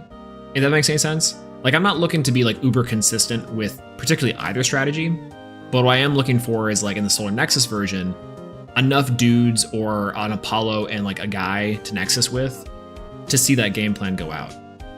I guess the question is like, which one gets to that faster? I don't think you need the Apollo necessarily because, like something that comes up a lot is like ascending an Exaltus and then just Nexusing off of it onto a dude. Okay. Like that comes up all the time. So like, because you can create your own banks. So like that's not an issue. But sorry, I just wanted to interject. No, that's a good point. Like, again, I've played pretty little of the Solar Nexus version. Caleb and I were talking about it in terms of like, which deck was better, which deck to like to play into. And I am sold on the foretell version because I've been just labbing it and it's been a lot of fun. But like I guess what's the big draw that the Nexus version has that the foretell version doesn't, and vice versa? Like what's I think that this is a classic like consistency versus power thing. Yeah. Where like the cow version is the powerful build. It's not consistent, like it's not. But if you hit a cow, you're going crazy, you know? And like we know it's not a consistent deck because you have to play First Light, which is not a consistent card. Like that's a silly card. But you have to play it. It's a silly card. It's a neg one that stacks your deck. Like I'm not doing that. You know, but it gets there for like a 3-card combo, and like sometimes you get a little bit more consistent with it, but most of the time you're just like slamming a cow and it's like maybe I hit, or you're waiting forever to try and get it off, right? But like when you hit with it, you go crazy because the cow is like, oh my god, the cow hit, cow effect pop, pop, and that's very powerful. That's why I but like. Game. Yes, Josh. Thank you, Josh. But the Solar Nexus list, you know, has all the tools. Like you're not hurting for tools. You're not like saying, okay, I have to make sacrifices somewhere. Like you know, we have the ability to play every back row. We have the ability to play all the removals we want. We have the ability to play, you know, what we want, and our dudes find each other. So like if I'm in a game state where I don't have a dude, Exaltus gets it. So, you know, you have access to every card in your deck. I think the only one that's not searchable is Lumaru specifically. So, and then because you're foretelling so much, like with Corvash, and that card is adding to your hand, not just stacking it, you, like, if you need a card, you can dig for it. Like, the amount of times I've gone, like, Corvash against, like, a big dude, found Earthquake, put it in my hand, and played it is insane. Like, I do that all the time. Or at least I used to. Before it went to 1. But like, you know, it's stuff like that. It's like if you need a card, you can just dig for it. In the foretell solar list, if you need a card, you're shit out of luck. So like if you fall behind in that list, you're gonna stay behind unless you high roll with a cow.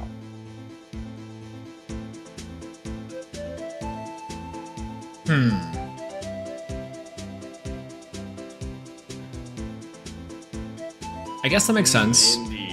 Because, like, I guess because again, the cows being the best comeback card inside of the entire strategy. I don't know.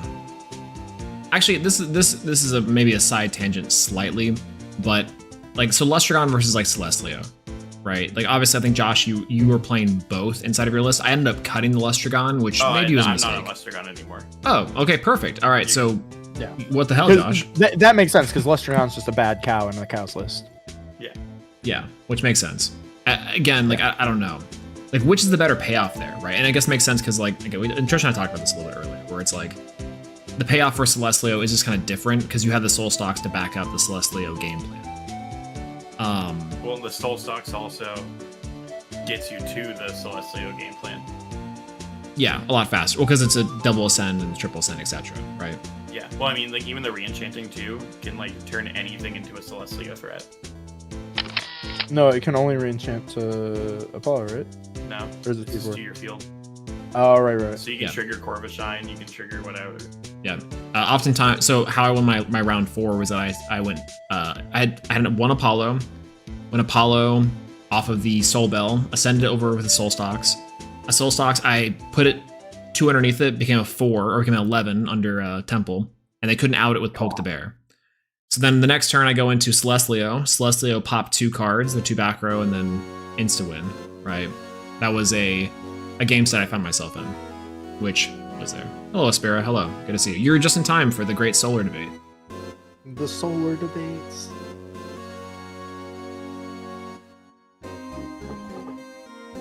Yeah, I think that the cows like that's what they do. You just have to hit into the cow for the cow to like do anything.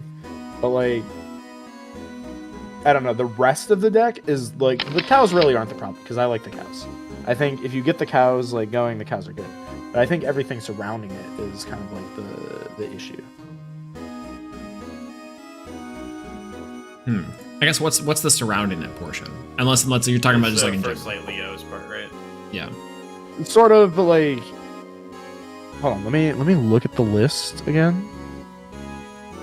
There's no counter runes.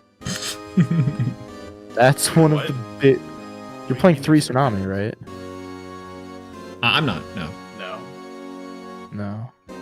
Hot take. How many counter Not runes are you related on? to Solar? 9. I'm playing 9. Yeah. Okay, send me that deck list because I want to see where you're at. I think I'm sharing my screen. No. Yeah. You're on the. Oh, you mean in the call? I wasn't looking at the call. Oh yeah. I was Like, looking. we at are the not screen. on Rhino Sex still. Yo. Yeah. Sect. No, I was looking at us in the courtroom. Okay. I will say like, I'm not okay, on Temple. Yeah, like- I'm on like Temple. the- Yeah, that's a me thing. yeah. I think I was looking at the old list that was just playing like 3 Tsunami or something like that. Or am I thinking of a different deck? What deck had the 3 Tsunami and that was the only back row? Rhino Sect. That was the. Oh yeah. I'm thinking of the Moral Clock. I'm thinking of the Moral whatever deck. Yeah, like it's just the fact that like, okay, Soul Bell does nothing. Plucky is weak. Like that could just be Elichick and then it would at least do something. Like at least it's then a 4 body. Maybe you could side a Zeus. Like, but you want to play the Celestlio, so you're keeping on Solars, right? The Nebulios, they're only good if you have the Apollo behind it and you're like sitting on Apollo already. And even then, it just walks into Dense Fog and Gorgon's Gaze, which people will have against you because those cards are good versus Solar. And then, Lumer is fine. It's just Lumer. The 2 Calfmal, we've already agreed that those should come out. And then the random one of Corvash just like threw my head for a spin. But like hold on, what? Like, there's no Earthquake in here, I guess, because you're playing the cows. I'm playing Earthquake. Oh, okay. I'm sorry, I can't. See I it. am playing There's Laurels. Okay, yeah, you're playing Laurels. This one wasn't. And it's just the 9 counter runes and the other dudes. Like, I feel like the other dudes could be more proactive. They could be doing something. Like, there's no Astrabbits in here. And you will catch me dead before I cut Astrabbit. That's the only deck you don't need Rabbit. It's fine. Rabbit puts you a turn behind. I hate you so much. It is crazy that I do actually feel that specifically just in Solar. Every other deck, I don't think that that's the case. Oh my god. Like, I think that there is like some decent stuff going on there though, like, because fundamentally at the end of the day we're playing like the same deck. Like, a lot of the cards are the same. Like, the bottom half of the deck is more or less the same. Well, I think the bottom half of every deck's the same. Yeah, exactly. So it's like it's hard for like a lot of the cards to not be good, but like with the cows do nothing. Like, if you gaze the cow, then Then it's still foretell 3. Yeah, I think that happened today. So the last match before my OBS crashed on me, which we're talking about updating OBS, rip. But so I brought out Soul Bell. It got Gorgons before I could foretell, and I just foretelled 3 anyways, and it was still fine. Like, it ended up working out. And it's like, at worst, that's partially why I think Soul Bell and the cow stuff is also pretty good into counter runes. Like we haven't really talked about like the I do agree with that. And that's like kind of the problem is that like Soul Bell, Grid and PTA, good into to Gorgons, or it's fine into Gorgons. Like you don't prefer it, but it's fine. It's never getting shielded. Very rarely is Soul Stocks getting shielded because it's like you're popping before, or you're popping, or you're just sitting on it defensively. Yeah, especially you're never really attacking with it, right? Unless you're trying to swing for game. Exactly. Like right. Unless you can or have to. So at least beats 2 out of the 3, and then obviously Tsunami doesn't really matter because they're defensive Elestrals anyways. So it's like it effectively beats everything except for what? Like what's the like technically on a Soul Stocks the Gorgons matters, and on a Dense Fog the Gorgons matters. Except for the special cast thing. Like when you special cast a Chant 2, whatever, but like it does play really good into counter. Well, you chain the Dense Fog to the Apollo activation. Yes, yeah. So what'll end up happening is you first light effect, right? You stack, and then you play like a Soul Bell, and then you go Apollo effect, and they just chain Dense Fog. Yeah. And it's like, oh, I just went like -3 to do nothing. And then if God forbid that the Soul Stocks is the only solar, and it's just like, okay, my Apollo did nothing. I just have to like move this down to like the second card. Actually, that's a. We need to get a ruling on that. The what? If you chain Dense Fog to Soul Bell, doesn't suppress it? Should, right? Yeah. Yeah, it does. Yeah, it to the Apollo suppressed. activation. Yeah, it comes suppressed. So it resolves backwards, and then it comes suppressed. You only do 3. Yeah. Yeah. Okay. Yeah. Because it's a lingering. It's weird because it's like, yeah. Yeah, your Apollo. I mean, like, but I think the point remains even if you don't use the Apollo effect like immediately, and like you have to Gorgon's Gaze, or not Gorgon's Gaze, but Dense Fog before you foretell. Yeah. But like it's the same basic idea. Yeah. That's fair. But again, I think that's partially why I think it's so interesting. It's kind of the same thing with the Nebuleo too. Is that Nebuleo is a card that's very bad into the fogs and like the gazes, because like you can foretell all you want, and I don't really care if you do, because you're either adding another Nebuleo, or you're adding First Light, which I get for this deck specifically as part of a combo, but like you just played a Nebuleo, you're not doing that combo this turn, so I'm not really that scared of it. And then, you know, its base stat is a 2. If you swing at me and I have like a fog set, you're dying. You know, which makes that card very, very spooky to play. And like if you're not playing a Solar Mirror and you don't have no, but Galaxy is good. Reasons. Very different reasons. You know, Galaxy is good because of the rules. If they change the rule swaps, then Galaxy would not be nearly as good as it is. Like on how stat swaps work.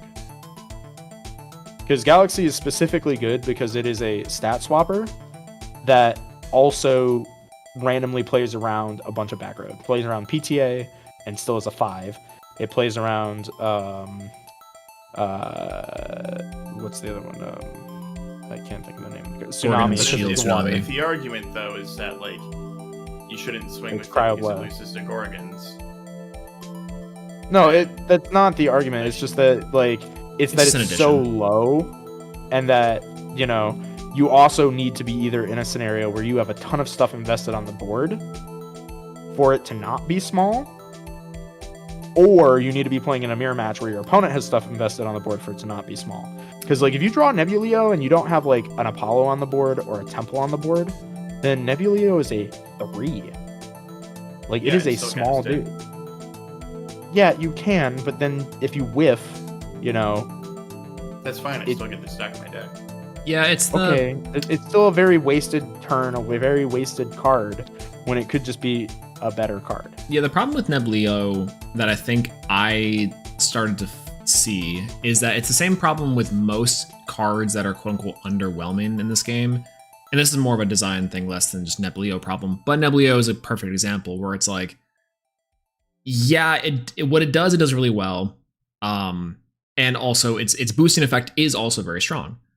But the problem is that like, unless you have either significant or like semi-significant things to back it up, specifically counter runes, Neblio is like not super great, right? It's like you have to have specifically either the perfect quote unquote shield or tip as your one of counter rune, or you have 2 counter runes, and then it's fine. Neblio was only good for me with 2 counter runes as a starter.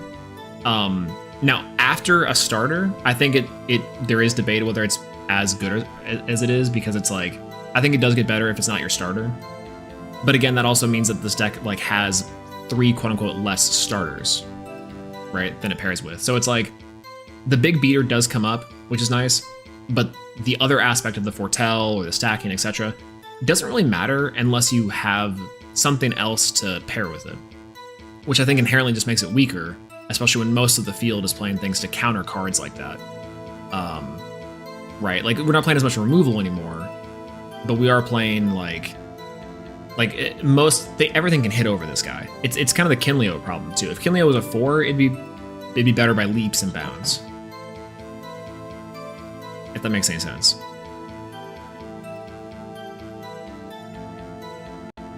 That tracks. I mean, I think the problem with the card, again for me, is that Nebulio is a card that is not good without other cards on the board. Like, it is not a big dumb beater unless you have like a 4 enchanted Apollo, or if you have like Temple and another solar dude.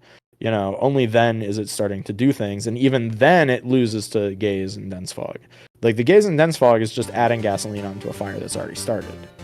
Because if I draw a Nebulio and I'm not already set up, like, the card feels terrible.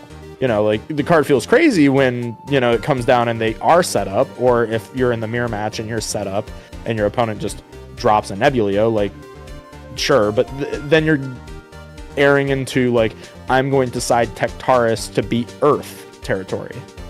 You know what I mean? Like, it's the same idea. Yeah, like, Nebulio is just Earth Tectaris, but the thing is that it's just like a 2-1. You think we're gonna get a Solaris? Anyways, to be fair too, I do think, again, and specifically the foretell version of Solar, Neblio is, I do think, required. Like, oftentimes in this specific build, it is really good, and like even like having 2 Neblios on field is like insane paired with literally most cards. It really is, and that's the crazy part, is that like when you hit Nebulio after Nebulio, like you're my god, big chillin'. Like, so earlier today too, I had a Neblio, got PTA'd. I first light stacked a Neblio to make sure I had another one for follow up, and it felt bad, but I did it, and then that like effectively set me up for just the rest of the game. I was like, cool, all right, sweet, that worked out. But even that was like a pretty good combo in this, right? It felt like pretty decent. The fact that you're wanting to just find cards that say foretell on it, I think, is kind of also the issue. Like, imagine we have a different card in the slot that says foretell. I don't know if you play Neblio. Depends on the stats and depends on what it does, obviously. It depends on what that card is. If card different, right? But like, it is one of the best foretell cards. However, its downsides, I think, are pretty glaring, which, to be honest, is also covered by things like Lumaroo, and the cows are kind of better. It does die to Cryoblast, and that's kind of also kind of a problem if you're facing off against like anything else. But again, and because they're different decks, the consistency tool inside of the Nexus version is Exaltus. And on that regard, I do think Exaltus is better for its strategy. Right? I think that the Nexus for its strategy. Like, if we're comparing, very, very big section of that sentence. Yes, absolutely, right? Because they're kind of the same card. They're both 3s, effectively, that do their consistency tool for their deck. I kind of see them very similarly. And so in that regard, they're really like strictly comparable though, because you're searching like. Yeah, like Nebulio isn't a search. It is a beat stick with upside of sometimes you gamba and you hit a card that is useful. And Exaltus is a 2-card combo. It's kind of the up and down, right? That's kind of the downside of it. Yeah, like I think that it's different. I wouldn't look at Nebuleo as a consistency card because you're adding a non-consistency card for itself. Yeah, all the foretell cards are kind of like that, though. It's like they're both consistency and also not, and that's the upsetting part. Is like you can't really clearly define them as consistency. Because I would agree with you that like that sometimes they just, because of the whiff, because of the gamba, it just is not. You cannot clarify it as consistency. Like, however, I think I see the foretelling is like searching every turn. It kind of is. So it's like I'm searching for. It's kind of like playing Sylvan versus playing Geargia. Like that's kind of what this is. Yeah. Like the cow deck is Sylvan, where sometimes that deck is just going to draw fucking nothing and just do nothing because its cards by themselves don't do anything unless you win the Gambit Machine, or unless you play a card that like hard stacks to the top of your deck to force you to win the Gambit Machine, which is exactly what like Sylvan Ursula. did too. Yeah. But Sylvan was like the deck that everybody thought was good, but was never good because it was just trying to gamba too hard, and like you couldn't do that over a long stakes tournament. Wait, I thought that was the opposite of what happened. No, Sylvan was not good. It was terrible. Like, it was great at locals and Sylvan terrible at... Yeah, that deck was unplayable. Like, people played it, but it wasn't good. Geargia and Karakuri, Geargia Karakuri was the deck that format. Or, like, after that format, and Hat. Because they were just consistent. The Sylvan deck, like, if they did the Gambit Machine against you, you lost. Like, that happened. But they had to do it on a best of 3 over a 12-round YCS plus Top Cut. That was not happening. And it didn't happen. It might have topped a couple ARGs, but it, like, did not have crazy big successes because it wasn't consistent enough. I guess that's, like, a good question for like between the two lists is that like, so for example, playing round one's Wind tonight, it felt like, well, and again, part of this is the what was your record tonight, Soul? I didn't even know. I was 3-1. I lost to Wind because I misplayed a PTA, but it's like, yeah, so you would have gone 4-0 with it. Probably. I think it would have been fine, but to big to be seen, because again, I think that like, okay, other decks, and obviously I think why we haven't seen Solar particularly top. We were also playing best of 1 in the casuals, right? Yeah. You also played against Earth Majesty. Yes. So there's wait, what? The second round is against Spine of Majesty. You're playing best of 1, and one of your rounds is Earth Majesty. Yes. I'm not sure we can compare this to a 4-0 and a best of 3 tournament. Exactly. Where everyone's playing meta. Absolutely, we can. No. No, you cannot. That's kind of what I'm getting at. Is I think this is the crux of like the Sylvan Geargia argument that I'm making. Is that okay? The Sylvan deck, you know, like if you open Lonefire Soul Charge every game, you're winning any event that you play at. Like that's just gonna happen. But the problem is that the math gets really bad the longer the tournament goes. Now, I think. What happens when you stack Soul Charge though with your foretells? You've already lost the game because you passed turn. So, okay, this brings up a good. So to that end, I think I'm kind of agreeing. At that point, that Elestrals different game. That's different. No. The problem is that Elestrals has shorter tournaments that are not as competitive, and like things can like work that shouldn't work over big numbers. Like if you had a 12-round Elestrals tournament that was best of 3 and everyone brought a meta deck, you know, and there was like 500 players there, this cow deck is not working. Like it's not going to do what it needs to do. You know, like that's the thing, is that it might be able to win a locals like consistently, but could it win a YCS consistently? No. And so the goal should be not to build a deck that can win a locals consistently, but you should always be building to try and win a YCS.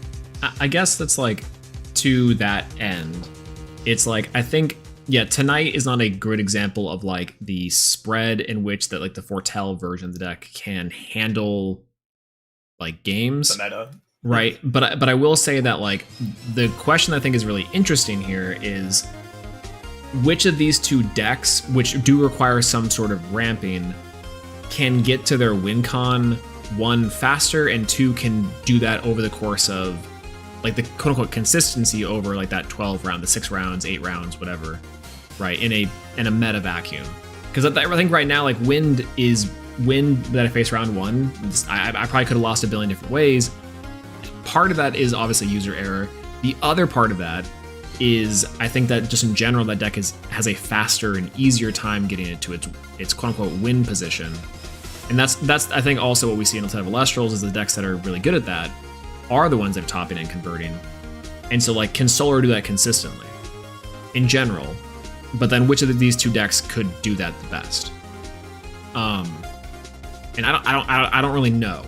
That's the problem. Is that because there's just so little data, we just don't really know. One of the bigger issues that we haven't really talked about with the Nexus version is that deck isn't hitting over anything.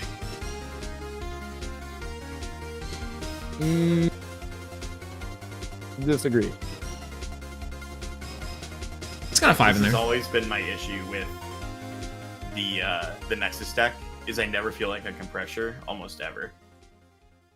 Yes and no. Like we're searching a lot, but like you're kind of right, and like not necessarily, and like that's kind of like the thing that the Nexus build has to figure out is like it needs to find the right ratios of like how much aggression is like too much or too little in the list, and there's space to do that now because cards have been hit.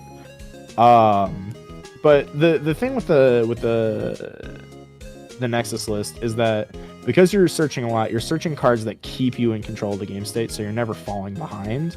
So you're just continuously controlling the game state until you decide, okay, I'm gonna win now because you've gotten enough cards. Where like I feel like the needle is being thread a lot faster with the cow deck, which means that there's more chances for it to go wrong. That's how I would look at it. Is like you can't pressure until you get to your Lestragon if you're playing exactly the list that I put on screen. Like you don't have to play that list, and that is not my current list of the deck. But like that, like I've always said, like Solar is definitely the deck where you're like 10 spirits behind every turn until suddenly you're not. See, like, it's suddenly you do 12 damage in one turn, and it's like, oh my god. This really is just like a difference of decks, because with like the foretell version, you're constantly ahead on spirits because your opponent is so low. I did not find that to be the case. Really? I made this joke earlier, like where it's like Josh deck building. You bring up a problem that you had with the deck, and Josh is like, I've never experienced that. Which again, you're just built differently. I've like eternally and forever built differently. But it's like I found tonight it was more similar to how like I've always felt Solar, and how Trish said it. It's like I was behind by a non-insignificant margin, and then all of a sudden I just won. And it's like I found that's so crazy. And every game has been like that, even against like the Frost deck or against Chronodile. It's like the Solar list that with this foretell version, it's like, wow, I've been controlling space because all my spirits are on board, don't get me wrong. Yeah. But because of how fast I am foretelling, and then like using first lights and utilizing the counter runes and Apollo, etc., I am going down to like 7 spirits to their like 11 or more, and then I'm winning like at spirit 5. And that point's fine. Like 5 is a pretty comfortable margin. It's not too bad. But oftentimes I was like way behind based off necessity, which so interesting. Yeah, like with the Nexus deck, I've literally had games where I'm like 10 spirits down on like turn 3, and I still win those games. Like I'll be down to like 5 spirits to their 15 on like turn 3, and you win those. Yeah. I love hearing like other people's perspectives, because like again, like I haven't had that type of thing happen. It's just This is what I'm saying. I think that you just have like I am Josh and I have like done well at a bunch of like Elestrals tournaments, and I think people are just like throwing against you, that they're just like inting. Like I'm not even saying like yeah, but when I'm we, just saying like testing. Okay, but when we test with our testing circle, like in our group of friends who play very specific decks, and they play them in very specific ways that lead us to sometimes, like have different experiences. Because like when I was testing this Nexus list, I didn't lose ever. Like with the list that I went like 2-4 with at the at the event. I didn't lose ever. I was since 2-4. I'm sorry, it was just funny. It was just funny. No, it is funny though, because like you develop opinions and thoughts based on like exactly what you're playing against. Bro, I was ready for you to sweep that tournament the way you were talking.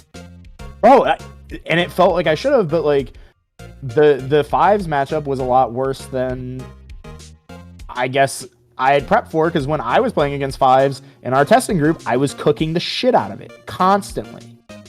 To a point where I dropped my anti-fives cards because I was like, "Oh, this is so freelo. Like this is like actually just freelo. Like it's fine."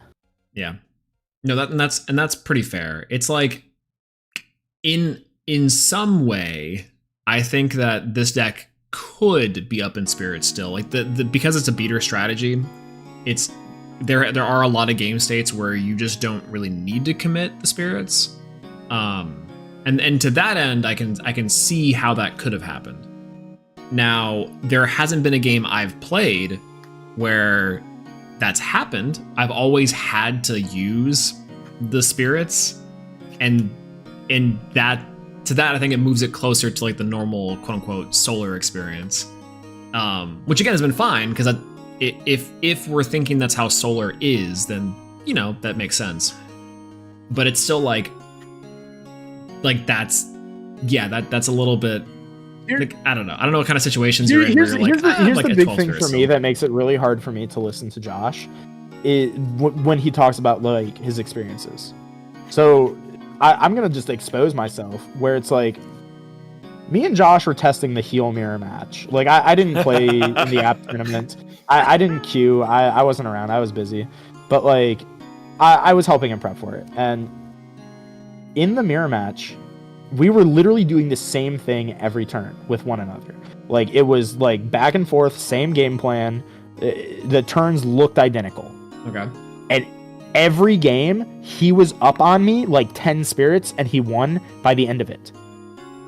That huge of a differential in the heel mirror is insane to me. To where I'm sitting here like now having to reevaluate my whole life is like, what is Josh doing differently that's making these spirit gaps so huge? Yeah. To a point, it's like, are you healing 4 spirits when you're playing Sluggle? Like, what are you doing? like, what is happening? Like, are you putting cards on the board and not paying spirits for them? Because, like, how is the gap this huge? And I think that, like, to some degree, there is, like, an element of the Josh experience versus the everyone else experience, and I think Josh is just him, like that's why I keep like talking about like the Jesse stuff. It's because like I see Jesse do things in Yu-Gi-Oh sometimes, and I'm like, that just should not make sense. That does not work. Like, why are you doing this? And then he goes and he like turbo destroys everyone. It's awesome. I don't get it. Yeah. To be fair, in those heel mirror testing things, I have no idea why I was 10 spirits ahead. I don't either. Like, that's also part of the issue. Like, I don't think you did anything wrong. Like exactly. Like I was like losing my mind. Like, Josh, I had to have misplayed. Where did I throw? Like, this differential is crazy. Yeah. And you're like, I don't know. You did the same thing I did every turn. It's like it's so funny because like happen? It leads me back to like the Josh is just built differently. Like there'll be several games where Josh is like, I'd have to watch it back, but I don't know. Like he's just like the actual instinct play is like, I mean, I have 20 spirits left and I have 4 cards set, 10 in hand. I don't know what you could have done, but somehow I'm winning this. It's like what do you mean? The thing that drives me crazy is the one time, like the first time me and Josh played, I was cooking Josh, and then I got triple eruption. And I was like, oh man, I just, man, that'll never happen again. And every time I play Josh, it's some shit like that, and I'm like, oh my god, like this man is God's chosen Elestral player. Yeah, it's It's just every single time, like he has plot armor, dude, and I don't get it. I wish I had plot armor like that. I surmise, I theorize that it is not. It's like, does he have the mandate of heaven? Absolutely. But I think the other issue is that, like, Josh makes a lot of decisions moment to moment that I think are more impactful typically, or like the risk assessment that Josh is doing turn to turn is kind of the differentiator here. 100%. And I would think, not disagree. I think that's kind of the difference, is that, like, Josh's decisions ultimately are always mattering, and not in the way that they have to matter, but just so that they, like, are usually the most efficient, the tightest fits, the coolest clothes, like that kind of thing. And that's, I think, the kind of the problem.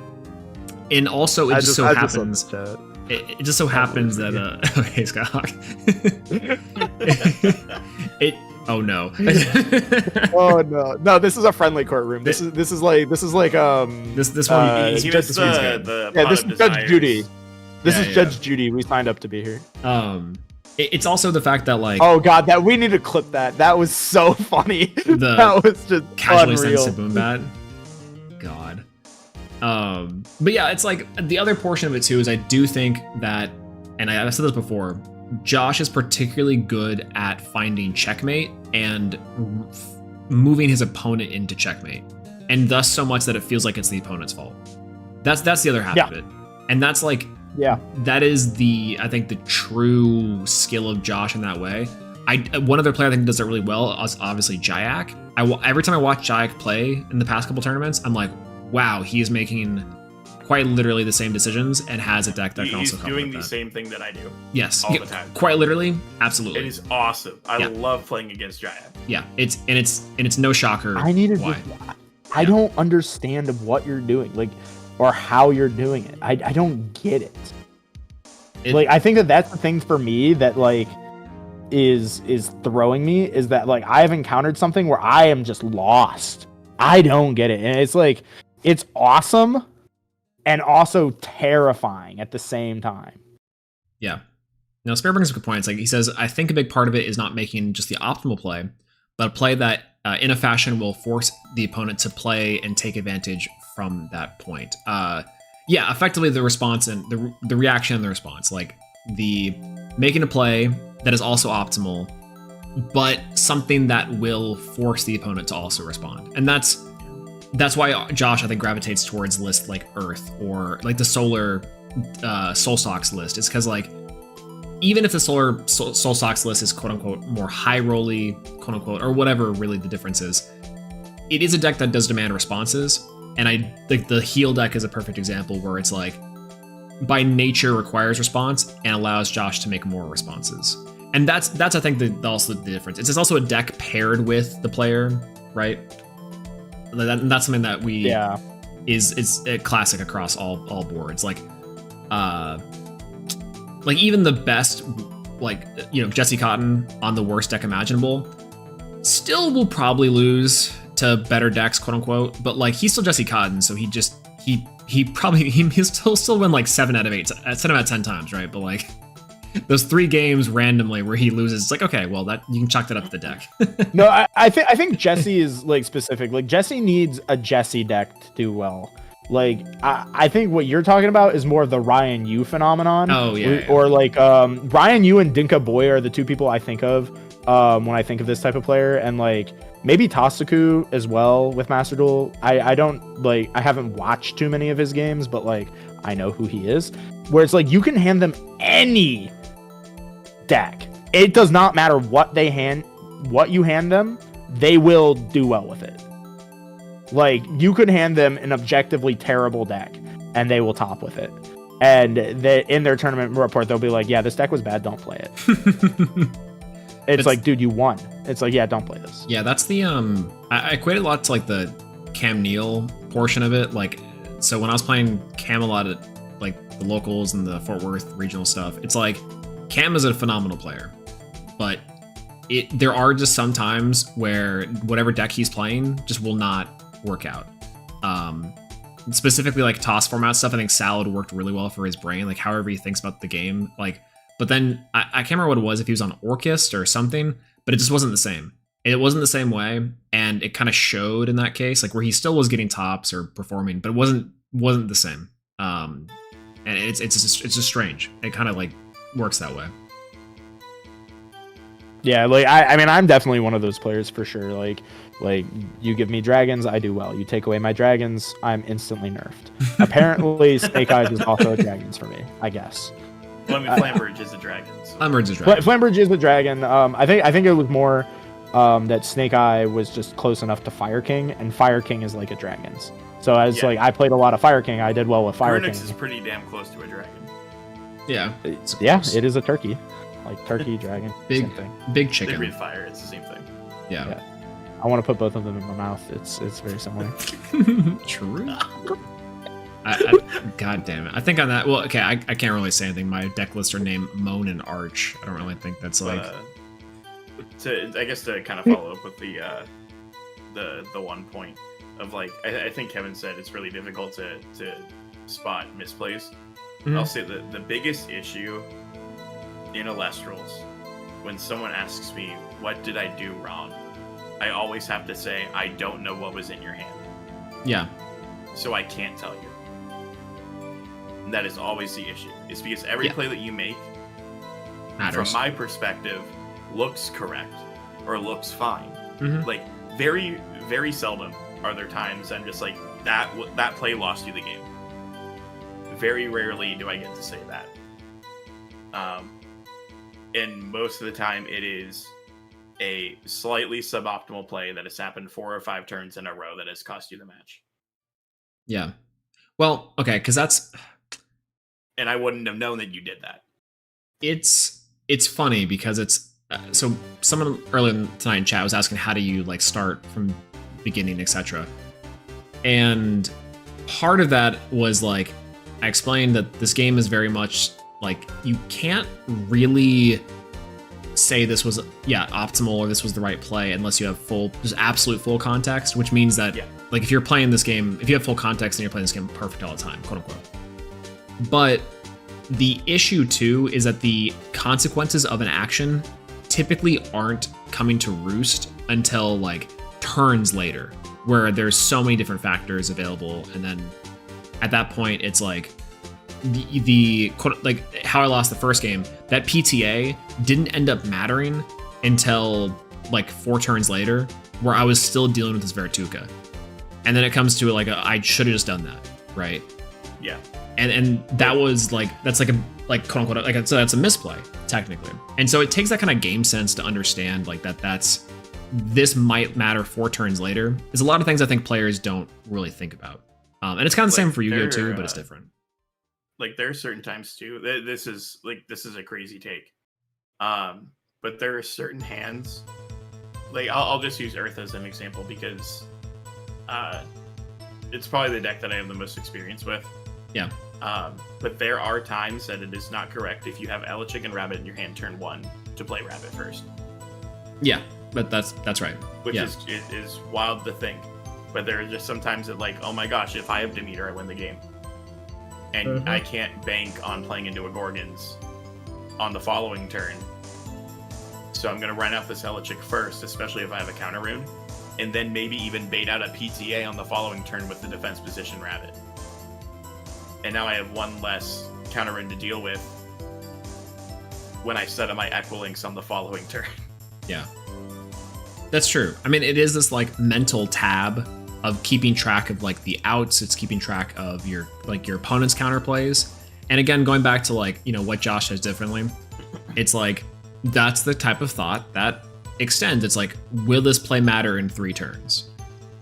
And I think that's the cool part. You always have to play thinking that way. Right. Always. And I even think without knowing like what your top decks are, you have to assume that in 3 turns you're losing the game. Right. And that and again, I think that's partially why like Solar, as like both versions of Solar pretty much, are this like weird little deck, because they have all the tools necessary to crush, like just absolutely blow out every single deck and opponent. but it does take that type of like sequencing and that type of like choice, like, okay, what am I taking here? Why am I taking it? Doesn't matter. That I think a lot of players won't be able to grasp, but the really good players will take really far. And so, like, to Trish's point a couple hours ago, it's like having a long form tournament or more frequent tournaments at a competitive level.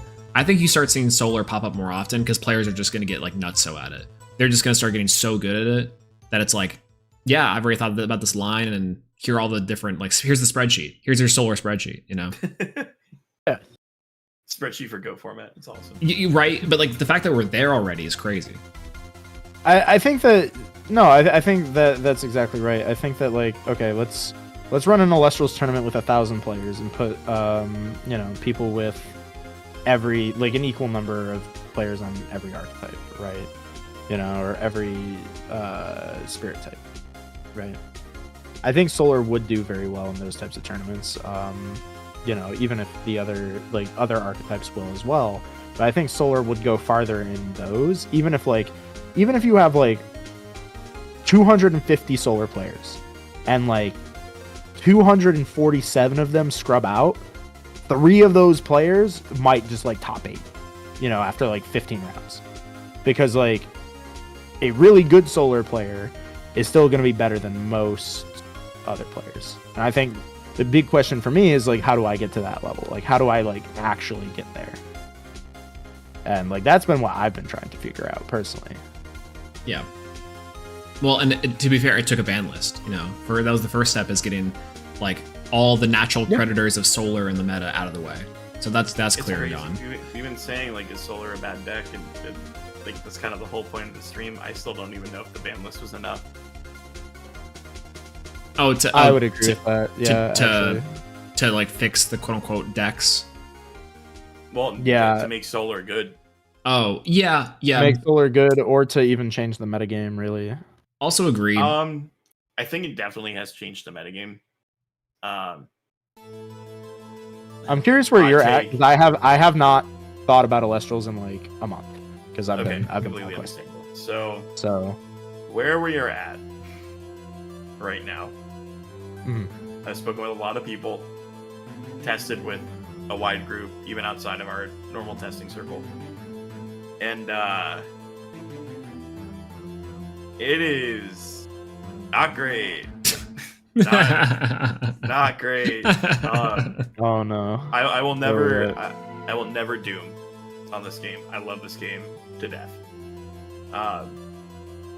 But the lack of removal has caused some problems. Yeah. So, and like, I don't even necessarily want to say problems. It's just like,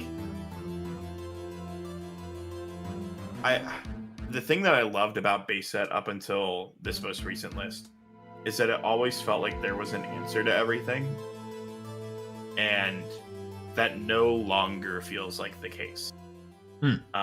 Or there are more counters to the things that out the big things. So, like, if they do happen to have a Dense Fog or a Gorgons, my Boom Bat doesn't do anything. So like, everybody's been saying that, like, Boom Bat is the solution to the format. And I read that as, if you have anything to stop this Boom Bat, I have lost the game instantly on the spot. But to be fair, I think that is more closer aligned with the first couple sets. Like, base set especially. I disagree. I don't know. Like, these quote-unquote 50-50s that we've kind of seen ourselves in, like, that was a lot of base set was, do you have the answer here? Because this play will ultimately, again, either snowball or directly lose me the game. And that's I think that's fair, right? I don't know. Like, the removal meta, I think, was the first instance of, like, you don't need to have these, like, 50-50s or even counter runes to kind of help control the game state. You can just do it on your turn and not face it, like, a lot of consequences. But to your end about, like, what's been uprooted in terms of, like, toxic cards, quote unquote, or like maybe even the 5 strategy is still very alive and well, the villain 5s. That I think is I think that is very true. like the cards we've seen, I think, come up that are problems probably will continue to be problems. Yeah. I think it was you, and I can't remember who I was talking with this about earlier, but I would have been more of a fan of. I like the Lavalith hit, always have been. That hasn't swayed in my mind. The one thing that I think I've gone even further on is I think that resting should have been banned, like just completely banned. Ooh. Instead of being put to 1. I agree and with then that. Actually, Earthquake should be at 3. And the reason that I say that now is that Earthquake being at 3 would only mean that there was 1 more total removal rune available compared to what we have right now. So it would be 3 total instead of just the 2, the 1 copy of Laurels and the 1 copy of Earthquake. Interesting. To match more with the philosophy of what they want with Tartarus. Not Tartarus. Divine Runes being more playable. Earthquake had no say as to whether or not your Divine Rune was playable. It didn't care if there was a Demeanor, it didn't care if there was a Poseidon, it didn't care what you had on the board. Mm-hmm. It was going to remove something from the board. Yeah. And I've always said the Earthquake has always been like the toxic check. Granted, obviously it was used for evil with like 5s and stuff, but I don't want to say like backseat truther, but it's like, oh, this helps my bad rogue deck viable. But this like does make a lot of decks have a chance against big strategies. If I get another message saying, how do I out this Equilinx, I'm going to lose my mind. Because you can't out it if there's a back row. You can't send anything to out the links. It's on out. It's like, imagine if Lavalith was hitting a field every single turn. That is links now. Yeah. Like, better have the Earthquake, I guess. Like, that's fair. I'm of 2 minds with this take, just to be fair, because like I think helps rogue decks. Then I agree. I think you're right in the form that Laurels and Lavalith should be banned strictly because you're like they're right. Lavalith that 1 is fine. I like Lavalith that 1. He's cool. Sure, I mean like because like it's a non-consistent quote unquote boss for fire, but like sure. The other portion of it is that like so because Earthquake is not generic. This is also kind of a weird non-problem with Earthquake. It is generic. It is generic in the way that most decks can probably splash in 2 to 4 Earth Spirits and be fine because you want to because it's such a powerful card. But because we do have a Spirit type in the game that is also subsequently really good and also gets then quote-unquote 2 forms of Spirit removal or 2 more forms of removal, so 3 Earthquake, and doesn't have to dilute its spirit pool, that inherently makes Earth just stronger than almost every other typing that can't compensate for an Earthquake. And that's to be fair, kind of an issue. Design-wise. We didn't hit Earthquake because Earth was good. No, right. I agree. So what I'm saying is that in this theoretical ban is because like it would still make Earthquake good. Yeah. When did removal become too good? Stall. Ooh, heal deck. It's heal deck. No. I think I can jump on this. Okay. I think I can jump on this. I think the issue is that it's Daybreak. Is that we had good removal. That was fine. Is it Cryoblast? I think Cryoblast. It's Cryoblast, but also the fact that we also got Verituka as well. That's another good removal dude. We got Eddie. And Eddie Cryoblast's fault. Eddie is also in there because Eddie is now a dude who is also a removal guy. And then also people have started playing Boombat, and like even though Boombat was in the game, people weren't playing it before. So now you have like a metagame where everyone's playing Edwards, everyone's playing triple Exiled Force, everyone's playing triple Smashing Ground effectively. Everybody's playing 3 of another removal dude. Fissure. Yeah, Fissure, I guess, if that's your Laurels. Resting. I was trying to figure out what resting's equivalent would be, but like you're now hitting the problem where Yu-Gi-Oh also started hitting these cards for the same reasons. Is that there were just too many cards that did the exact same thing. You hit the best ones and leave the like mediocre ones. I think so. So I had at one point suggested. I also advocated for Laurel's ban because I think Laurel's is very strong. Laurel's ban, Earthquake to 1, and Boombat to 1, all on the same list. And just instead don't hit Lavalith at all. Just leave the Lavalith out of it, because Lavalith to me was a fair trade. Because you could just say, okay, I'm down 2 spirits, I'll play a big dude. They can still PTA that, and now you've invested 2 spirits into a Lavalith that like is not acting as like dude removal. So there was a gamble there. But you know, it was a card that was like it did what it needed to do, and it was fine. But the other cards was that there was just too much redundancy.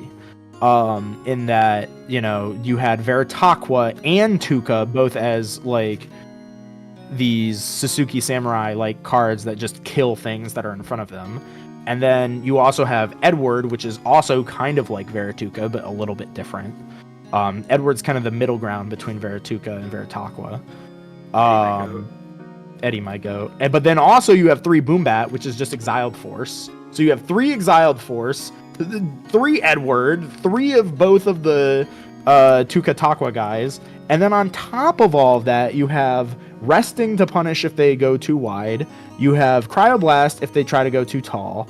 And you have Earthquake if they just blink at you wrong.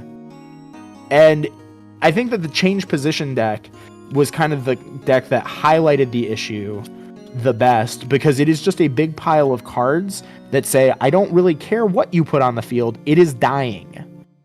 And the problem is that like all of these cards are individually fine, but it's not necessarily fine for you to just put a big pile of them together and call it a deck, if that makes sense.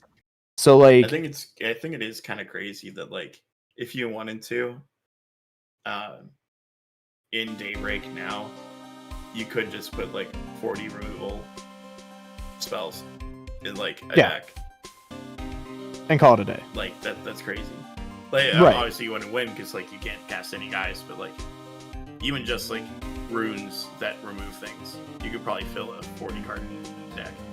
Exactly, and that was like the early Yu-Gi-Oh issue, is like, oh, I can play 3 Dark Hole, 3 Smashing Ground, 3 Fissure, 3 Raigeki, you know, 3 Feather Duster. I can play, you know, my only dude has to be Exiled Force. You know, I can play 3 Exiled Force. I can play this, that, blah, blah, blah. And, you know, they just started hitting all those cards to 1 or banning them. Like, they banned Raigeki, and they put Dark Hole to 1, they put Fissure to 1, they put, you know, Lightning Vortex to 1. Like, all of those cards went to 1. And it was like Exiled Force went to 1. It's like, you're allowed to have those cards. That's fine. But you just can't make your whole deck those cards. So when are we putting Boombat to 1? I think it should have gone to 1 on this list, genuinely. Like, I genuinely think Boombat should have gone to 1 already. And I think it will eventually become a problem. Very terrifying world when Boombat goes to 1. And the I think that it Menace is allowed to run free. See, this is the other problem. That so I think part of the problem is, one, we're fighting on 2 different axes here. Right. And I think that we need no. I think that we need a bigger, more comprehensive list, not of bans, but potentially of limits and stuff like that, where it's like, if you remove all the removal, okay, now the Ascension cards are out of control. Like, if you put a Parageist on the field and you equip it with Fleece, you win the game immediately. Yep. And like, so hitting the removal cards feel bad because that is an option. The problem is that when they designed Pharaohgeist, they expected us to have all of these cards. And I think that something that's to me coming up is that it feels like there's not as much foresight as there could be in like how these metagames would go when they're designing the cards and before they release them. So like, I don't really know what's up with that, but I think that like that's kind of the situation where we find ourselves in, is that these big guys are super overtuned to deal with all the removal that's in the game, but then we finally realized having this much removal in the game was a problem, so we're hitting it, and now we're just left with big dudes that are overtuned, which means that eventually we're going to bump our head against a wall where these dudes are actually meta viable and good, and then it becomes unfun, and then we have to hit the big dudes because these cards were like conceived under different circumstances. And it's like, okay, well, if we imagined a world where like Earthquake was at 1, you know, maybe we don't print Pharaohgeist can't be returned to the hand. Yeah, I think the thing that like does kind of scare. Oh, sorry, go ahead. No, I was saying that makes sense. It's like the problem with it's the what's it called, squirrel format or squirrel meta? Yeah. In Yu-Gi-Oh, where like every card has a direct counter, and the best card is the Watt Squirrel. It's like in Elestrals. Yeah, I love that. I unironically think that base set, like in a vacuum, was designed very similarly. Like looking, when I was opening up the case of base set and sorting bulk and stuff. Base set is amazingly designed. It's with itself. Very well balanced, right? But extremely it has the Yu-Gi-Oh problem where set 2, some things start to show like some small cracks, but nothing crazy, right? It's just when you start to expedite more of the strong elements of the game, like removal, the boss monsters, etc. And it's just power creep. This is just like a power creep 101 thing. It's just like when you start to expedite that process, you're right. That's when things start to go a little off the rails. The problem I think I find with the design space of the with each like coming set is that if you're trying to give decks different tools, like not necessarily like good, bad, etc., just kind of different tools to do different things, you do start to create unintended consequences, and that's something that's really hard to account for. Even if you like Cyclovenom, I'm looking at the cards on like a pile right here, is a card that is different for wind, and it kind of does a different thing for wind if you want it to. But what's the impact of Cyclovenom down the road in like 2 years when you can ascend 2 wind drops like it's candy? You can just do it for free, and that's something I think is like really hard future sight to account for. But we're kind of somewhat there already with introducing the limits and stuff. Is that like now the base set cards that were super well balanced, like Voltempest is scary again, right? But it was being checked by all the removal stuff inside of that, right? So it's like that's to that end, yeah, like that you start to do that kind of math, and it becomes more complicated. I don't know. Yeah, I think the issue that comes with that then too is that what they want the game to be is Towers Turbo. Yeah, I think that there maybe is an element of that, because you look at all of the base set boss monsters, and like every single one of them is a Towers. You have Slifer the Sky Dragon, so your opponent can't play a guy. You have a Towers that burns you until you're dead. You have Majesty is a pseudo Towers technically. Pseudo. Voltempest is Giga Dryden. Yeah. What else is there? Surely there's other stuff. I mean, yeah, even if you go to Frostfall, like Chivalror technically was really difficult to out.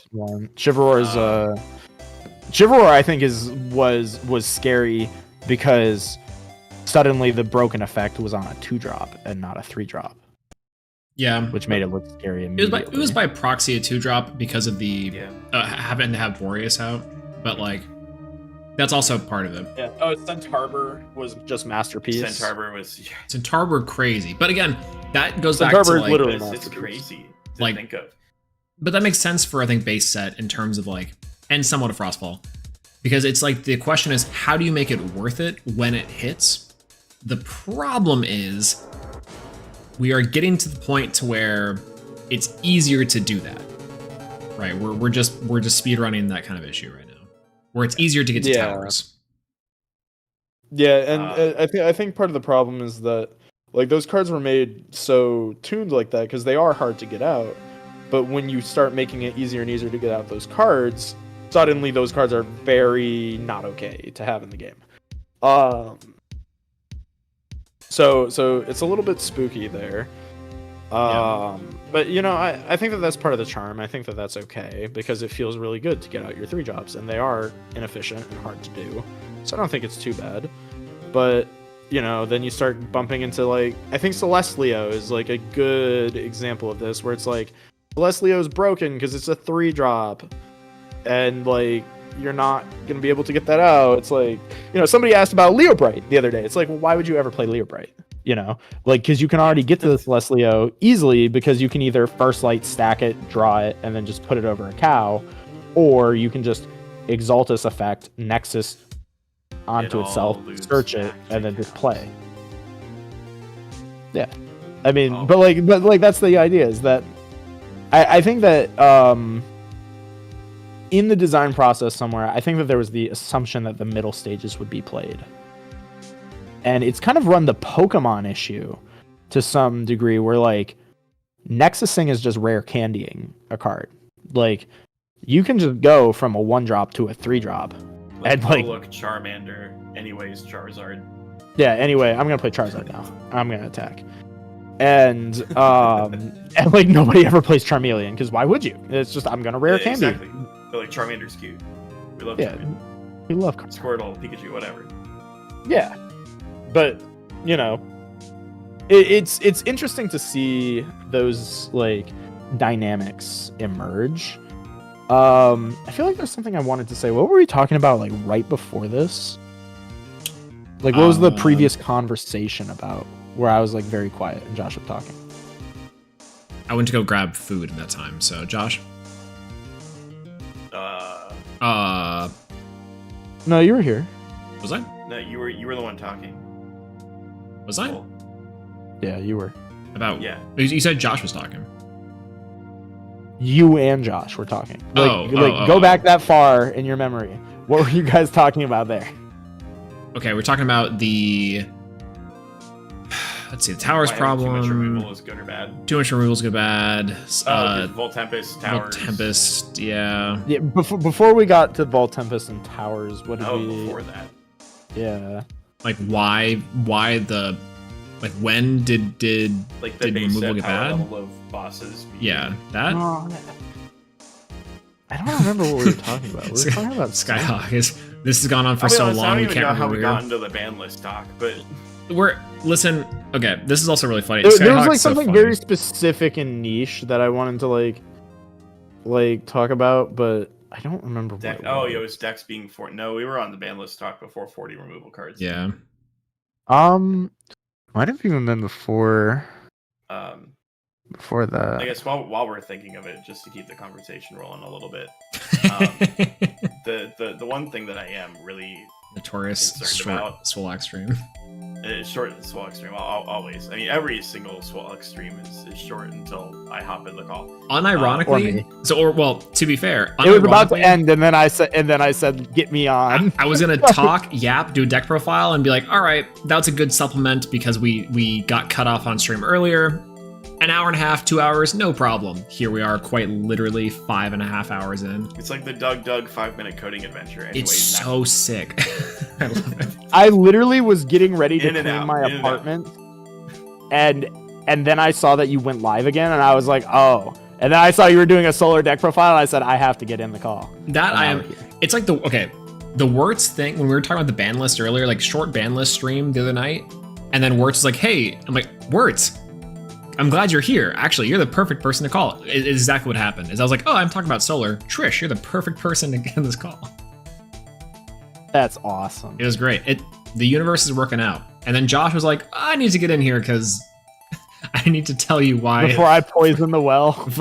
That's also before you poison chat with these hot takes. Oh God, I love poisoning the well with the hot takes. I love that all I did for the first hour was just gaslight. So sick. And that's the part that's insane, because you know that there's going to be someone out there who doesn't make it to this part in the VOD when they watch it back, and they're going to just think that I'm like off my rocker, and that Josh can do no wrong and do no evil, and that Josh is like not trolling every time he talks. But that's the problem, is that I'm always trolling. He's always. I know. Maybe I'm trolling. I know. Like this is what before you hopped on, I was even joking with Swole that it's like I hate talking to Josh because Josh always says like whatever his point is just to further the Josh agenda somehow of like, but Josh, we're just coming back to Earth best deck. And you're like, yeah, I know, because it is best deck. I'm like, Josh, we're not talking about Earth right now. It's like, oh, but this is just bad Earth. It's the same thing. Kevin says the thing with Josh is that it's like if it doesn't beat Earth, then it's just bad. I hate you specifically because I know that at some point in my life I was like this with Dragon Link.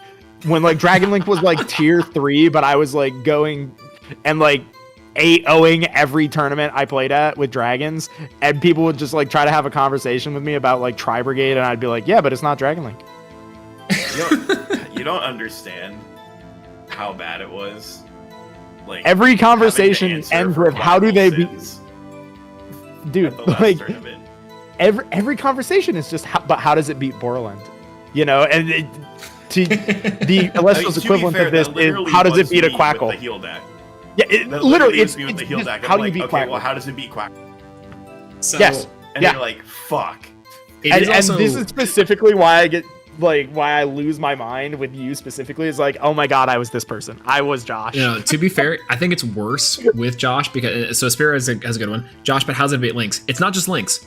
Josh will bring up like 2 and 3 card combos that, to be fair, they happen. They always happen. That's that fucking always. When crazy. Josh is the pilot. And then when Josh is the pilot. No, it's like how does it beat other decks playing like that thing, and then you're like, oh, that won't happen, and then you walk into a tournament, and that 2 to 3 card combo happens, and you're just like, fuck, I should have listened to Josh. It's crazy. Like, I don't understand it. You It's so what, funny. Like, you that should happen. Actually, like, I told you. I think the GOAT format analogy is actually like perfect for Elestrals, because this reminds me of like the Kenny Perovic theory, like for GOAT, where you would see Kenny Perovic go to these like GOAT tournaments and 40-0 with what used to be considered standard GOAT control, because it was Perovic GOAT. Perovic GOAT was like standard GOAT, and he would show up and go like 45-0 at these tournaments, and like everyone's just like, oh well, it's tier 0, it's the best deck. And now we've reinvented GOAT in the modern era without Kenny Perovic in the format because he is like long retired, and we have divulged back to the format that GOAT format was before he entered the meta, which is hilarious. You know what's funny too, because I think I saw someone that was some similar. people can just get it on a different level and It's warp like, everything. So one of the like deep dive interactions I had with GOAT format was playing XYZ in GOAT, and because it has like weird. Hell yes. It's so sick. Union Turbo. Right, and because I can't remember exactly what deck this like build was. It wasn't specifically the Union Turbo side, but it had like specifically good matchups and counters into like common GOAT staples, with the added benefit that you could just randomly drop like your fusions if you wanted to. But the thing is that like, these deck profiles and these like videos and discussion forums all kept on being like, yeah, no, actually XYZs were crazy, and I had like 2 people run it and they just like cleaned house. But then they were the only people that were able to do that over and over again. And so it's like affected like this big gaslight, like, oh yeah, no, this is the best deck in the room when this person's on it. The problem is with Josh, every deck he touches is gold. This man brings like bears, and he's like, I don't understand, bears is crazy. And meanwhile, and like the thing is too, like you can't even say that there's like any allegations there either, because it was on the app. It was the app. I top forward. No, that's the crazy part. Like I love to joke that you're like that you like to stack, because it's like you still win the app tournaments. The same shit happens. Yeah. And like, 5-0 and it's so funny when you tell me it's like, oh, I bricked in the finals. Like I drew the same hand twice. I drew unplayable, because if somebody tells you that, like in an IRL event, someone will inevitably write it off as they got stacked, right? Like, but when that happens online, it's just like, oh, God does not like you.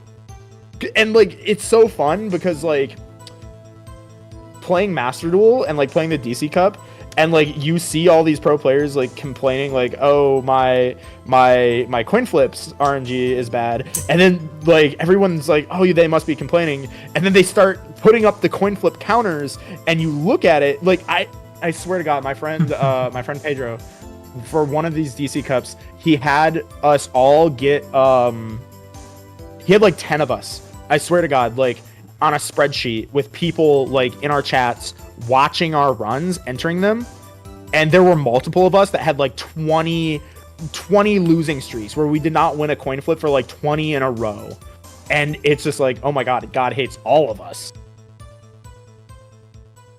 Honestly, I miss my bring terrible deck to tournament, see how far I can get arc. You should do it again. I miss that. You should make that content, frankly. Like, you should enter the casual tournaments, like, and just enter with the worst decks humanly imaginable. Yes. Like, that happened. We need a separate channel for, like, the war crime list with the Exaltair, Necruff, Eruption, just every card that said burn. Which, like, oh God. We got top 4, lost to Kevin. I think I bubbled that one. Yeah, I think it was like one game. This is what I'm bringing up with like the small sample size stuff, where it's like, I think that if you hit a certain skill level in this game, you really can right now just bring literally anything, because there are not enough people that are at that skill level to counter you. It's law of averages kind of thing, where it's like you might just high roll and get a sweet tournament run where you're playing nothing but like water grass, right? Like that's right. You might, and I think that is true. And the fact that you're only going 6 rounds, like at the highest, 5 rounds at like an average, it's like it is the reason why we were able to bring Thunder Bears and do well. And you can go like X2 and still cut. Yeah, you could go X2 and still get top 8 and go nuts, right? Like I think it's really interesting because a deck just needs to be good enough to maybe get to that point, and that's also kind of an issue, right? Like as Cox says, like there's definitely a wide skill gap slowly starting to close, though. It's starting to close for sure. Like you are seeing players that you would, assume to top, and that is happening. But I think though there needs to be more tournaments, I think, for that. Like a skill gap that was closing, you would see different people in Top Cut, right? And you're not. So like you see the odds. What I mean. Like it seems to be mostly the same. Mostly the same people in top 4. Yes, I think we're seeing different people top 8. I think we're seeing the same people top 4 and higher, right? And that's I think what I mean by the skill gap portion is that we're kind of not back to where we were before, where random people were just like who's history, right? But like we're out of the Wild West, but I think we are seeing like a couple 2 to 3 people top 8 that we just never heard of, and then after that portion we are getting to like Jayak, Josh, Kevin on a good day.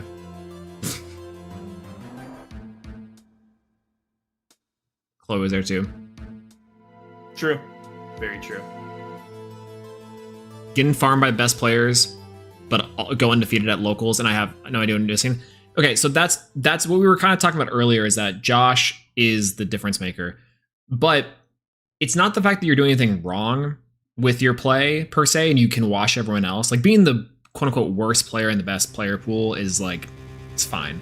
However, it really is just about, like, a lot of situational awareness, and that it's like... that just comes with playing. It's really sad to say, but it just literally comes from being comfortable and playing with the deck. And hopping around decks is also an issue with that. You need to stick with the deck for so long that you just know everything. Oh, I have a very different opinion on that. You have a very different experience with every single deck that you play, because again, every single deck that you play is gold. That is true. That is absolutely true. Okay, I understand that that's true. However,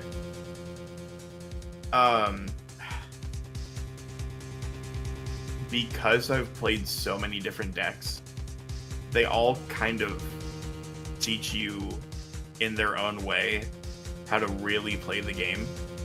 So like focusing too far in on one specific strategy, I don't think teaches you enough.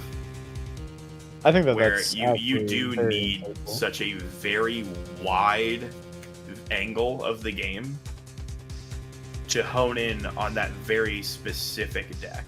I disagree only in the way that I think I can, which is that like for you and how you view and like take experience from the game, I think that's very true, right? I think a player like you and a similar player Solar like you makes would. me better at Earth. Well, yeah, no, great, because again, it's how to put this.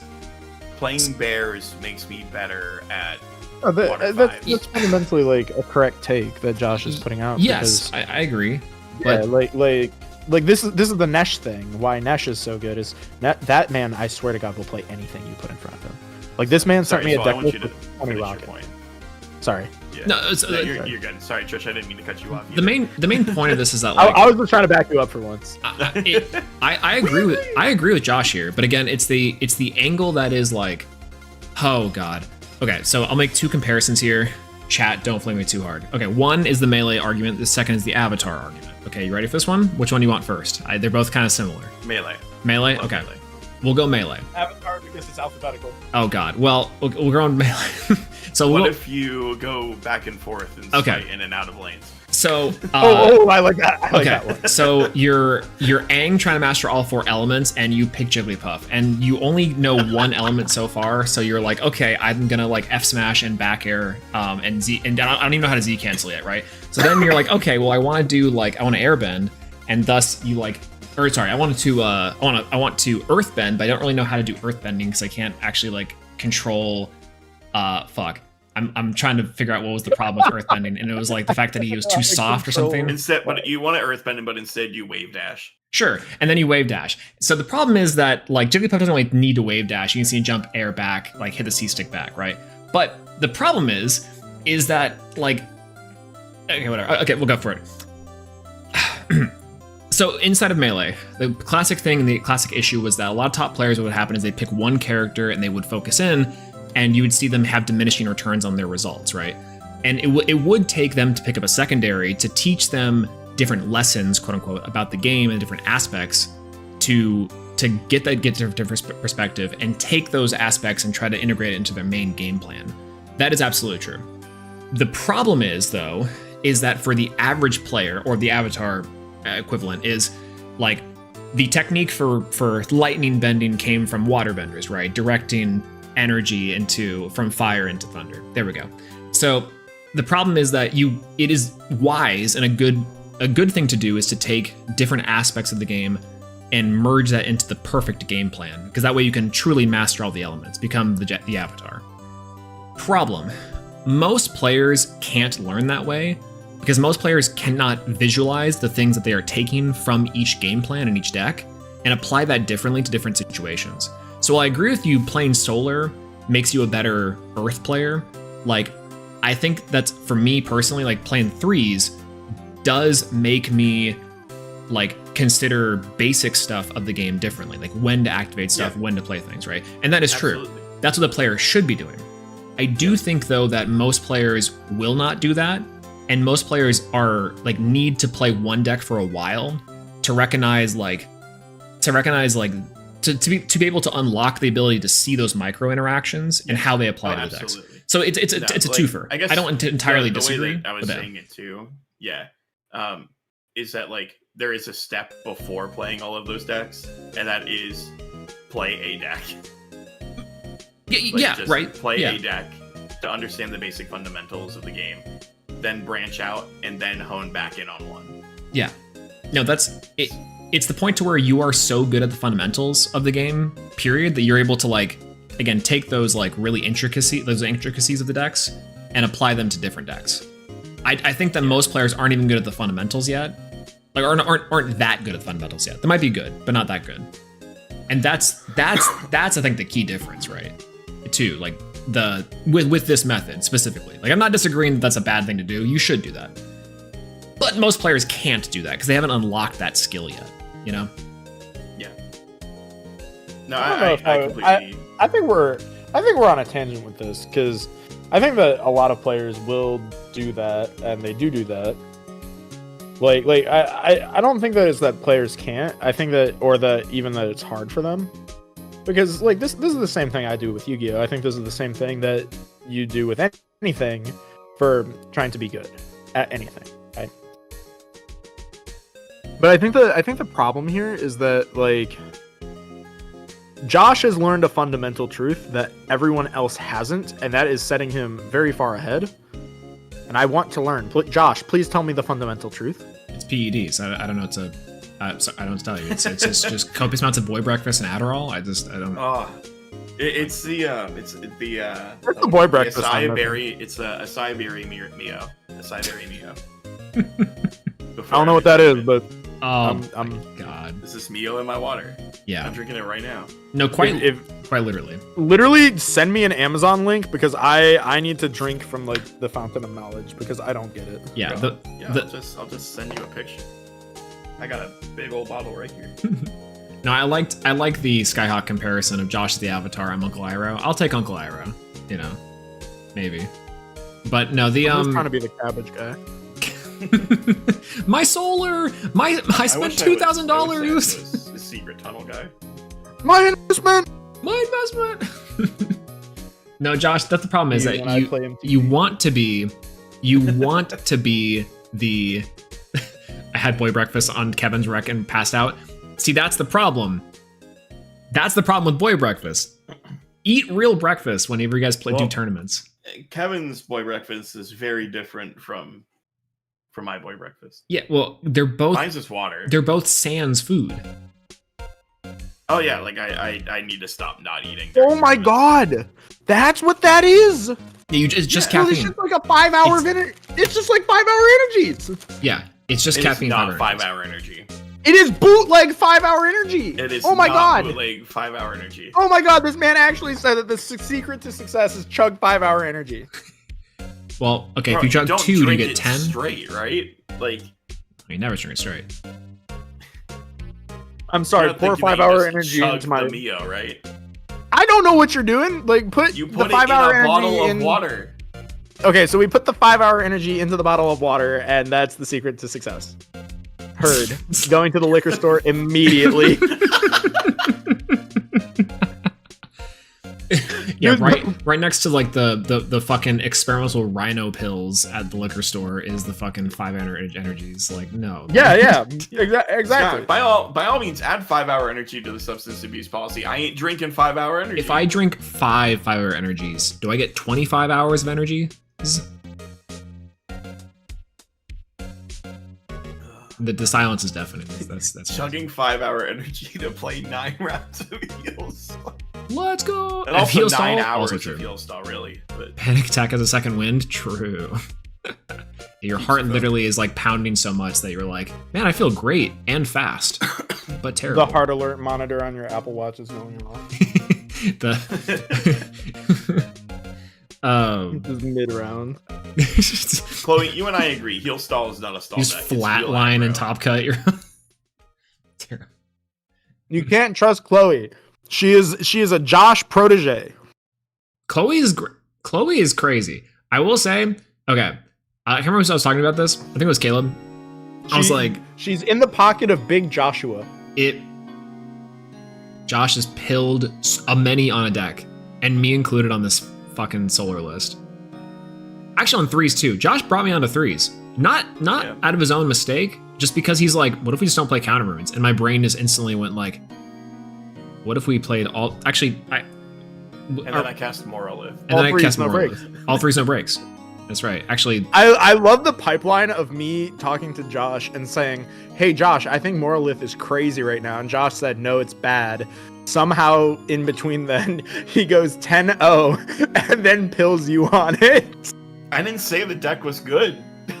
Oh, this one? Yeah. Okay. Yeah, I just said it's scary. It's I not even my list. was pilled on it, and then I started playing it with No, Thunder. that one's your list. Mine's a little bit different. See, I was playing the Thunder cards too, Josh. Fuck you. I was playing rabbits and amp ups with like five Thunder, and there might have been a Zeus in it. I don't remember. No, I think that's the bad version of the list.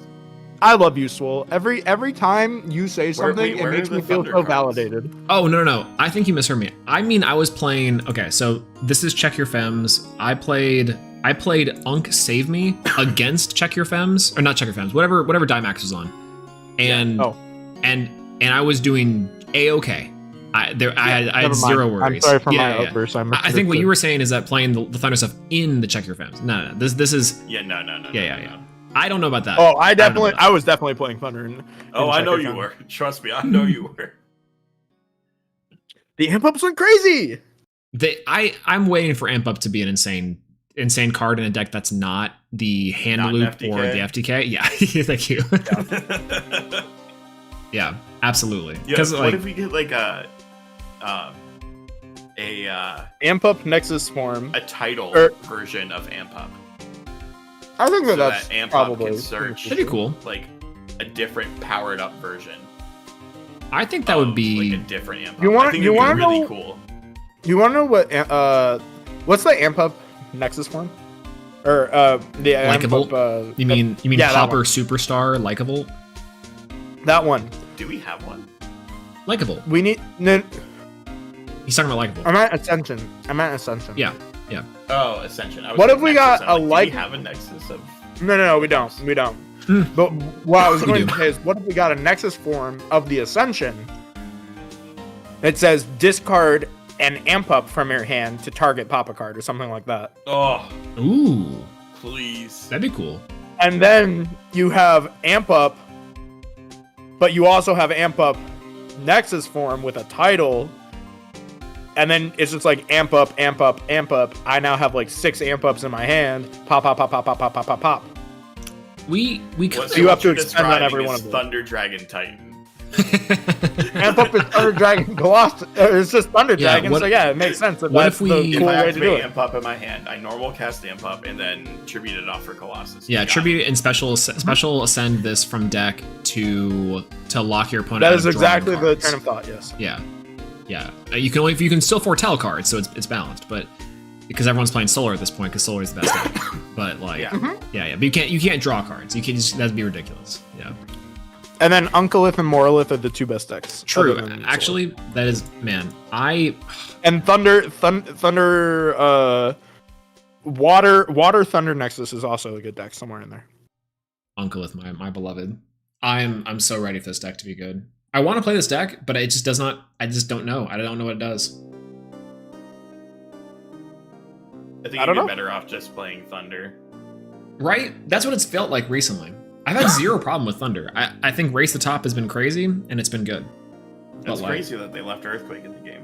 Be a shame if there's another deck that also gets to play that. You're You playing. want to know what deck doesn't care about God. Race to the Top? Because it has a bunch of dudes with big asses? What's up? Solar. True. Actually, okay. Solar does pair well against Race the Top, and also pairs well against Cryoblast. I will say that. That is true. Especially, and unfortunately, more so than the Nexus version, Steak and Eggs, the cow version. Because, like, what are you going to do against a 4 and a 7? It does So beat true. the best card in the deck, though, Neblio, but, you know, whatever. I have a question. This is related to the amp up question. Yeah. Do you think we could get an amp up spell, kind of like how Jataya had a Ambrosia spell, and we can get like amped up kicks, and it just pops every card your opponent controls? But you have to discard like 2 amp up to do it. That'd be kind of. Ooh, wait, supercharge. You discard. Discard 2 amp up and then pop all cards, or like pop X cards. Yeah, for each amp up you discard. I Target. remember what I wanted to talk about. Hold on, I'm gonna go use the bathroom. Then I'm gonna take us on another derail. Okay. All right, good night, Chloe. Good night. Until 5 a.m. Yeah, we're gonna keep I'm going. saying I can do like one more derail, and then I gotta go to bed / do some things. I got stuff I gotta Yet. send people. what that is. Yeah, weird. Got 3 of them. Someone's going on vacation, and then someone's doing the regular uploads. Yeah. No, my. How does this happen? Swolax patented short stream? 5-minute coding adventure, in and out. In and out. 6 hours. In and out, no problem. 5 minutes. Easy peasy. In and out. In and out. The Trish will easily go for 3 more. That's the crazy part. He will. Yeah. I'm telling you, when Clash comes out, I will be streaming like 8 hours a day. Minimum. Yep. Like, I will just be clashing. Yeah, that'll be the first Swolax 24-hour stream. Unfortunately, I've never done a 24-hour stream before. But I can't wait till we get like the DC Cup in Elestrals. How fast can I complete the battle pass? 1 hour. Oh my gosh. Start calling them long streams, they'll end in 30. True. Actually, that is absolutely true. That is 10 billion percent Sorry, true. something came up. Gotta go. Yep. It's like, oh, god dang. 30 minutes? Yeah, sure. I'll be here forever, guys. We have a whole Swolax lecture to cover. And meanwhile, I'm just like, I guess it wasn't that deep. And no one wants to yap. All right. Goodbye, guys. Oh my gosh. That's the problem. Holy. What's going on, Claremont? Hello. Literally just hopped in and was thinking of this VOD because I saw that this started hours ago. You and me both. You and me both.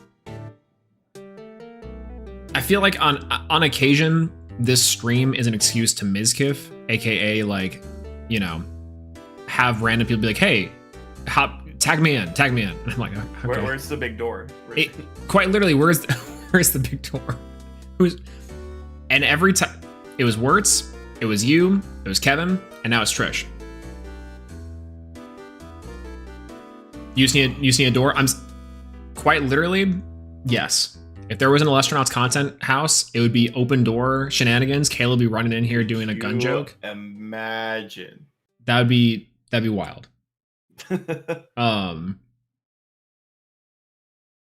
Man. But no, yes. The patented swole hour 6-hour stream. I even sobered up for my wine. That's the problem. This was half a bottle. I was going to continue this conversation. Half a bottle of wine. This really is bottle night.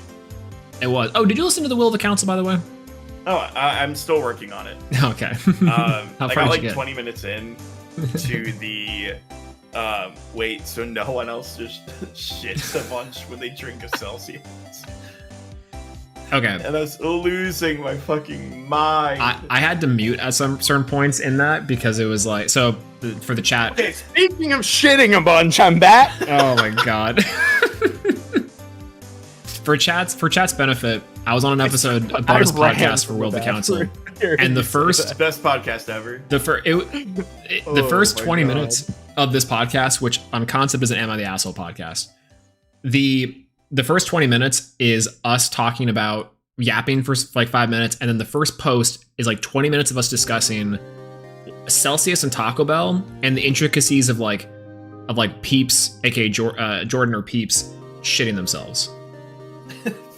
That's awesome. And it's it was incredible. People don't normally just have this issue. And it's so funny and some spoilers, but again, go listen to the podcast because one is that he sits there and he's like, I have the solution.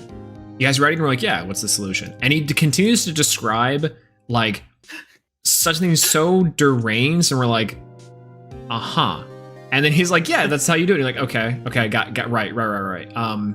Sure. And we just riff on that for like 20 minutes, and then we're like, wait, we need to tie this back to the post. And it doesn't end up happening. We never do it. But it's great. That's your first little spoiler point. Is go listen to this if you're into it. Really insightful podcast. We get really deep, you know. Yeah. I remembered the thing that I wanted to talk about that I think that I was thinking of the last time we were yapping. Yeah. And I asked this question, which was I don't remember where in the conversation we were, but anyway, the point is that the metagame or I think it had something to do with card designs and towers. Yeah, because we're talking about towers turbo. Yeah. Part of it is that I don't know if this was like a card design expected this to happen, because like they could have just made it happen. But I think as a player, I would have expected this to happen. We get like 2 counter runes a set, or like 2 generic runes a set, if that, and like most of the set is just dudes. Like base set had a bunch of like runes because it introduced all of them to the game. Yeah. But then like Frostfall, we got maybe Race to the Top. It makes me wonder if like, so they do the first 4 sets that were like in the initial how I put it, like the initial first year of Elestrals, right? Mm-hmm. Sets 2, 3, and 4 have much less cards. Well, not 4, but like set 2 and 3 have like a lot less cards in them than set 1. 4 could be massive, for all we know. But if a set 4 takes the same trend that 2 and 3 do, it's going to be a smaller set than base was. Probably. So it makes me wonder if like they start the second year in like set 5 with like another huge set that has like a bunch of new staples. I could see that happening. That like, would be we're done with the themes. Like Frost will introduce Frost. We have Daybreak that introduced Solar, and now we're getting like the Lunar set. Like set 5 will, I would think, be a whole new like set of fresh air where they could introduce a bunch of new generics or like a bunch of new stuff for every different color. Or even mechanics, you know, like mechanics too. Yeah, like they could go the Hearthstone route, and every set, like major set, is like a new keyword. Actually, I want to look some. But yeah, no, like I think but I think the issue, even if that is what they're doing, is I think the problem is that these even the smaller sets, they are introducing a lot of new staples, like Eddie, for example, new staple. Yeah. Like the problem is that most of these cards are dudes, and this is where I think part of how we got to the 5 problem is that when all of the solutions are dudes, and you're gonna play dudes. You're gonna play dudes, but if all the dudes lose to bigger dudes, you're just gonna play the big dudes. So you gotta play cards that aren't dudes, which means you have to print cards that aren't dudes. And like Frostball, I think, was a pretty big offender of this, where like instead of printing new spells, we got the only one we got was Poison Nectar, right? Yeah, like the only like generic card. Yeah. We got reprints of all of the all the stadiums, and all of the like new runes that we got for every color required their stadium to be on the field. Or sorry, I guess like we got Divine Blessing and Chains of Prometheus, but like this was proved to not be phenomenal cards. Right. Like and we did get new runes in this set as well, but similarly they've all kind of proven to not be very good. Like it's not that we're getting no runes, even though we're getting, I think it's 2 issues. We're not getting an equal balance of dudes to runes, but also the runes that we are getting aren't insanely impactful. Like it'd be one thing if every rune that came out was like meta defining by itself, and like we got 5 of them. But like if you get 5 runes and like one is playable, like Cryoblast, and like I feel like maybe place too though. It's like playable, but it's not like a staple. You know what I mean? Like these aren't like don't poke the bear.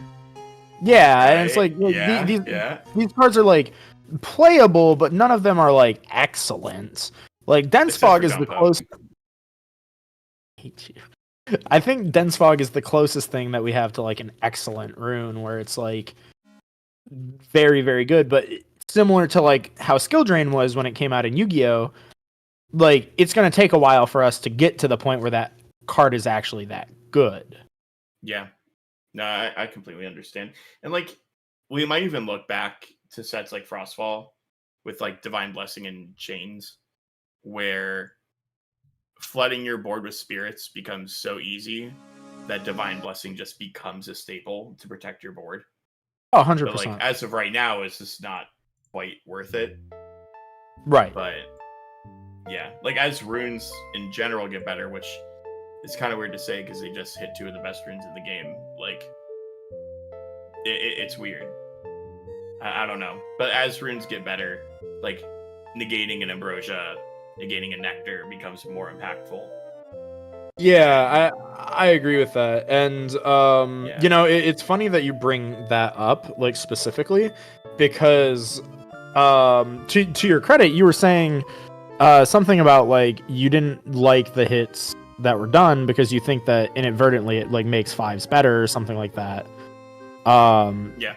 And I think that, you know, I see where your head is at with that because I kind of get it. It's like, you know, It just you hit the rune. It adapts. It doesn't change.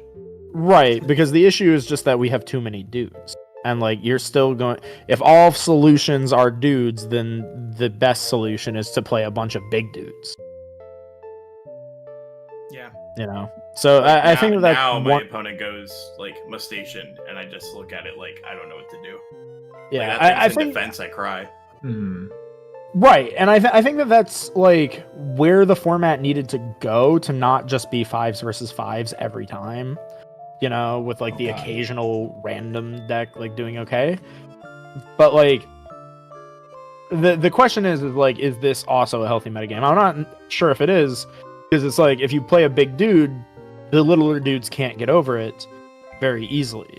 But so like we kind of created a different problem. But I really hope that they don't try to solve this format as quickly as they did the last one, because Agreed. I think we could have given the last format another month or so to breathe. But I think the problem with that is that because tournaments happen so infrequently, and those tournaments also aren't very big, we're only getting like 1 or 2 tournaments before a ban list, which is not a healthy place to be at. I think that was my other like number one concern. I know I didn't know if you had the chance to watch The Caster's Corner podcast. I watched like the first 25 minutes. Okay. Yeah. Where you guys think talk I about filled in Celsius for and Taco Bell. your role very well. That's awesome. But, I didn't get to that part yet. Yeah, don't worry. I think I did a good job. Don't worry. I'm so ready. Okay, I'm going back and watching the rest of it. Right But one of the big things that I cover in that is that I wish that they had even just given 1 more tournament worth of data before making the hit, because with heal just being like this up and coming thing, I don't necessarily think that heal is good for the game. I want to make that very clear. Quackle is a menace, but my issue with it becomes that heal was a solution to 5s, which like the 5s menace, great. And instead of letting people figure out the ways to beat heal, they just like cut it off at its inception, right? They didn't allow the metagame to develop to find the solution for heal, because there are a lot of ways to beat heal. There are. Well, I think what's interesting in you saying that though is that they didn't. People were already adapting heal to with Divine Blessing to deal right, with right. too. I thought the Divine Blessing was interesting, and that was something I was excited to mess around with. I don't know if I would have been excited to do that for more than 1 tournament though.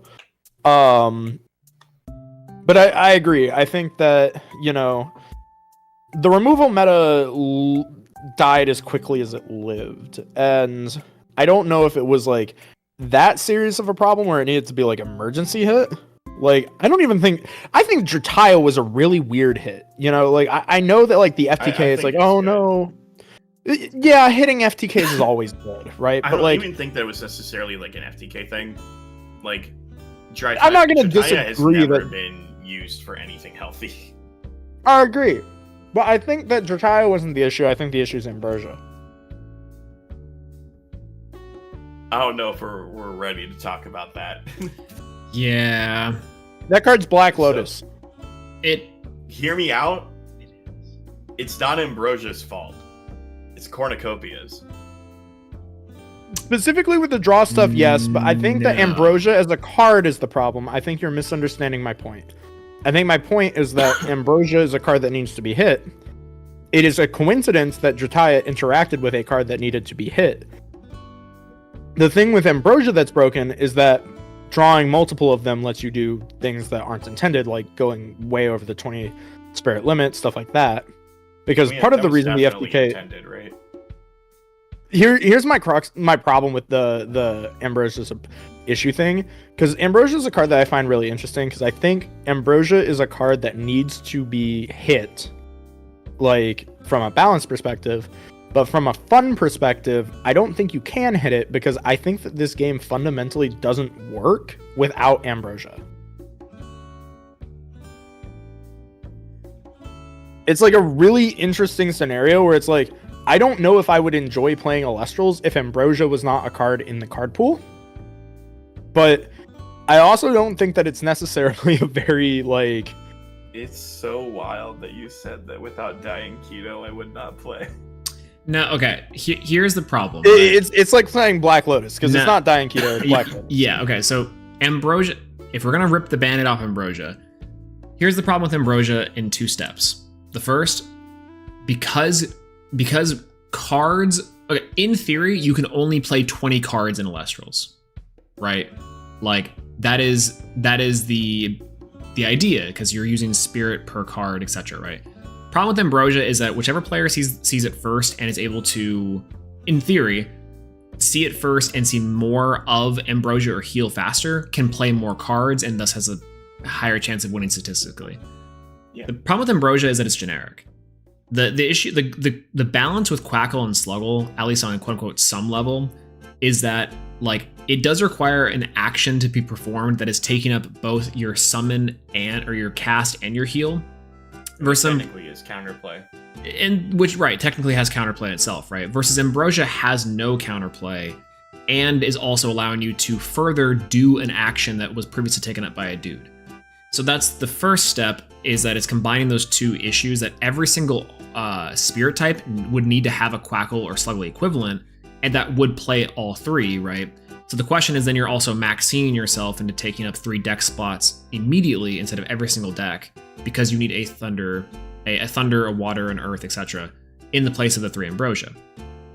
So this is where the conflict comes in, is that Ambrosia is a really cool card because it allows for like a generic heal that gets you back into the game, which is fine right now. Or actually, it might be fine later in the future. I don't think it's actually good right now. I think in the future, the spirit management will be so good that Ambrosia might not matter as much. Or maybe it will, I don't know. But like, right now, Ambrosia, if a player sees 2 Ambrosia, in theory, they're winning that game, right? Like on first glance, and like 9 times out of 10, I think they're winning that game, right? And I think that's just true. I don't necessarily agree. I think that there's more nuance to it than that, but on some level, yeah, I think that's true. Like, I don't think this card is necessarily max C, but it is the difference maker in most games that are in theory equal otherwise. I want to jump on a point. Like, I know Josh, I know you want to say something, but I want to jump on a point that Swole made that is part of this. Is it's clear that they want every color, every spirit type to have a healer, right? Like everything should have everything, was like at least the original design philosophy, right?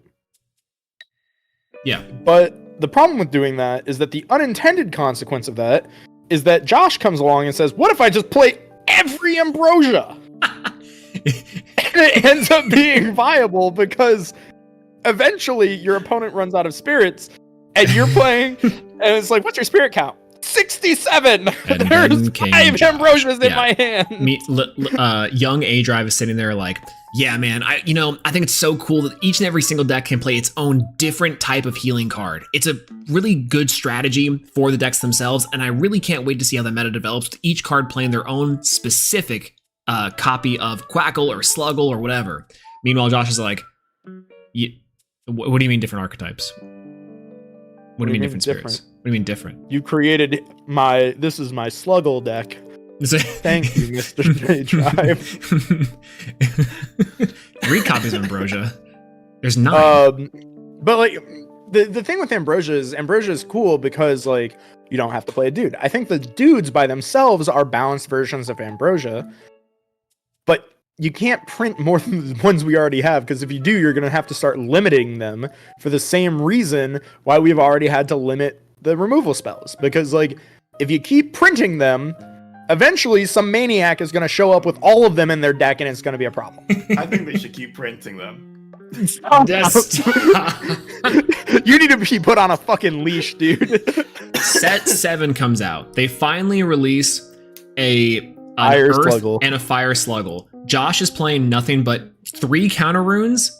It's a counter rune we haven't seen, but it's Lightning Storm. You can pick one of the 3 to do: Gorgons, Tip, or Shield. And then all the healers in the game, and that's it. That's the entire deck. And he wins it's 7 back awesome. Crazy It's that diabolical. They cannot print a fire healer now. No, you cannot. Like, they Absolutely. can't. Absolutely. Because Earth Fire would be one of the best decks. Yeah, you could play. I this guarantee you, Eruption stuff, set 4 is going to have a fire healer. How much you want to bet? I'll put 5 on it right now. Ooh.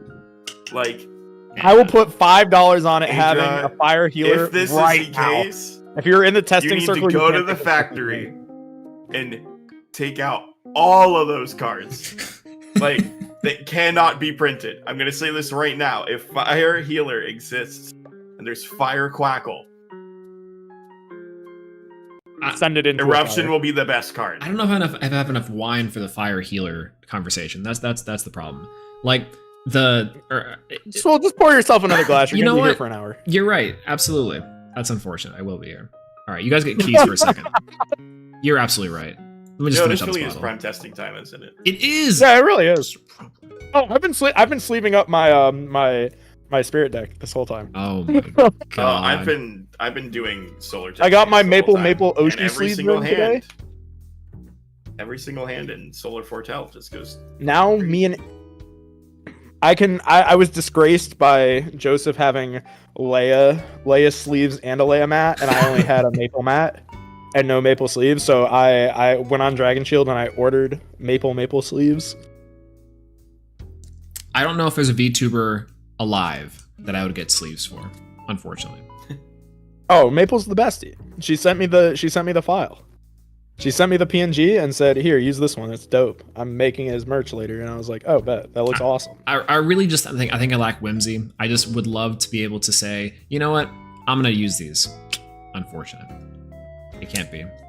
I only have 2 decks sleeved up right now, and it's Steak and Eggs, the solar list, and then Thunder with Unk. That's what we've come to, by the way, with this format. I just want to let people know that. And it's good. So, well, Both have decks you are good. realized that you have been pilled on 2 Trish decks? Yeah, absolutely. Yes. You really need to stop listening to this. No, guy. but the problem is Trish is this is the issue. It's the 2 Gorgons thing, right? Okay, so chat, if you are Oh, unaware, I was cooking with that one. and not only were you cooking, you were correct. So No. yes, okay. Inside No. of Frostfall and base set, like Trish was like sitting there like, why are we playing Gorgons? This card's expensive. It's not really doing a whole lot. We should just cut it. And I'm like, I don't even know if you need to cut it. You need to play it. I can't. And then he's like, okay, we Oh can go to my like 2, right? And I'm like, God. yeah, 2, maybe, I don't know. And then we started playing 2, and it's like, this feels great. And then immediately, like a little while later, Daybreak gets revealed and everything gets fucked. So you have to play 3 because of solar stuff, and it's like, It was literally the same week. It Yeah. was like within Yeah. 48 hours of the Daybreak reveal, we were like, "Damn, Gorgon's case is kind of bad. We should take this out." Like they're wild. psychopaths. The only I card that have this card hits is never Echo Link. thought that. Every single time I see Gorgons in my opening hand, I'm just like, I want. No, okay, well, here's Josh, you want to hear something? You want to hear something nuts? It's because like you go into the 5s meta, right? We go into the 5s meta early Daybreak, and guess what cards are bad? Counter runes, because they're expensive. I even put Gorgons on that list. Like the fact that Gorgons is the best counter rune because it just does more things than the other things, and the burn, quote unquote, is like worth it. That's fine. But you could go 2. You could cut it all, and you know what? You'd be burning yourself less for 5s. So it still holds. The theory still holds. It literally doesn't. It does. It literally doesn't. The, It's the, crazy. the 3s deck doesn't play any counter runes. I think all I have learned from this is I am always right, and it is just a matter of time before I am vindicated. The second June ended, they said the gays were bad. Got the gays on my side. No, that is partially true. Wait a minute, hold. The fundamental truth is I am always right. It will just be a while before it is true. Well, okay, actually, you were also correct on the fucking Skittles bullshit in a different way. Like you were right in the way that people were playing like necessary evil cards just because they could, but missed the mark on Cryoblast. It wasn't the fact they were skittling in like Earthquake, Lava, they were doing that, and then the counter runes, which they also were doing that. But it was no shield and 3 Cryoblast instead. That was that was it. Cryoblast, We've been skittling forever. Yeah, and guess what? Skittles math accounted for Cryoblast because you had put flex a name spirit. to it. We've been doing. Yeah, I just named it. That's Yes. all I did was name it. Just Like I I named it doesn't mean that he's No, the one no, that but came that's the up crazy with part is that quite literally the next tournament, what decks are performing and winning, but just doing that, right? Like even early Daybreak, just every like, deck every fit deck played this math. thing. It was awesome. Because Skittles math was that every deck begins with 2 Earth, 2 Water, 2 Thunder, and when Lavalith was legal, 2 Fire. And then you had 12 flexible spirits. And those 12 flexible spirits could be anything. Usually they were just whatever color you're playing. But if I'm playing Water, it becomes like 14 flexible spirits. So it covered for the Cryoblasts. So every Cryoblast list was following Skittles. Because every deck that was running Cryoblast was also running one of the 4 Skittles colors as their main color. Yeah. Quite literally. And again, yes, you're right. We were running all the generic tools before, and before there was a cutesy name for it. But the thing is that I distinctly remember this when we were building decks for Daybreak and testing against stuff for Daybreak. It was like, yeah, surely we're building this correctly, right?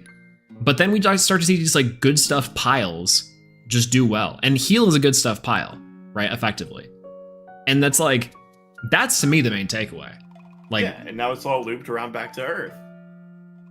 Is it? Like Earth is just good stuff pile, but with the benefit of having like a nice sheen over it. Earth is a really big green Skittle. It's a really big green Skittle. Yeah, exactly. Back when they switched green back to green apple. Oops, Instead of all Earth. Yeah, like not Air Jordans. It's Jesus Christbore. Like sans Christbore here, but like this is just good stuff turbo. In a deck that can conveniently used to be able to play 3 Earthquake. It's so good. It's peak. I'm so ready for Earth to be back. Please make Flower For Dinosaur everybody good. to be upset that they can't. Like what card? What card are we making good? Sakurasaur. Do you know what's crazy about Sakurasaur / Clovey? We were theorizing Sakurasaur for Crystore earlier. It's beautiful. Remember Circle the Clovey? Yes, good. The deck that I like pilled PK on by accident. Yeah, I remember. I love it because he's still on it. The Trish theory has like it's like I remember that is PTA was great. I remember misusing that Earthquake. Yeah. God, the Kool-Aid that I pour is so fucking potent. That should not have gone undefeated. Okay. I mentioned that shit in passing, and he's still putting Clovey in it. This is exactly why I couldn't have you guys on the same team, though, is because you guys reach the same conclusions at different rates. And the fact that those rates could sync up at a time is exactly why we could not have you, Trish, and Josh Bean Soldier TV on the same team for Elestriad Season 2. This all goes back to that. Could you imagine, though? No. I I'm don't so want to. glad that I was not on the same team with Josh because I would have lost my mind. I would have lost it, dude. I would have just like come to the conclusion, shit game, bad game, no make sense, me angry. Yeah, and then you would go into every match and then you go undefeated. No, I guarantee you if I was on your team and I just played your decks without like thinking, I would have gone like 3-4. I promise you. Nah. I promise you. If you play The yapping with Soul until like 4 a.m. every night, it enlightened me. It opened my eyes. He gave me yet to recover.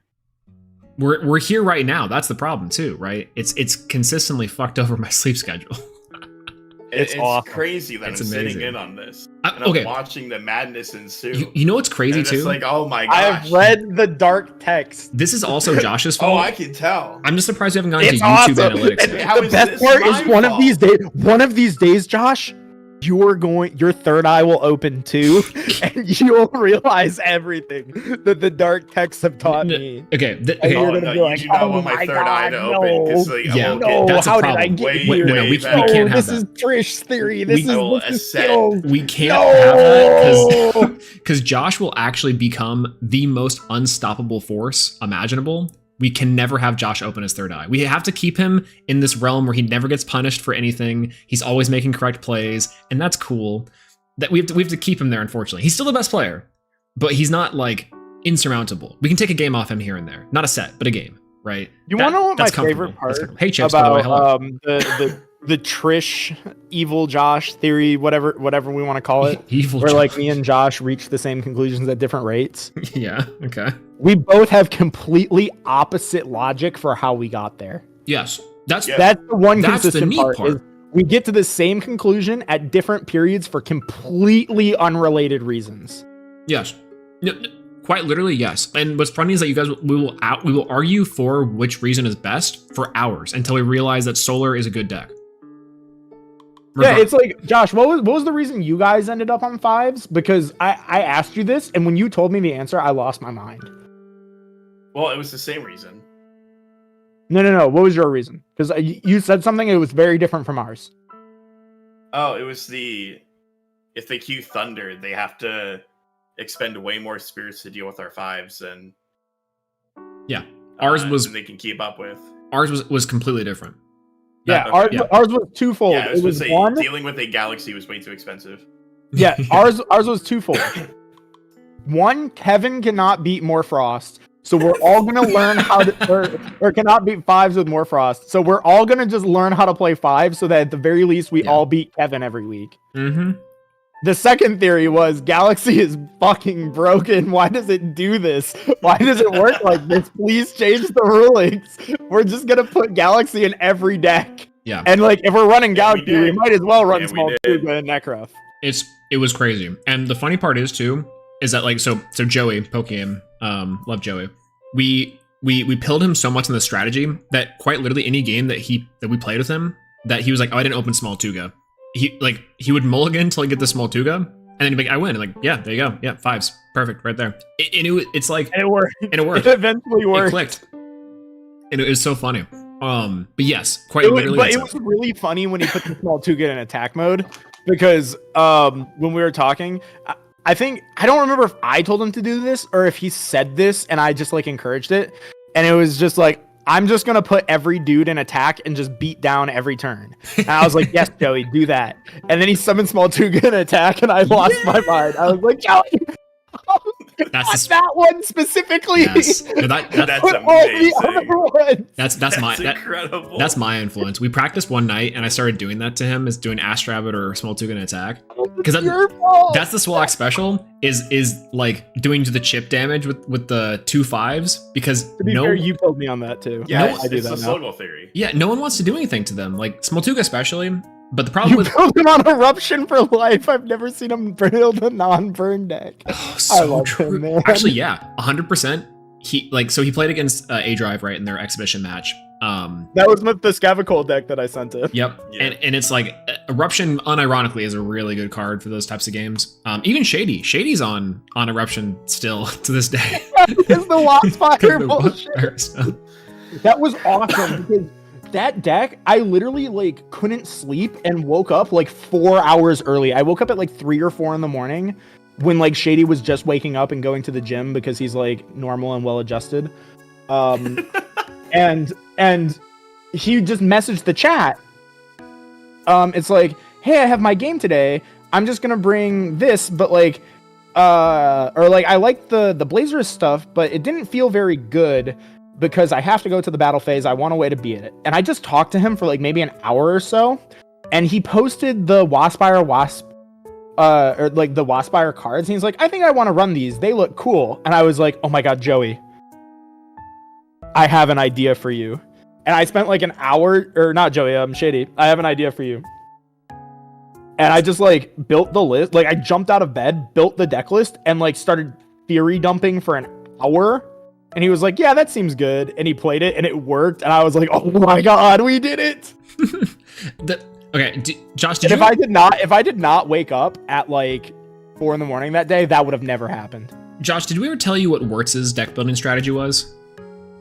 Oh god, no. Words, please be in the chat. For this. Yeah, it was. I think I'm gonna show up with this, and then just run Yes. For like 5 minutes. It is incredible. Like, You're like, wait, what? Yeah, we'd be talking, theorizing, be like, okay, well, we're waiting for some people's matches. Like, what do you got? Just yapping, whatever. And then Wirtz would come in, and it's like, oh hey, Wirtz, what's up? He's like, oh, nothing, just got off work. I'm gonna set up here in a second, but I think I'm bringing this tonight. I was thinking about it, and it seems like the best option. It would like, Discord spiral would load, picture would load. I'm like, okay, that sounds great. And he's like, okay, I'm gonna go. And then before the thing would be done loading, he'd like leave, and the image would flash, and it would be like the deck building site, and it's like Imperawatt, circle this guy with like chains, Bag of wins. Yeah, it's like, bag of wins, like no time. earthquakes anywhere, like no counter runes, anything. And we're just like, Wirtz, and like we like panic message, like, Wirtz, what we the fuck? all just like at Wirtz, don't cue this, don't cue this. Sorry, I'm already in the game. It's like, oh, sorry. Sorry, I'm winning. Well, yeah, like we would join the chat, and it's like, oh god, this is how we lose this week. Like we're one lose away. Like I can't believe that this just happened. There's no way. And then we turn in, and he's like 10 spirits ahead with like ascending into Imperawatt, and we're like, what the hell just happened? How did he get here? He performs miracles. So what you mean to say is 10 spirits behind, but he's stuck in Imperawatt. Yeah. It's solar! Oh my god, it all clicked. Solar. It's what unlocked it for him. It was funny too. Oh my god, Imperawatt is just solar. I remember messaging Helen that night because I was like, I think he did the Imperawatt thing. I messaged Helen immediately. I was like, I want to let you know, Wirtz is my fucking hero. No context, just like sending a picture of like the god, what's his face from the bear with the penguin hat. Yep. And I'm like, that's incredible. It is insane. I'm gonna run back to the bathroom. The had a spirit not. Keep him on the line. Yeah. Had a spirit not sent the second shield, he wins. Oh, like from the misplay, like doesn't show the second shield. No, he had 2 sealed.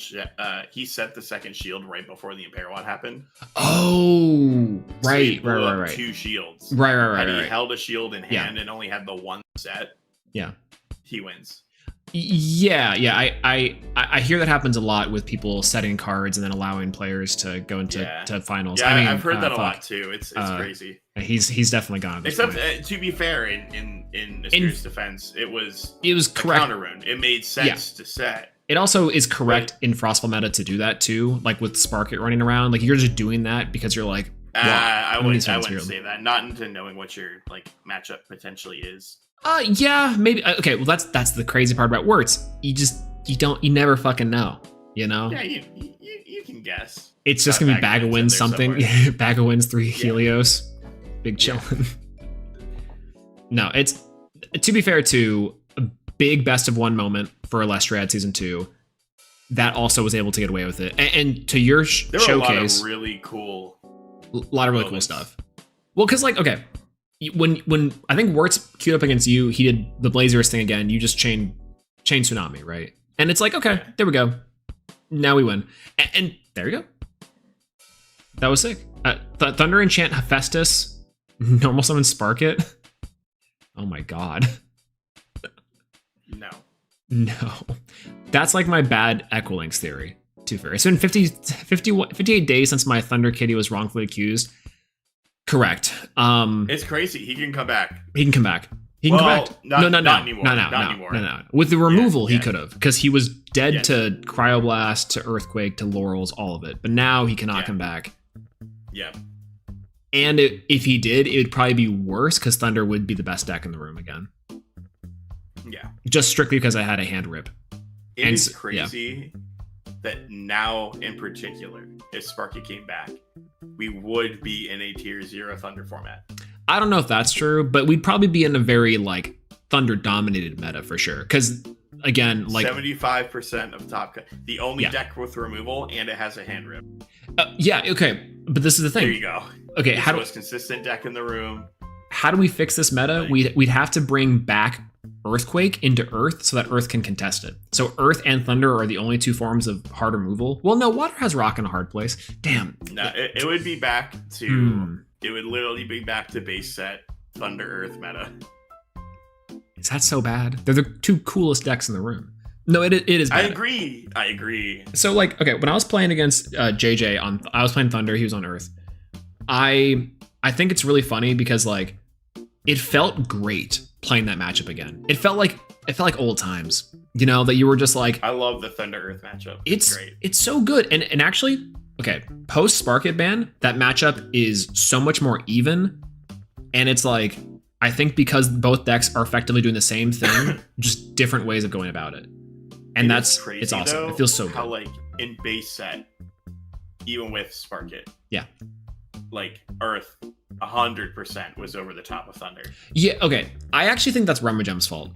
I think that Rummagem being the searcher for all your power play cards allowed you to still maintain card advantage on Spark It and still control the space with, like, Equilings, your counter runes and Demeters, etc.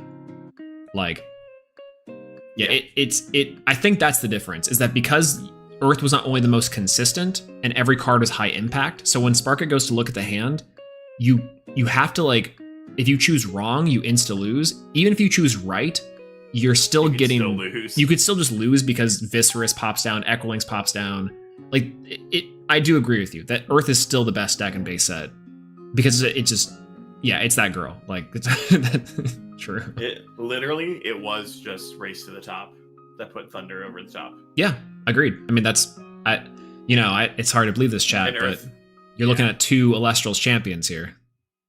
And I do attribute my win ultimately to Thunderstorm and Race to the Top. Like, Race to the Top added an extra layer of, like, destruction that means that you can play so much, like, differently that you didn't have to worry about, like, the fact that your guys are small. Yep. Yeah. Well, it essentially turns Thunder into fives. Yeah, because you're playing what's it called? Now you're playing the field. It's nuts. We were theorizing this earlier, chat. Let me put that the Thunder. Let me get rid of Jesus Christ Boar and put on either Mona and Arch or Unk Save Me. But this is the Thunder list I've been rocking recently, and it's like, it's really good. It's really, really good. The problem with this deck, like most Thunder decks, is it doesn't have enough guys to actually, like, do anything, so you have to supplement the guys. However, it's the only deck that can run now, like, native removal outside of water, and also can utilize Altar of Stars. Are we talking about Uncolith? No, I would not say that this is the only altar deck. No. I'm saying both the native removal and altar. Don't get me back on this fucking solar thing again. Solar's a terrible altar deck. I kind of agree with that, yeah. But Spark into 3 Cryolings. I did do that. Sorry, Aspira. When I alter my P-Gleam. I love P-Gleam. It's Peem. It's Peem. So Peem. It's so Peem. Where is it? Yeah. I'm very curious to see how, like, the format shakes up and stuff.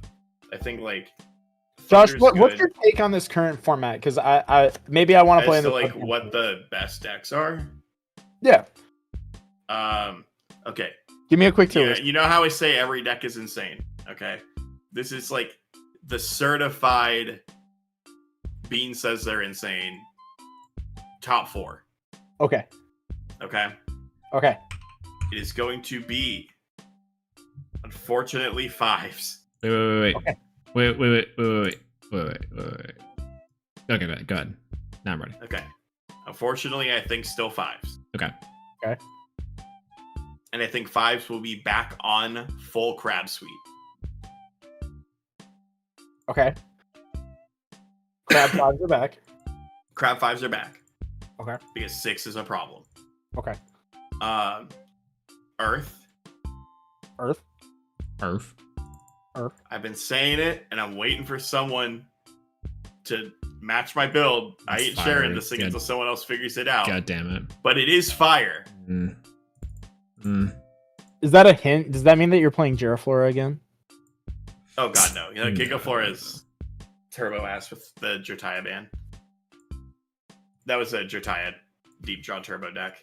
That deck was so cool. I love that deck so much. God, that deck was sick. That's the cool version of the deck where you're not FTKing, but instead you're just like you're just looping like randomly. Like, I'm drawing through my entire deck to like turbo out a silly giraffe. Like yeah.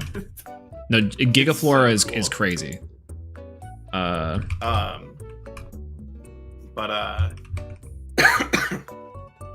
What was the you said 5 and Earth. Fire 5s. And then did you say fire? Yeah. Okay, so your list is Earth, Fire 5s. Earth, Fire 5s, and I do think a variant of Thunder. I don't know what the Thunder list looks like yet. It really just depends on the tech options. So heal Draking is...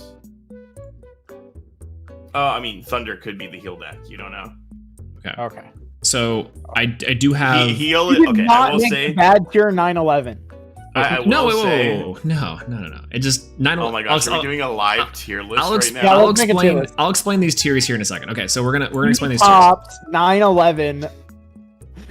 So I'll explain these tiers here in a moment. Let me tier Conan arc all over again. what's the problem? All right. Let me move y'all. Okay. So okay. Can we have an Uncle tier, please? That's the 9/11 tier.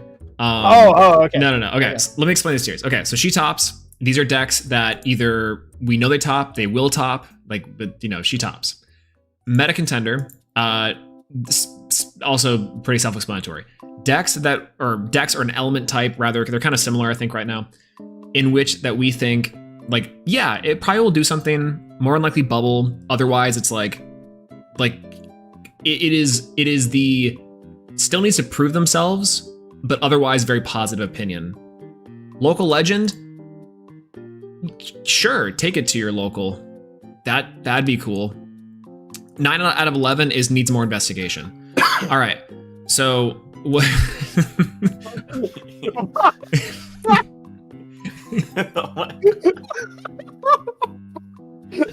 Okay, let's do this. Not a real person. Let's do this. All right. Not a real human being. I'll toss out an element, and you guys go. We'll start with water. Sure. Meta contender. Trish? Which color? Water. Oh, water. Meta contender for sure. Okay. Why meta contender? Are we considering Draking to be water? I would consider Draking to be water, as I think it's best served in a water 5 strategy, not lunar 5. Fair enough. I think that Draking is probably the only water deck that is playable in this upcoming format. Okay. I agree with that. I know that when it connects, the game is basically over because of the lack of removal. I just think that every good deck in the She Tops tier is going to be on Alter Shield, and it will never connect, ever. Yeah, Alter is like a big bane of the Draking existence. Trish, why do you think? Yeah. Why do you think? Unless you're on like I'm in more or less the same boat. I think that Draking has just replaced Kuribus as like the water deck of the format. I think that water just has to be it's default meta contender simply because just look at the cards that are water. You have Mystic Tomato, you have Edward, you have like Galaxy, you have Small Tuga Necruf. Like it just has all the good cards that like if you put them in a pile, even if you're not competent with them, your deck is still pretty good. It's also crazy too that like I think Chronodile does fall into the meta contender category now. I do not. Chronodile specifically is 9/11 tier. Nah, I disagree. Like Chronodile did get significantly better. Obviously like 3-card combo stuff. I still disagree. That's Solar in a nutshell. But the reason I say that though, obviously it did get a lot better with the removal hits, but now there's other stuff that decks naturally get to play that out it, like Celestial Solar just doesn't care. Like, it's just gonna pop it because it doesn't target. Right. Like, there are Same other thing with the issues Spike List, that Crocodilo has a problem with. Yeah, like I think Chronodile is 9/11 tier. It's trolling, for sure. Nah, when it hits the board, it's crazy. That's why it's hits the 9/11's board. tier, because it'll hit the board twice. Nah, there's gonna be a build hate you. of I hate Crocodile you. out there that's very strong. I disagree completely. All right. Like, it's crazy that if Plucky hits the board, like, the game's over. What about Frost? Meta contender. 9/11. Interesting. Why further investigation needed? The only Frost deck that has maybe potential is the Morolith deck, which Yeah. Josh has explicitly told me is bad. And you know, I think that deck's funny. Like that deck is my baby. Like that was my theory. You know, but I can recognize a stinker when I see one, and I think it's a little bit of a stinker. But I would be happy if it goes up. Maybe it's local legend too. Fine, but, I'll go local legend with it. yeah. Okay. I can compromise. I think it's a stinker, but it's a really funny stinker. It's better than Frost Nexus. Let's put it that way. Oh yeah, Frost Nexus is very bad. Yeah. So I guess the other question too is, like, on that same level, do we feel the same about Lunar? Oh, Lunar is straight up 9/11. Well, I mean, Lunar just doesn't even exist. Yeah, like okay, Artemis is maybe a one of inside decks. All of the other Lunar cards think do not that exist except for it Navi, which is a is. 5. Wait, what? It's crazy that, like, Artemis, I think, is only good into, like, exactly Equilinks. Yep. You want to know where I think Lunar has exactly one niche? You play Pharaohgeist, but it's a Circle the Sky deck, and that's all you need to know. Yeah, at that point, you were putting that in the investigation tier. You want to know what it is? Where I see Lunar slotting in? It's What's actually that? very funny that we're coming full circle. It is Josh's Solar Cow deck, but you smoke screen into Pharaohgeist instead of Celestlio, and you take out First Lights for Circle the Skies. Oh, that would definitely be in the The Fairguys list, or the Yeah, side deck? like- Yeah. Yeah, it's definitely in there as like a 9/11 deck. Yeah, I can see it. The thing with the Lunar strategy now that I think is very funny is that, like, I equate it a lot to the Imperial strat, obviously from Elestrals Season 2, formative years for us. But you kind of cooking with the just like turboing out the strategy, and I do think that in set 4 where Lunar 3 drops allegedly will be like the way, Pharaohgeist is very scary. Now, not so much, but like absolutely like here in the future. Yeah. Yeah. Wind. Yeah. Wind, whichever wind.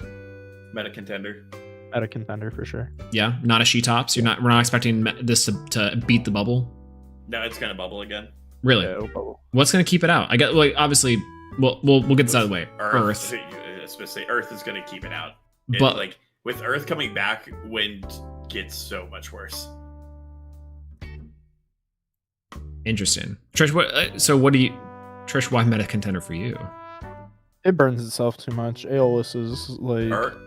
Earth meta contender or No, No, I'm Wind. talking about. Wind. I thought we were still talking about. Yeah, Wind. we're- No, no, no, no, no, I got so confused whether Earth. No, or this is T T-tops. T-tops. Yeah, so, Okay. Yeah. Okay. Wind. Solar. Meta contender. T-tops. All right, we'll come I back to am that one. Fire. I am her. Solar, a bad deck. We'll come. Oh, God. Fire. We'll come back to I this will. one. This time for real, guys. Inventing This new time ways I'm to not. argue. I'm not losing to 5s again. I'm just going to build my deck to beat 5s, and I'm beating everybody else. The end. What? Where do we put fire? I'll come back to Solar. 9/11. She tops.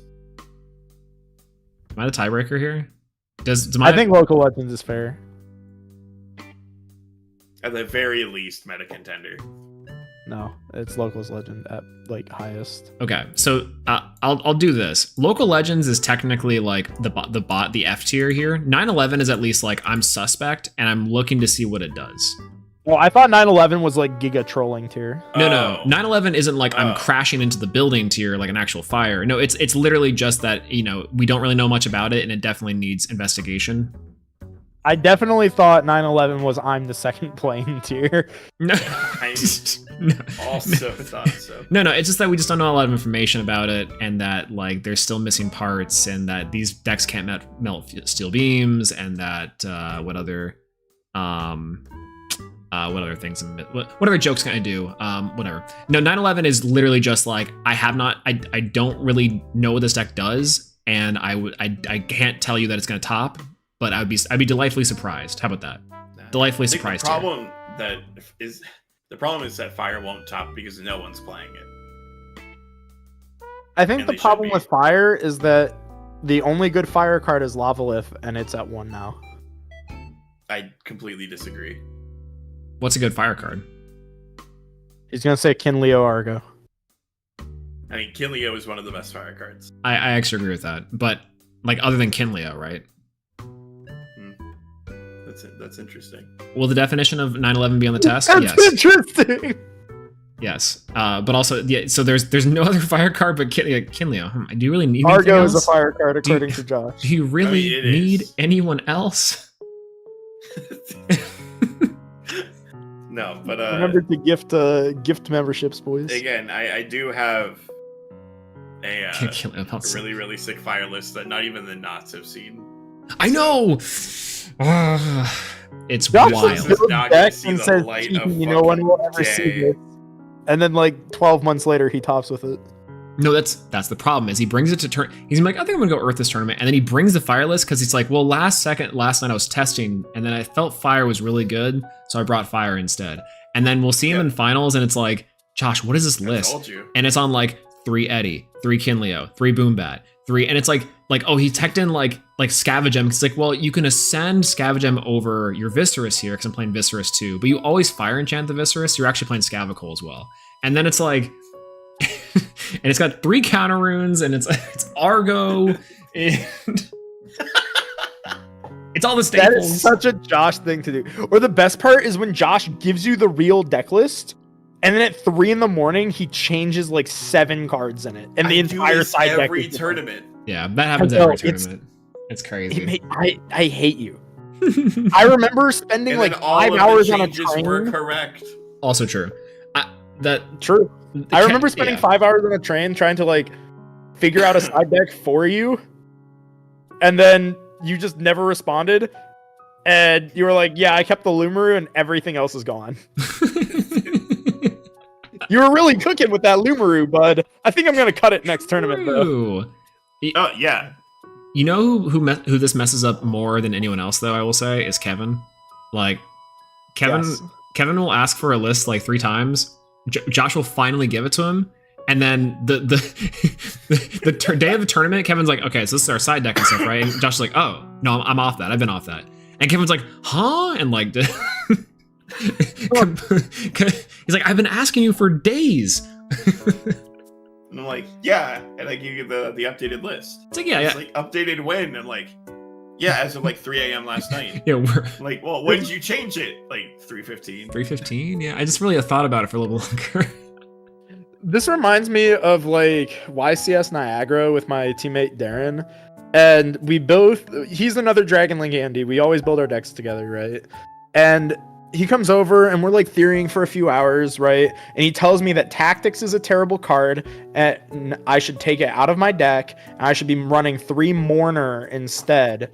And I was like, yeah, okay, I'll trust you, Darren. So I put the Mourners in, and I swear to God, the next morning, not only is there Tactics in his deck list, this was pre-ban list, by the way, but he's also running 3 Druis Worm, 1 Magnamut in the main deck before Magnamut limitation. And I'm like, Darren, what the hell happened to your deck?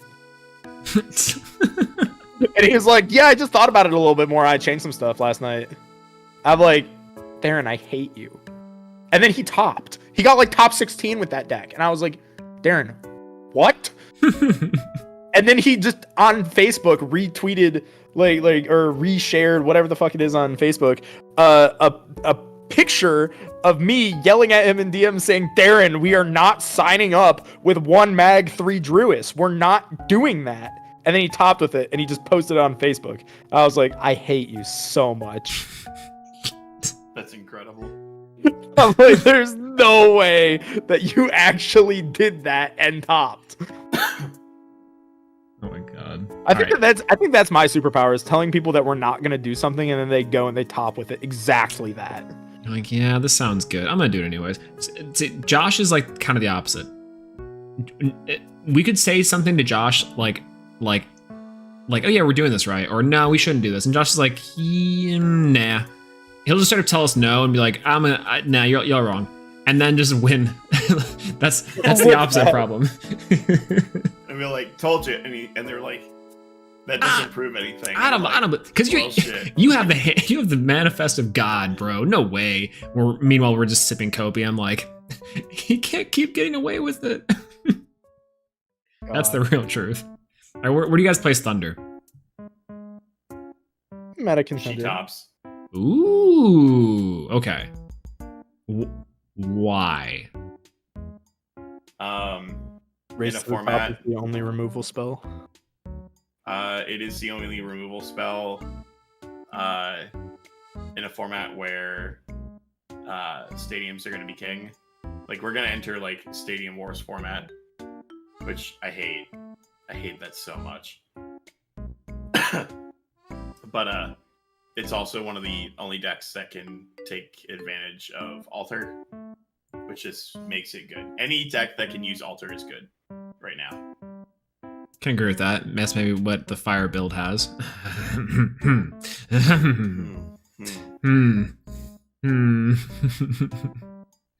That'd be crazy.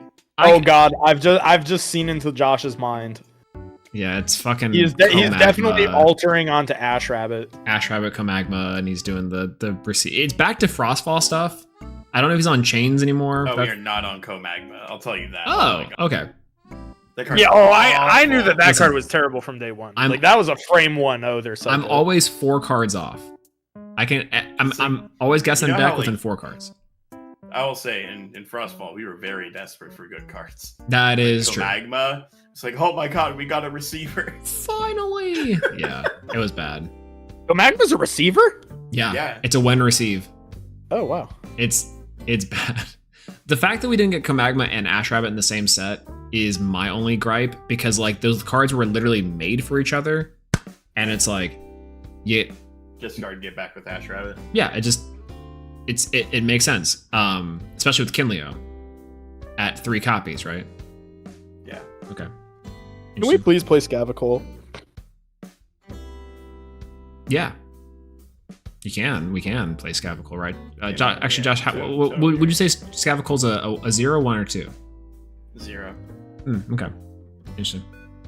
He's slowly putting this deck list together. Weird. Hot and Oh, cold. are we playing the game again? No, I'm bad at So hot and would cold you with say Josh, that- because he's like, yeah, I mean, you could play it. Like, I love hot or cold because every time we play it, it goes on for so long I fall asleep on the call. Oh my, okay. Chaz, This happened 3 times. This has happened 3 or 4 times, where I think last time it was with you, me, Yura, and we were hot and colding, and then me and Yura got to the point where we're like, I don't think we will be able to get it. And then Trey, like you were like dead silent. We're like, I'm pretty sure you fell asleep. All right, we're going to bed. We're done. It's like 4 a.m. Yep. All right, Solar. Where do we place the final element? I heard Meta contender. Meta contender and She-tops. she tops. She tops and I am her. It's weird, Until right? Trish tops with it. It's meta contender. It's so weird because I especially after like the brief testing I will with it, say right now, this I deck's think good. that Earth and Thunder eat Solar alive. Oh, I agree with Earth. I agree with Earth. If the Earth player is good. I don't know about Thunder yet. Not yet. But I can see a world where Thunder does do it. But because of the. I don't think it does it the without Zeus. Spark It, but I'm Oh, I think it definitely can without Spark It.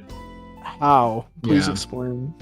I mean, even going into like the end of Frostfall meta, we were thinking about. Well, I wouldn't say we, but there were a couple people thinking about Rocking Thunder for the last Frostfall event, Yeah, and it was performing extremely well. yeah, it was And good. Nothing has changed The except that deck now just has a few extra utility slots. yeah, That deck, when it gets extra utility, it runs with it. I will say too that like in end of Frostfall meta, the only reason why I think people were not running it, or sorry, why people were running it, is because Race to Top was that strong and would allow you to contest the fives meta. And it still is. And it still does do that. So it does that, plus also again because of natural predators like Lavalith and Laurels being less common, it makes it a safer bet than previously. I think before I do also put it think local legend. Yeah, I do think that in a format where we potentially are going to go into Stadium Wars, that Thunder will always come out on top because they play Jolton. Yes, yeah, it's the same And a lot logic, of other yeah. like decks don't play Jolton to search out their stadiums. Okay, so you know how we got Plucky, which is solar Electric. If we got a Jlucky, a Joe Lucky. Jlucky. I mean, we kind of got that for Fire Yeah, with Rumacol. with Remical. Right. If we get one for Solar, I do think it's Jover. I think that Solar now gets a second Nexus target search, and it's the Stadium, which makes all of their guys, which are more effective than Thunder in some cases, better. I In think some at that ways, point you're it's scary. describing Cyber Mall. I Somewhat, would say but yes. but if Fleece buffed everything, yes. Yes. So I would say yes, but you know for a fact that they're going to print it as a 2/4. Yeah, they will. I mean, yeah, of course, because it's just going to be Plucky sets. Another defender, and Solar doesn't need that. That's fine. I think that's okay. Like, I think the thing is though is that Solar can just play dudes from other colors. Like you can play Sorlet. Like Sorlet is a Solar minion. it is, yeah. Oh, okay, so we're playing Fouls. Got it. Well, okay, but what does Solar not have? It has defenders. What is it missing? Beaters. Beaters. You can Yeah, just play a which is why vanilla we beater. need Solar Jolton, Which that's is a still a 4/2. okay. How about this? Well, like Rumacol is a 2/2, and then it becomes a 4/2 with the Stadium. What if the Jlucky is a 3/2 that searches, and then it becomes a 4. It's another 3/2 like an Exaltos, but it becomes a 4/2 with the Stadium. So there you go. So it'd be a 5/2. No, it's not like directly Rumacol. Oh, okay. Yeah, but it's Just a 3/2 searcher. yeah, that becomes it doesn't become a 5, right? It should be a 5. I think Jlucky should be a 4-mana 7/7. They can just normal cast for free. Yeah, it's a normal cast that requires you to enchant 4 to it, and it's a 7/7. That'd be so honestly. Okay, if Laurels was more in the game or Earthquake was more in the game, I think that's really funny and that's definitely okay. Who cares? Like, is it just that'd be so stupid. I really just want him to print that. It's just like a 1-drop that's a 7/7 that says enchant 3 of whatever its element to this card, but this card can only attack Elestrals. I think it's just a Nexus bank at that point. It's a big Nexus and like it's this Unk It's just with more some steps. Byra the Dark. Yeah, it's just a yeah. Yeah, like you can't go face with it, but like it can only kill dudes, but like it's functionally Your a opponent big doesn't ass take Nexus any thing. spirit damage from battles Ooh. involving this card. Wait, Yeah, or something like that. yeah. How about it's a 7/7. It's a 4-drop 7/7. But it's not a 4-drop. It's a It's a 1 1-drop enchant 3. enchant 3, and you have to disenchant 1 each at the end of each phase. No, because then it so wouldn't be a it's- 4-mana 7/7. Well, You need it for the flavor. It would literally be Zambara at that point, right? Yeah, it's Acid Golem actually. Yeah, it's Askel. Yeah. We do have No, to you make change it a this 4-mana card. 7/7. It can do damage, but it can't do damage. But it can't attack if it has less than 4 spirits. Less than 4 can't attack. Yeah, if it has less than 4 spirits, it cannot attack. So if you Nexus off of it ever, it can't attack. I can kind of okay. So you know it's crazy, and So this is the here's unfortunate part. issue, It is that cooks. 5s would play it. Yeah, but okay. Yeah, but that's fine That's because fine. it's shielded. No. Shield, you lose 4 spirits. Shield only costs 2 versus it, but they take 4. Yeah, you lose 4 spirits, and then also stuff like PTA is still only 2. Like Yeah. that is the balance. It would not go over well, but that is the balance. I hate it. It's I bad hate it so because much. we already I have love more. it. We already have Moralist, and that's a problem. So true. Yeah. Imagine if Unk was like better. Yeah, it's like Mini Unk. Mini Unk. Mini Unk! Yo! It's Neff. Big. I will say though that I definitely see the direction of this game going towards Arcolith-like effects. Yeah. And re-enchant and The way that you actually turbo through the game is like actually like in the middle when you're around like 10 or 11 spirits and you're just re-enchanting everything from your field to your field. yeah, I agree. That's like the solar foretell deck. I think it's like even if you're low on spirits, you're not worried because your Stall Stocks is gonna like re-enchant and then you're back in it like no problem. It's a free Gorgons, it's a free shield, it's a free Right. PTA, whatever. And then that is, I think that's true. Well, and that goes to the point, I think, again, short Solak stream, Trish called a couple hours ago, which the cool part about this game is doing stuff on board. It's Nexusing, it's siphoning spirits. It's like, that's the stuff that gets people going. But not, I'm going to drop a 5, I'm going to play Cryoblast, I'm going to swing. Yeah. The Yu-Gi-Oh! Power creep equivalent in this game is spirits don't matter anymore because I play with them and out of my underworld. The underworld is the second spirit bank. Yeah, that is where it gets kind of goofy, right? Like that is where the power creep of this game will have to go eventually. Yes. Well, yeah, it will have to go that way because it has to. I kind of agree. I think that they can make this game interesting without getting to that point. I agree. But they have to be creative. It'll get there eventually, though. Yeah, like they have to be creative in how they avoid that scenario. And I think if they lack creativity, then they will just end up in the Yu-Gi-Oh! Scenario. Like, so they got to make sure that they're like on top of it, and that's their job, is to figure out how do we avoid that scenario. Yeah. Like an Arcolith swing for 5 right now is cool, but like I could see that swinging for 6 or 7 is just commonplace. Yeah. Well, yeah, I that's think true. that's the big issue with the design philosophy being everything gets everything, because that means that there's going to be a minimum, theoretically, of 8 copies of every unique effect. Yeah, on some, I think that's true past a certain point. I think once they fill out the, like, this is this card, but it's the Nexus form, right? The 8 different copies of it. Like, in theory, that version of the game is completely equal on different levels, right? Like, let's say, but it's never going to be, because the small differences between each card is going to make a huge difference at the end of the day, right?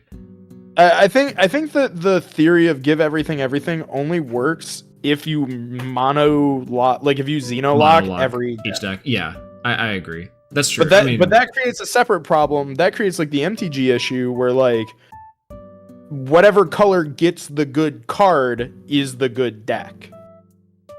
Yeah. No, Spirit brings up a good point where it's like, as I said, I initially asked Dan about Element identity, and he very much said it was loose because the intent was to allow play everything. I don't know how scalable that is. Yeah, okay. I actually think, and to kind of Trisha's point about the mono locking, the key is in the Spirit deck, because of the 40 card deck requirement. That's one. The second is that because you in the Spirit deck, Spirit like efficiency is pretty key. you're constantly looking for like what is the most synergistic way to play these cards. The problem with 5's meta last format was that you were able to, with practically no resistance or no like consideration, play 5 different spirit types, and that's really cool. But when you are playing such high impact cards for such little investment, that's when I think it starts to get really scary. So if the idea is that every card has the same like tools in different spirits, it will still come down to, well, is my fire Astrabbit better than lightning Astrabbit, right? And that is probably still gonna be like, people will still play one Thunder Spirit to resolve their one Insano card that's Thunder but a different version, right? Like, Yeah. Like they always will, just because the payoff will be there. I don't think there's a problem with like having everything like be generic, because that's Yu-Gi-Oh, and that's what makes Yu-Gi-Oh fundamentally interesting. Yeah. Especially people who play card games, is because if the good card is printed, you can run it, and the cost in Elestrals is you just need to find space in your spirit deck to like make room for spirits for that card or card. Yeah. But the issue that I'm seeing is fundamentally that when you get every color the same card effect, like for example, Elichik is at 6 because Plucky is just word for word, punctuation for punctuation. Elichik, you can't do that. Like, you just cannot do that, because now every Divine Rune is functionally a 9 of. If you print another Plucky for a different color, now it's a 12 of, right? Like Artemis already has this issue where Artemis specifically is a 12 of.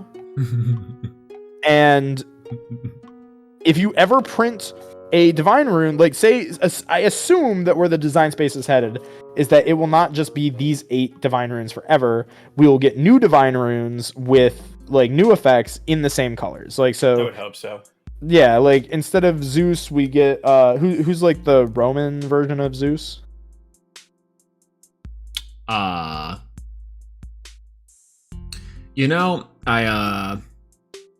Yeah, give me a Thor Divine Rune. Okay, Thor, we get there a you Thor go. Divine Rune, and Thor is still Thunder, but it does something other than -3/-3, right?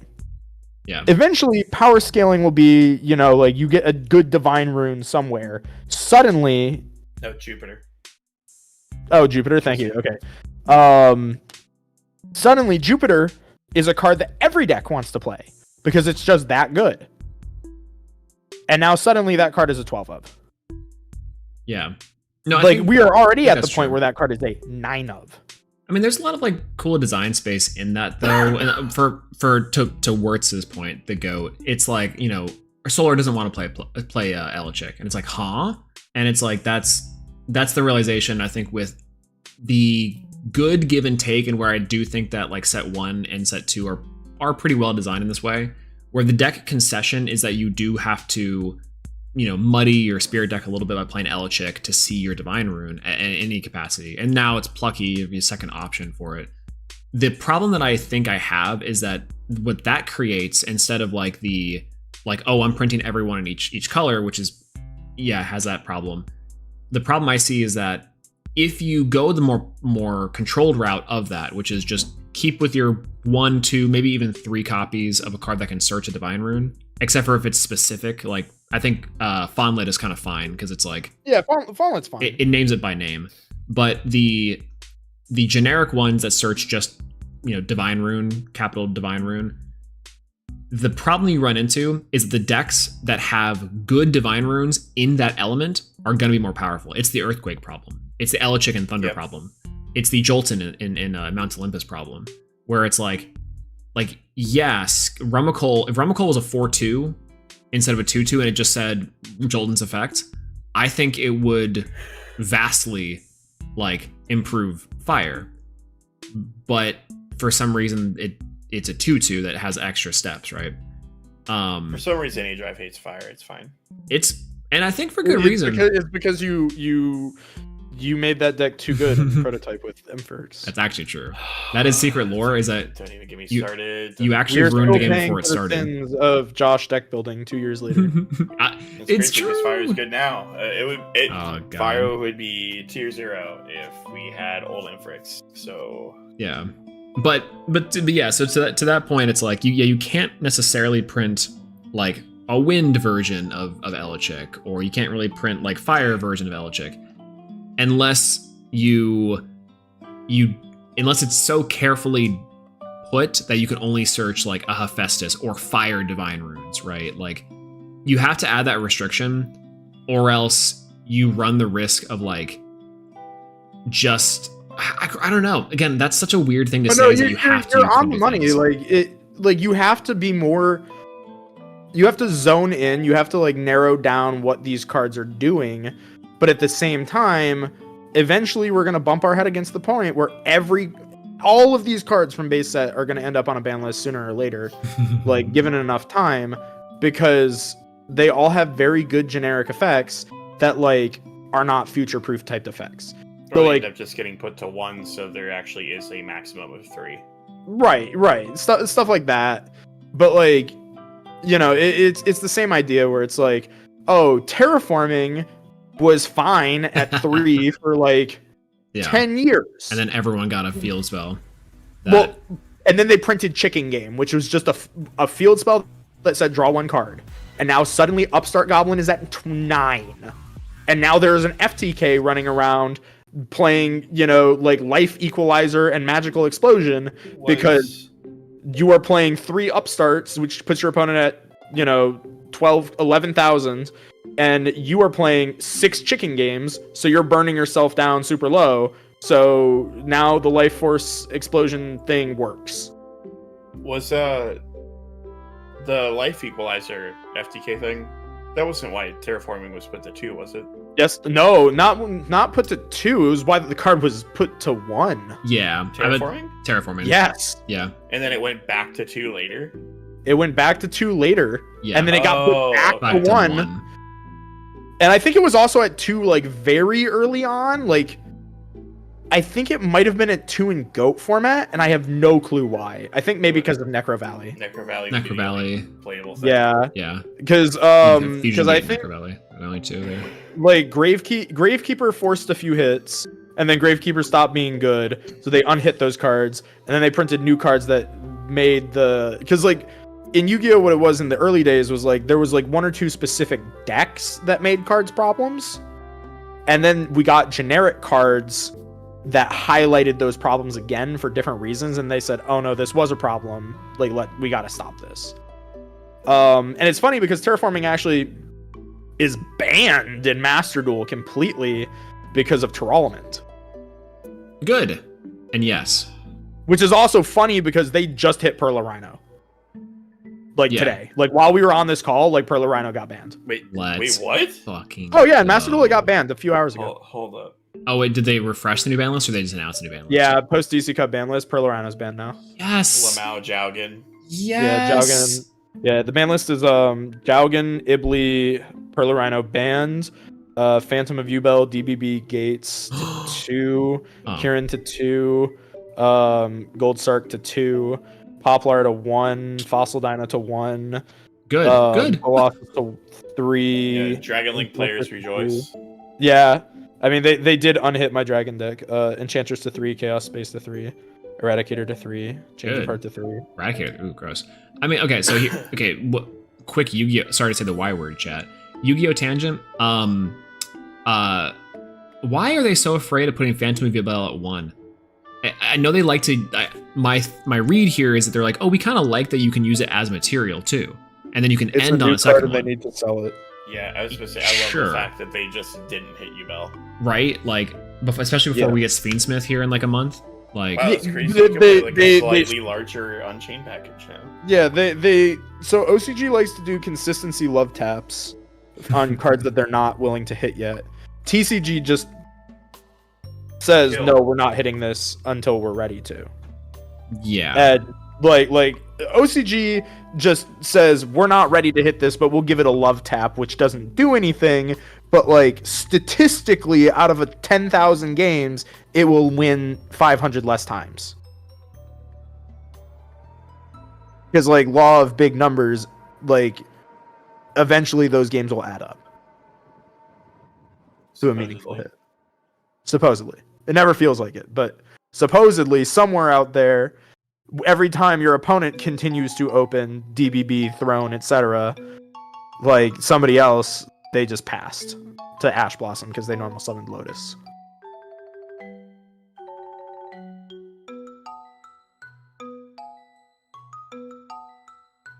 That sounds about right. Yeah, that's the OCG TCG difference. TCG is just like, no, we're just not hitting it. It's not time. Kill. Yeah, but like when TCG hits the decks, they just hit them hard. They just choose when they're going to hit them, and usually it's later than people want. I will say I would rather the consistency hit to the eventual ban than just waiting. Yeah, Agreed. I think this is why you should play Master Duel. I think on that note, it is Yeah. 4 It is 5 a.m. in the morning, crackadonin. Everyone is coming in like, you're still alive? Oh, or rather, they're saying you're still alive. Yeah. The quick small extreme. Quick swallow extreme. 5 minute. 7-hour tangent. It really is a 7-hour tangent. It is. I mean, this stream has I'm been 7 sorry. hours, and this was supposed to just be the post event recap because OBS crashed. You know what's crazy too? We were at 3 hours, and I was like, that's pretty good. We have a Josh in here. Where's our YouTube analytics talk? Chat, hold on. We're talking about YouTube analytics. That's what we have to close off with tonight. That's what we have to do at 4 a.m. No, not really. We're not doing that. But thanks for jumping on with me, guys. I actually do really appreciate it. It's been a lot of fun. I've had this is probably my most fun stream. This is awesome. This was I great. love this. We really should do Can this we more do often. this more often? I think we should. We can just stream our 5 a.m. yapping sessions. We kind of should. That's literally what we Unironically, just did. I think that a post tournament / cook session is now in order, and then a yap session. Chat, did we like the yap session? They absolutely like the yap session. How many people are watching this stream currently? I can't tell. It's around 34. 34. It's been fluctuating between 30 and 50 for this stream alone, which I think is about right.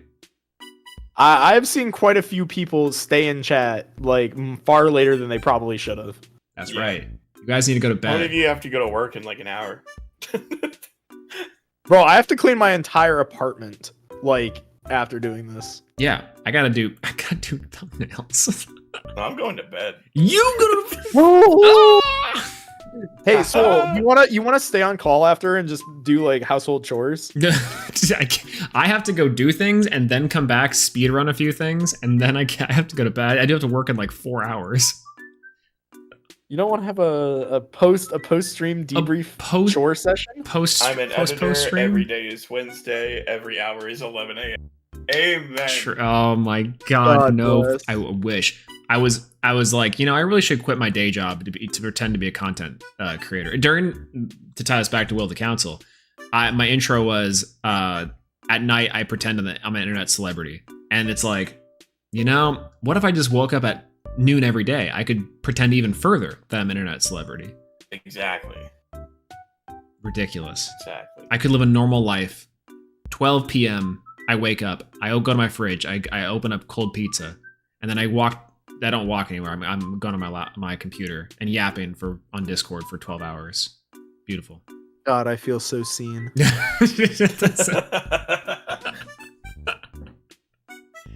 Oh my god.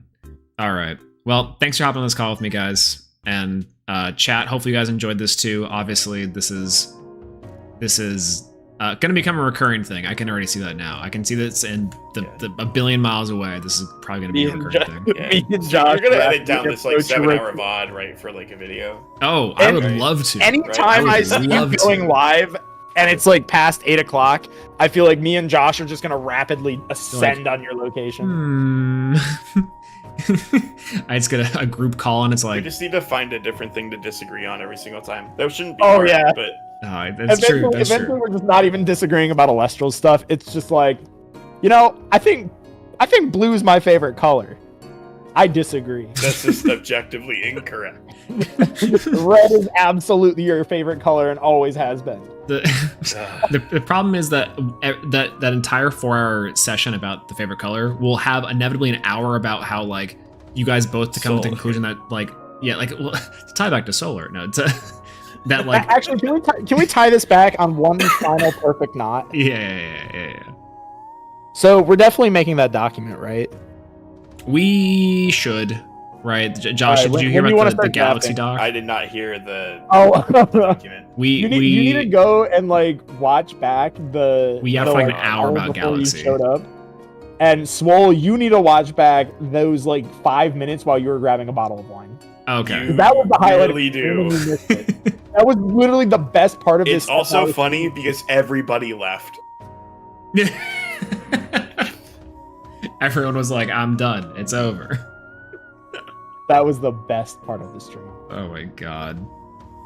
hands Alright. down. All right. All right. All right. I'll talk to y'all See later. y'all. Thanks for yapping with me, Alright. y'all. Peace, Bye boy. bye. All right, bye-bye. Boy.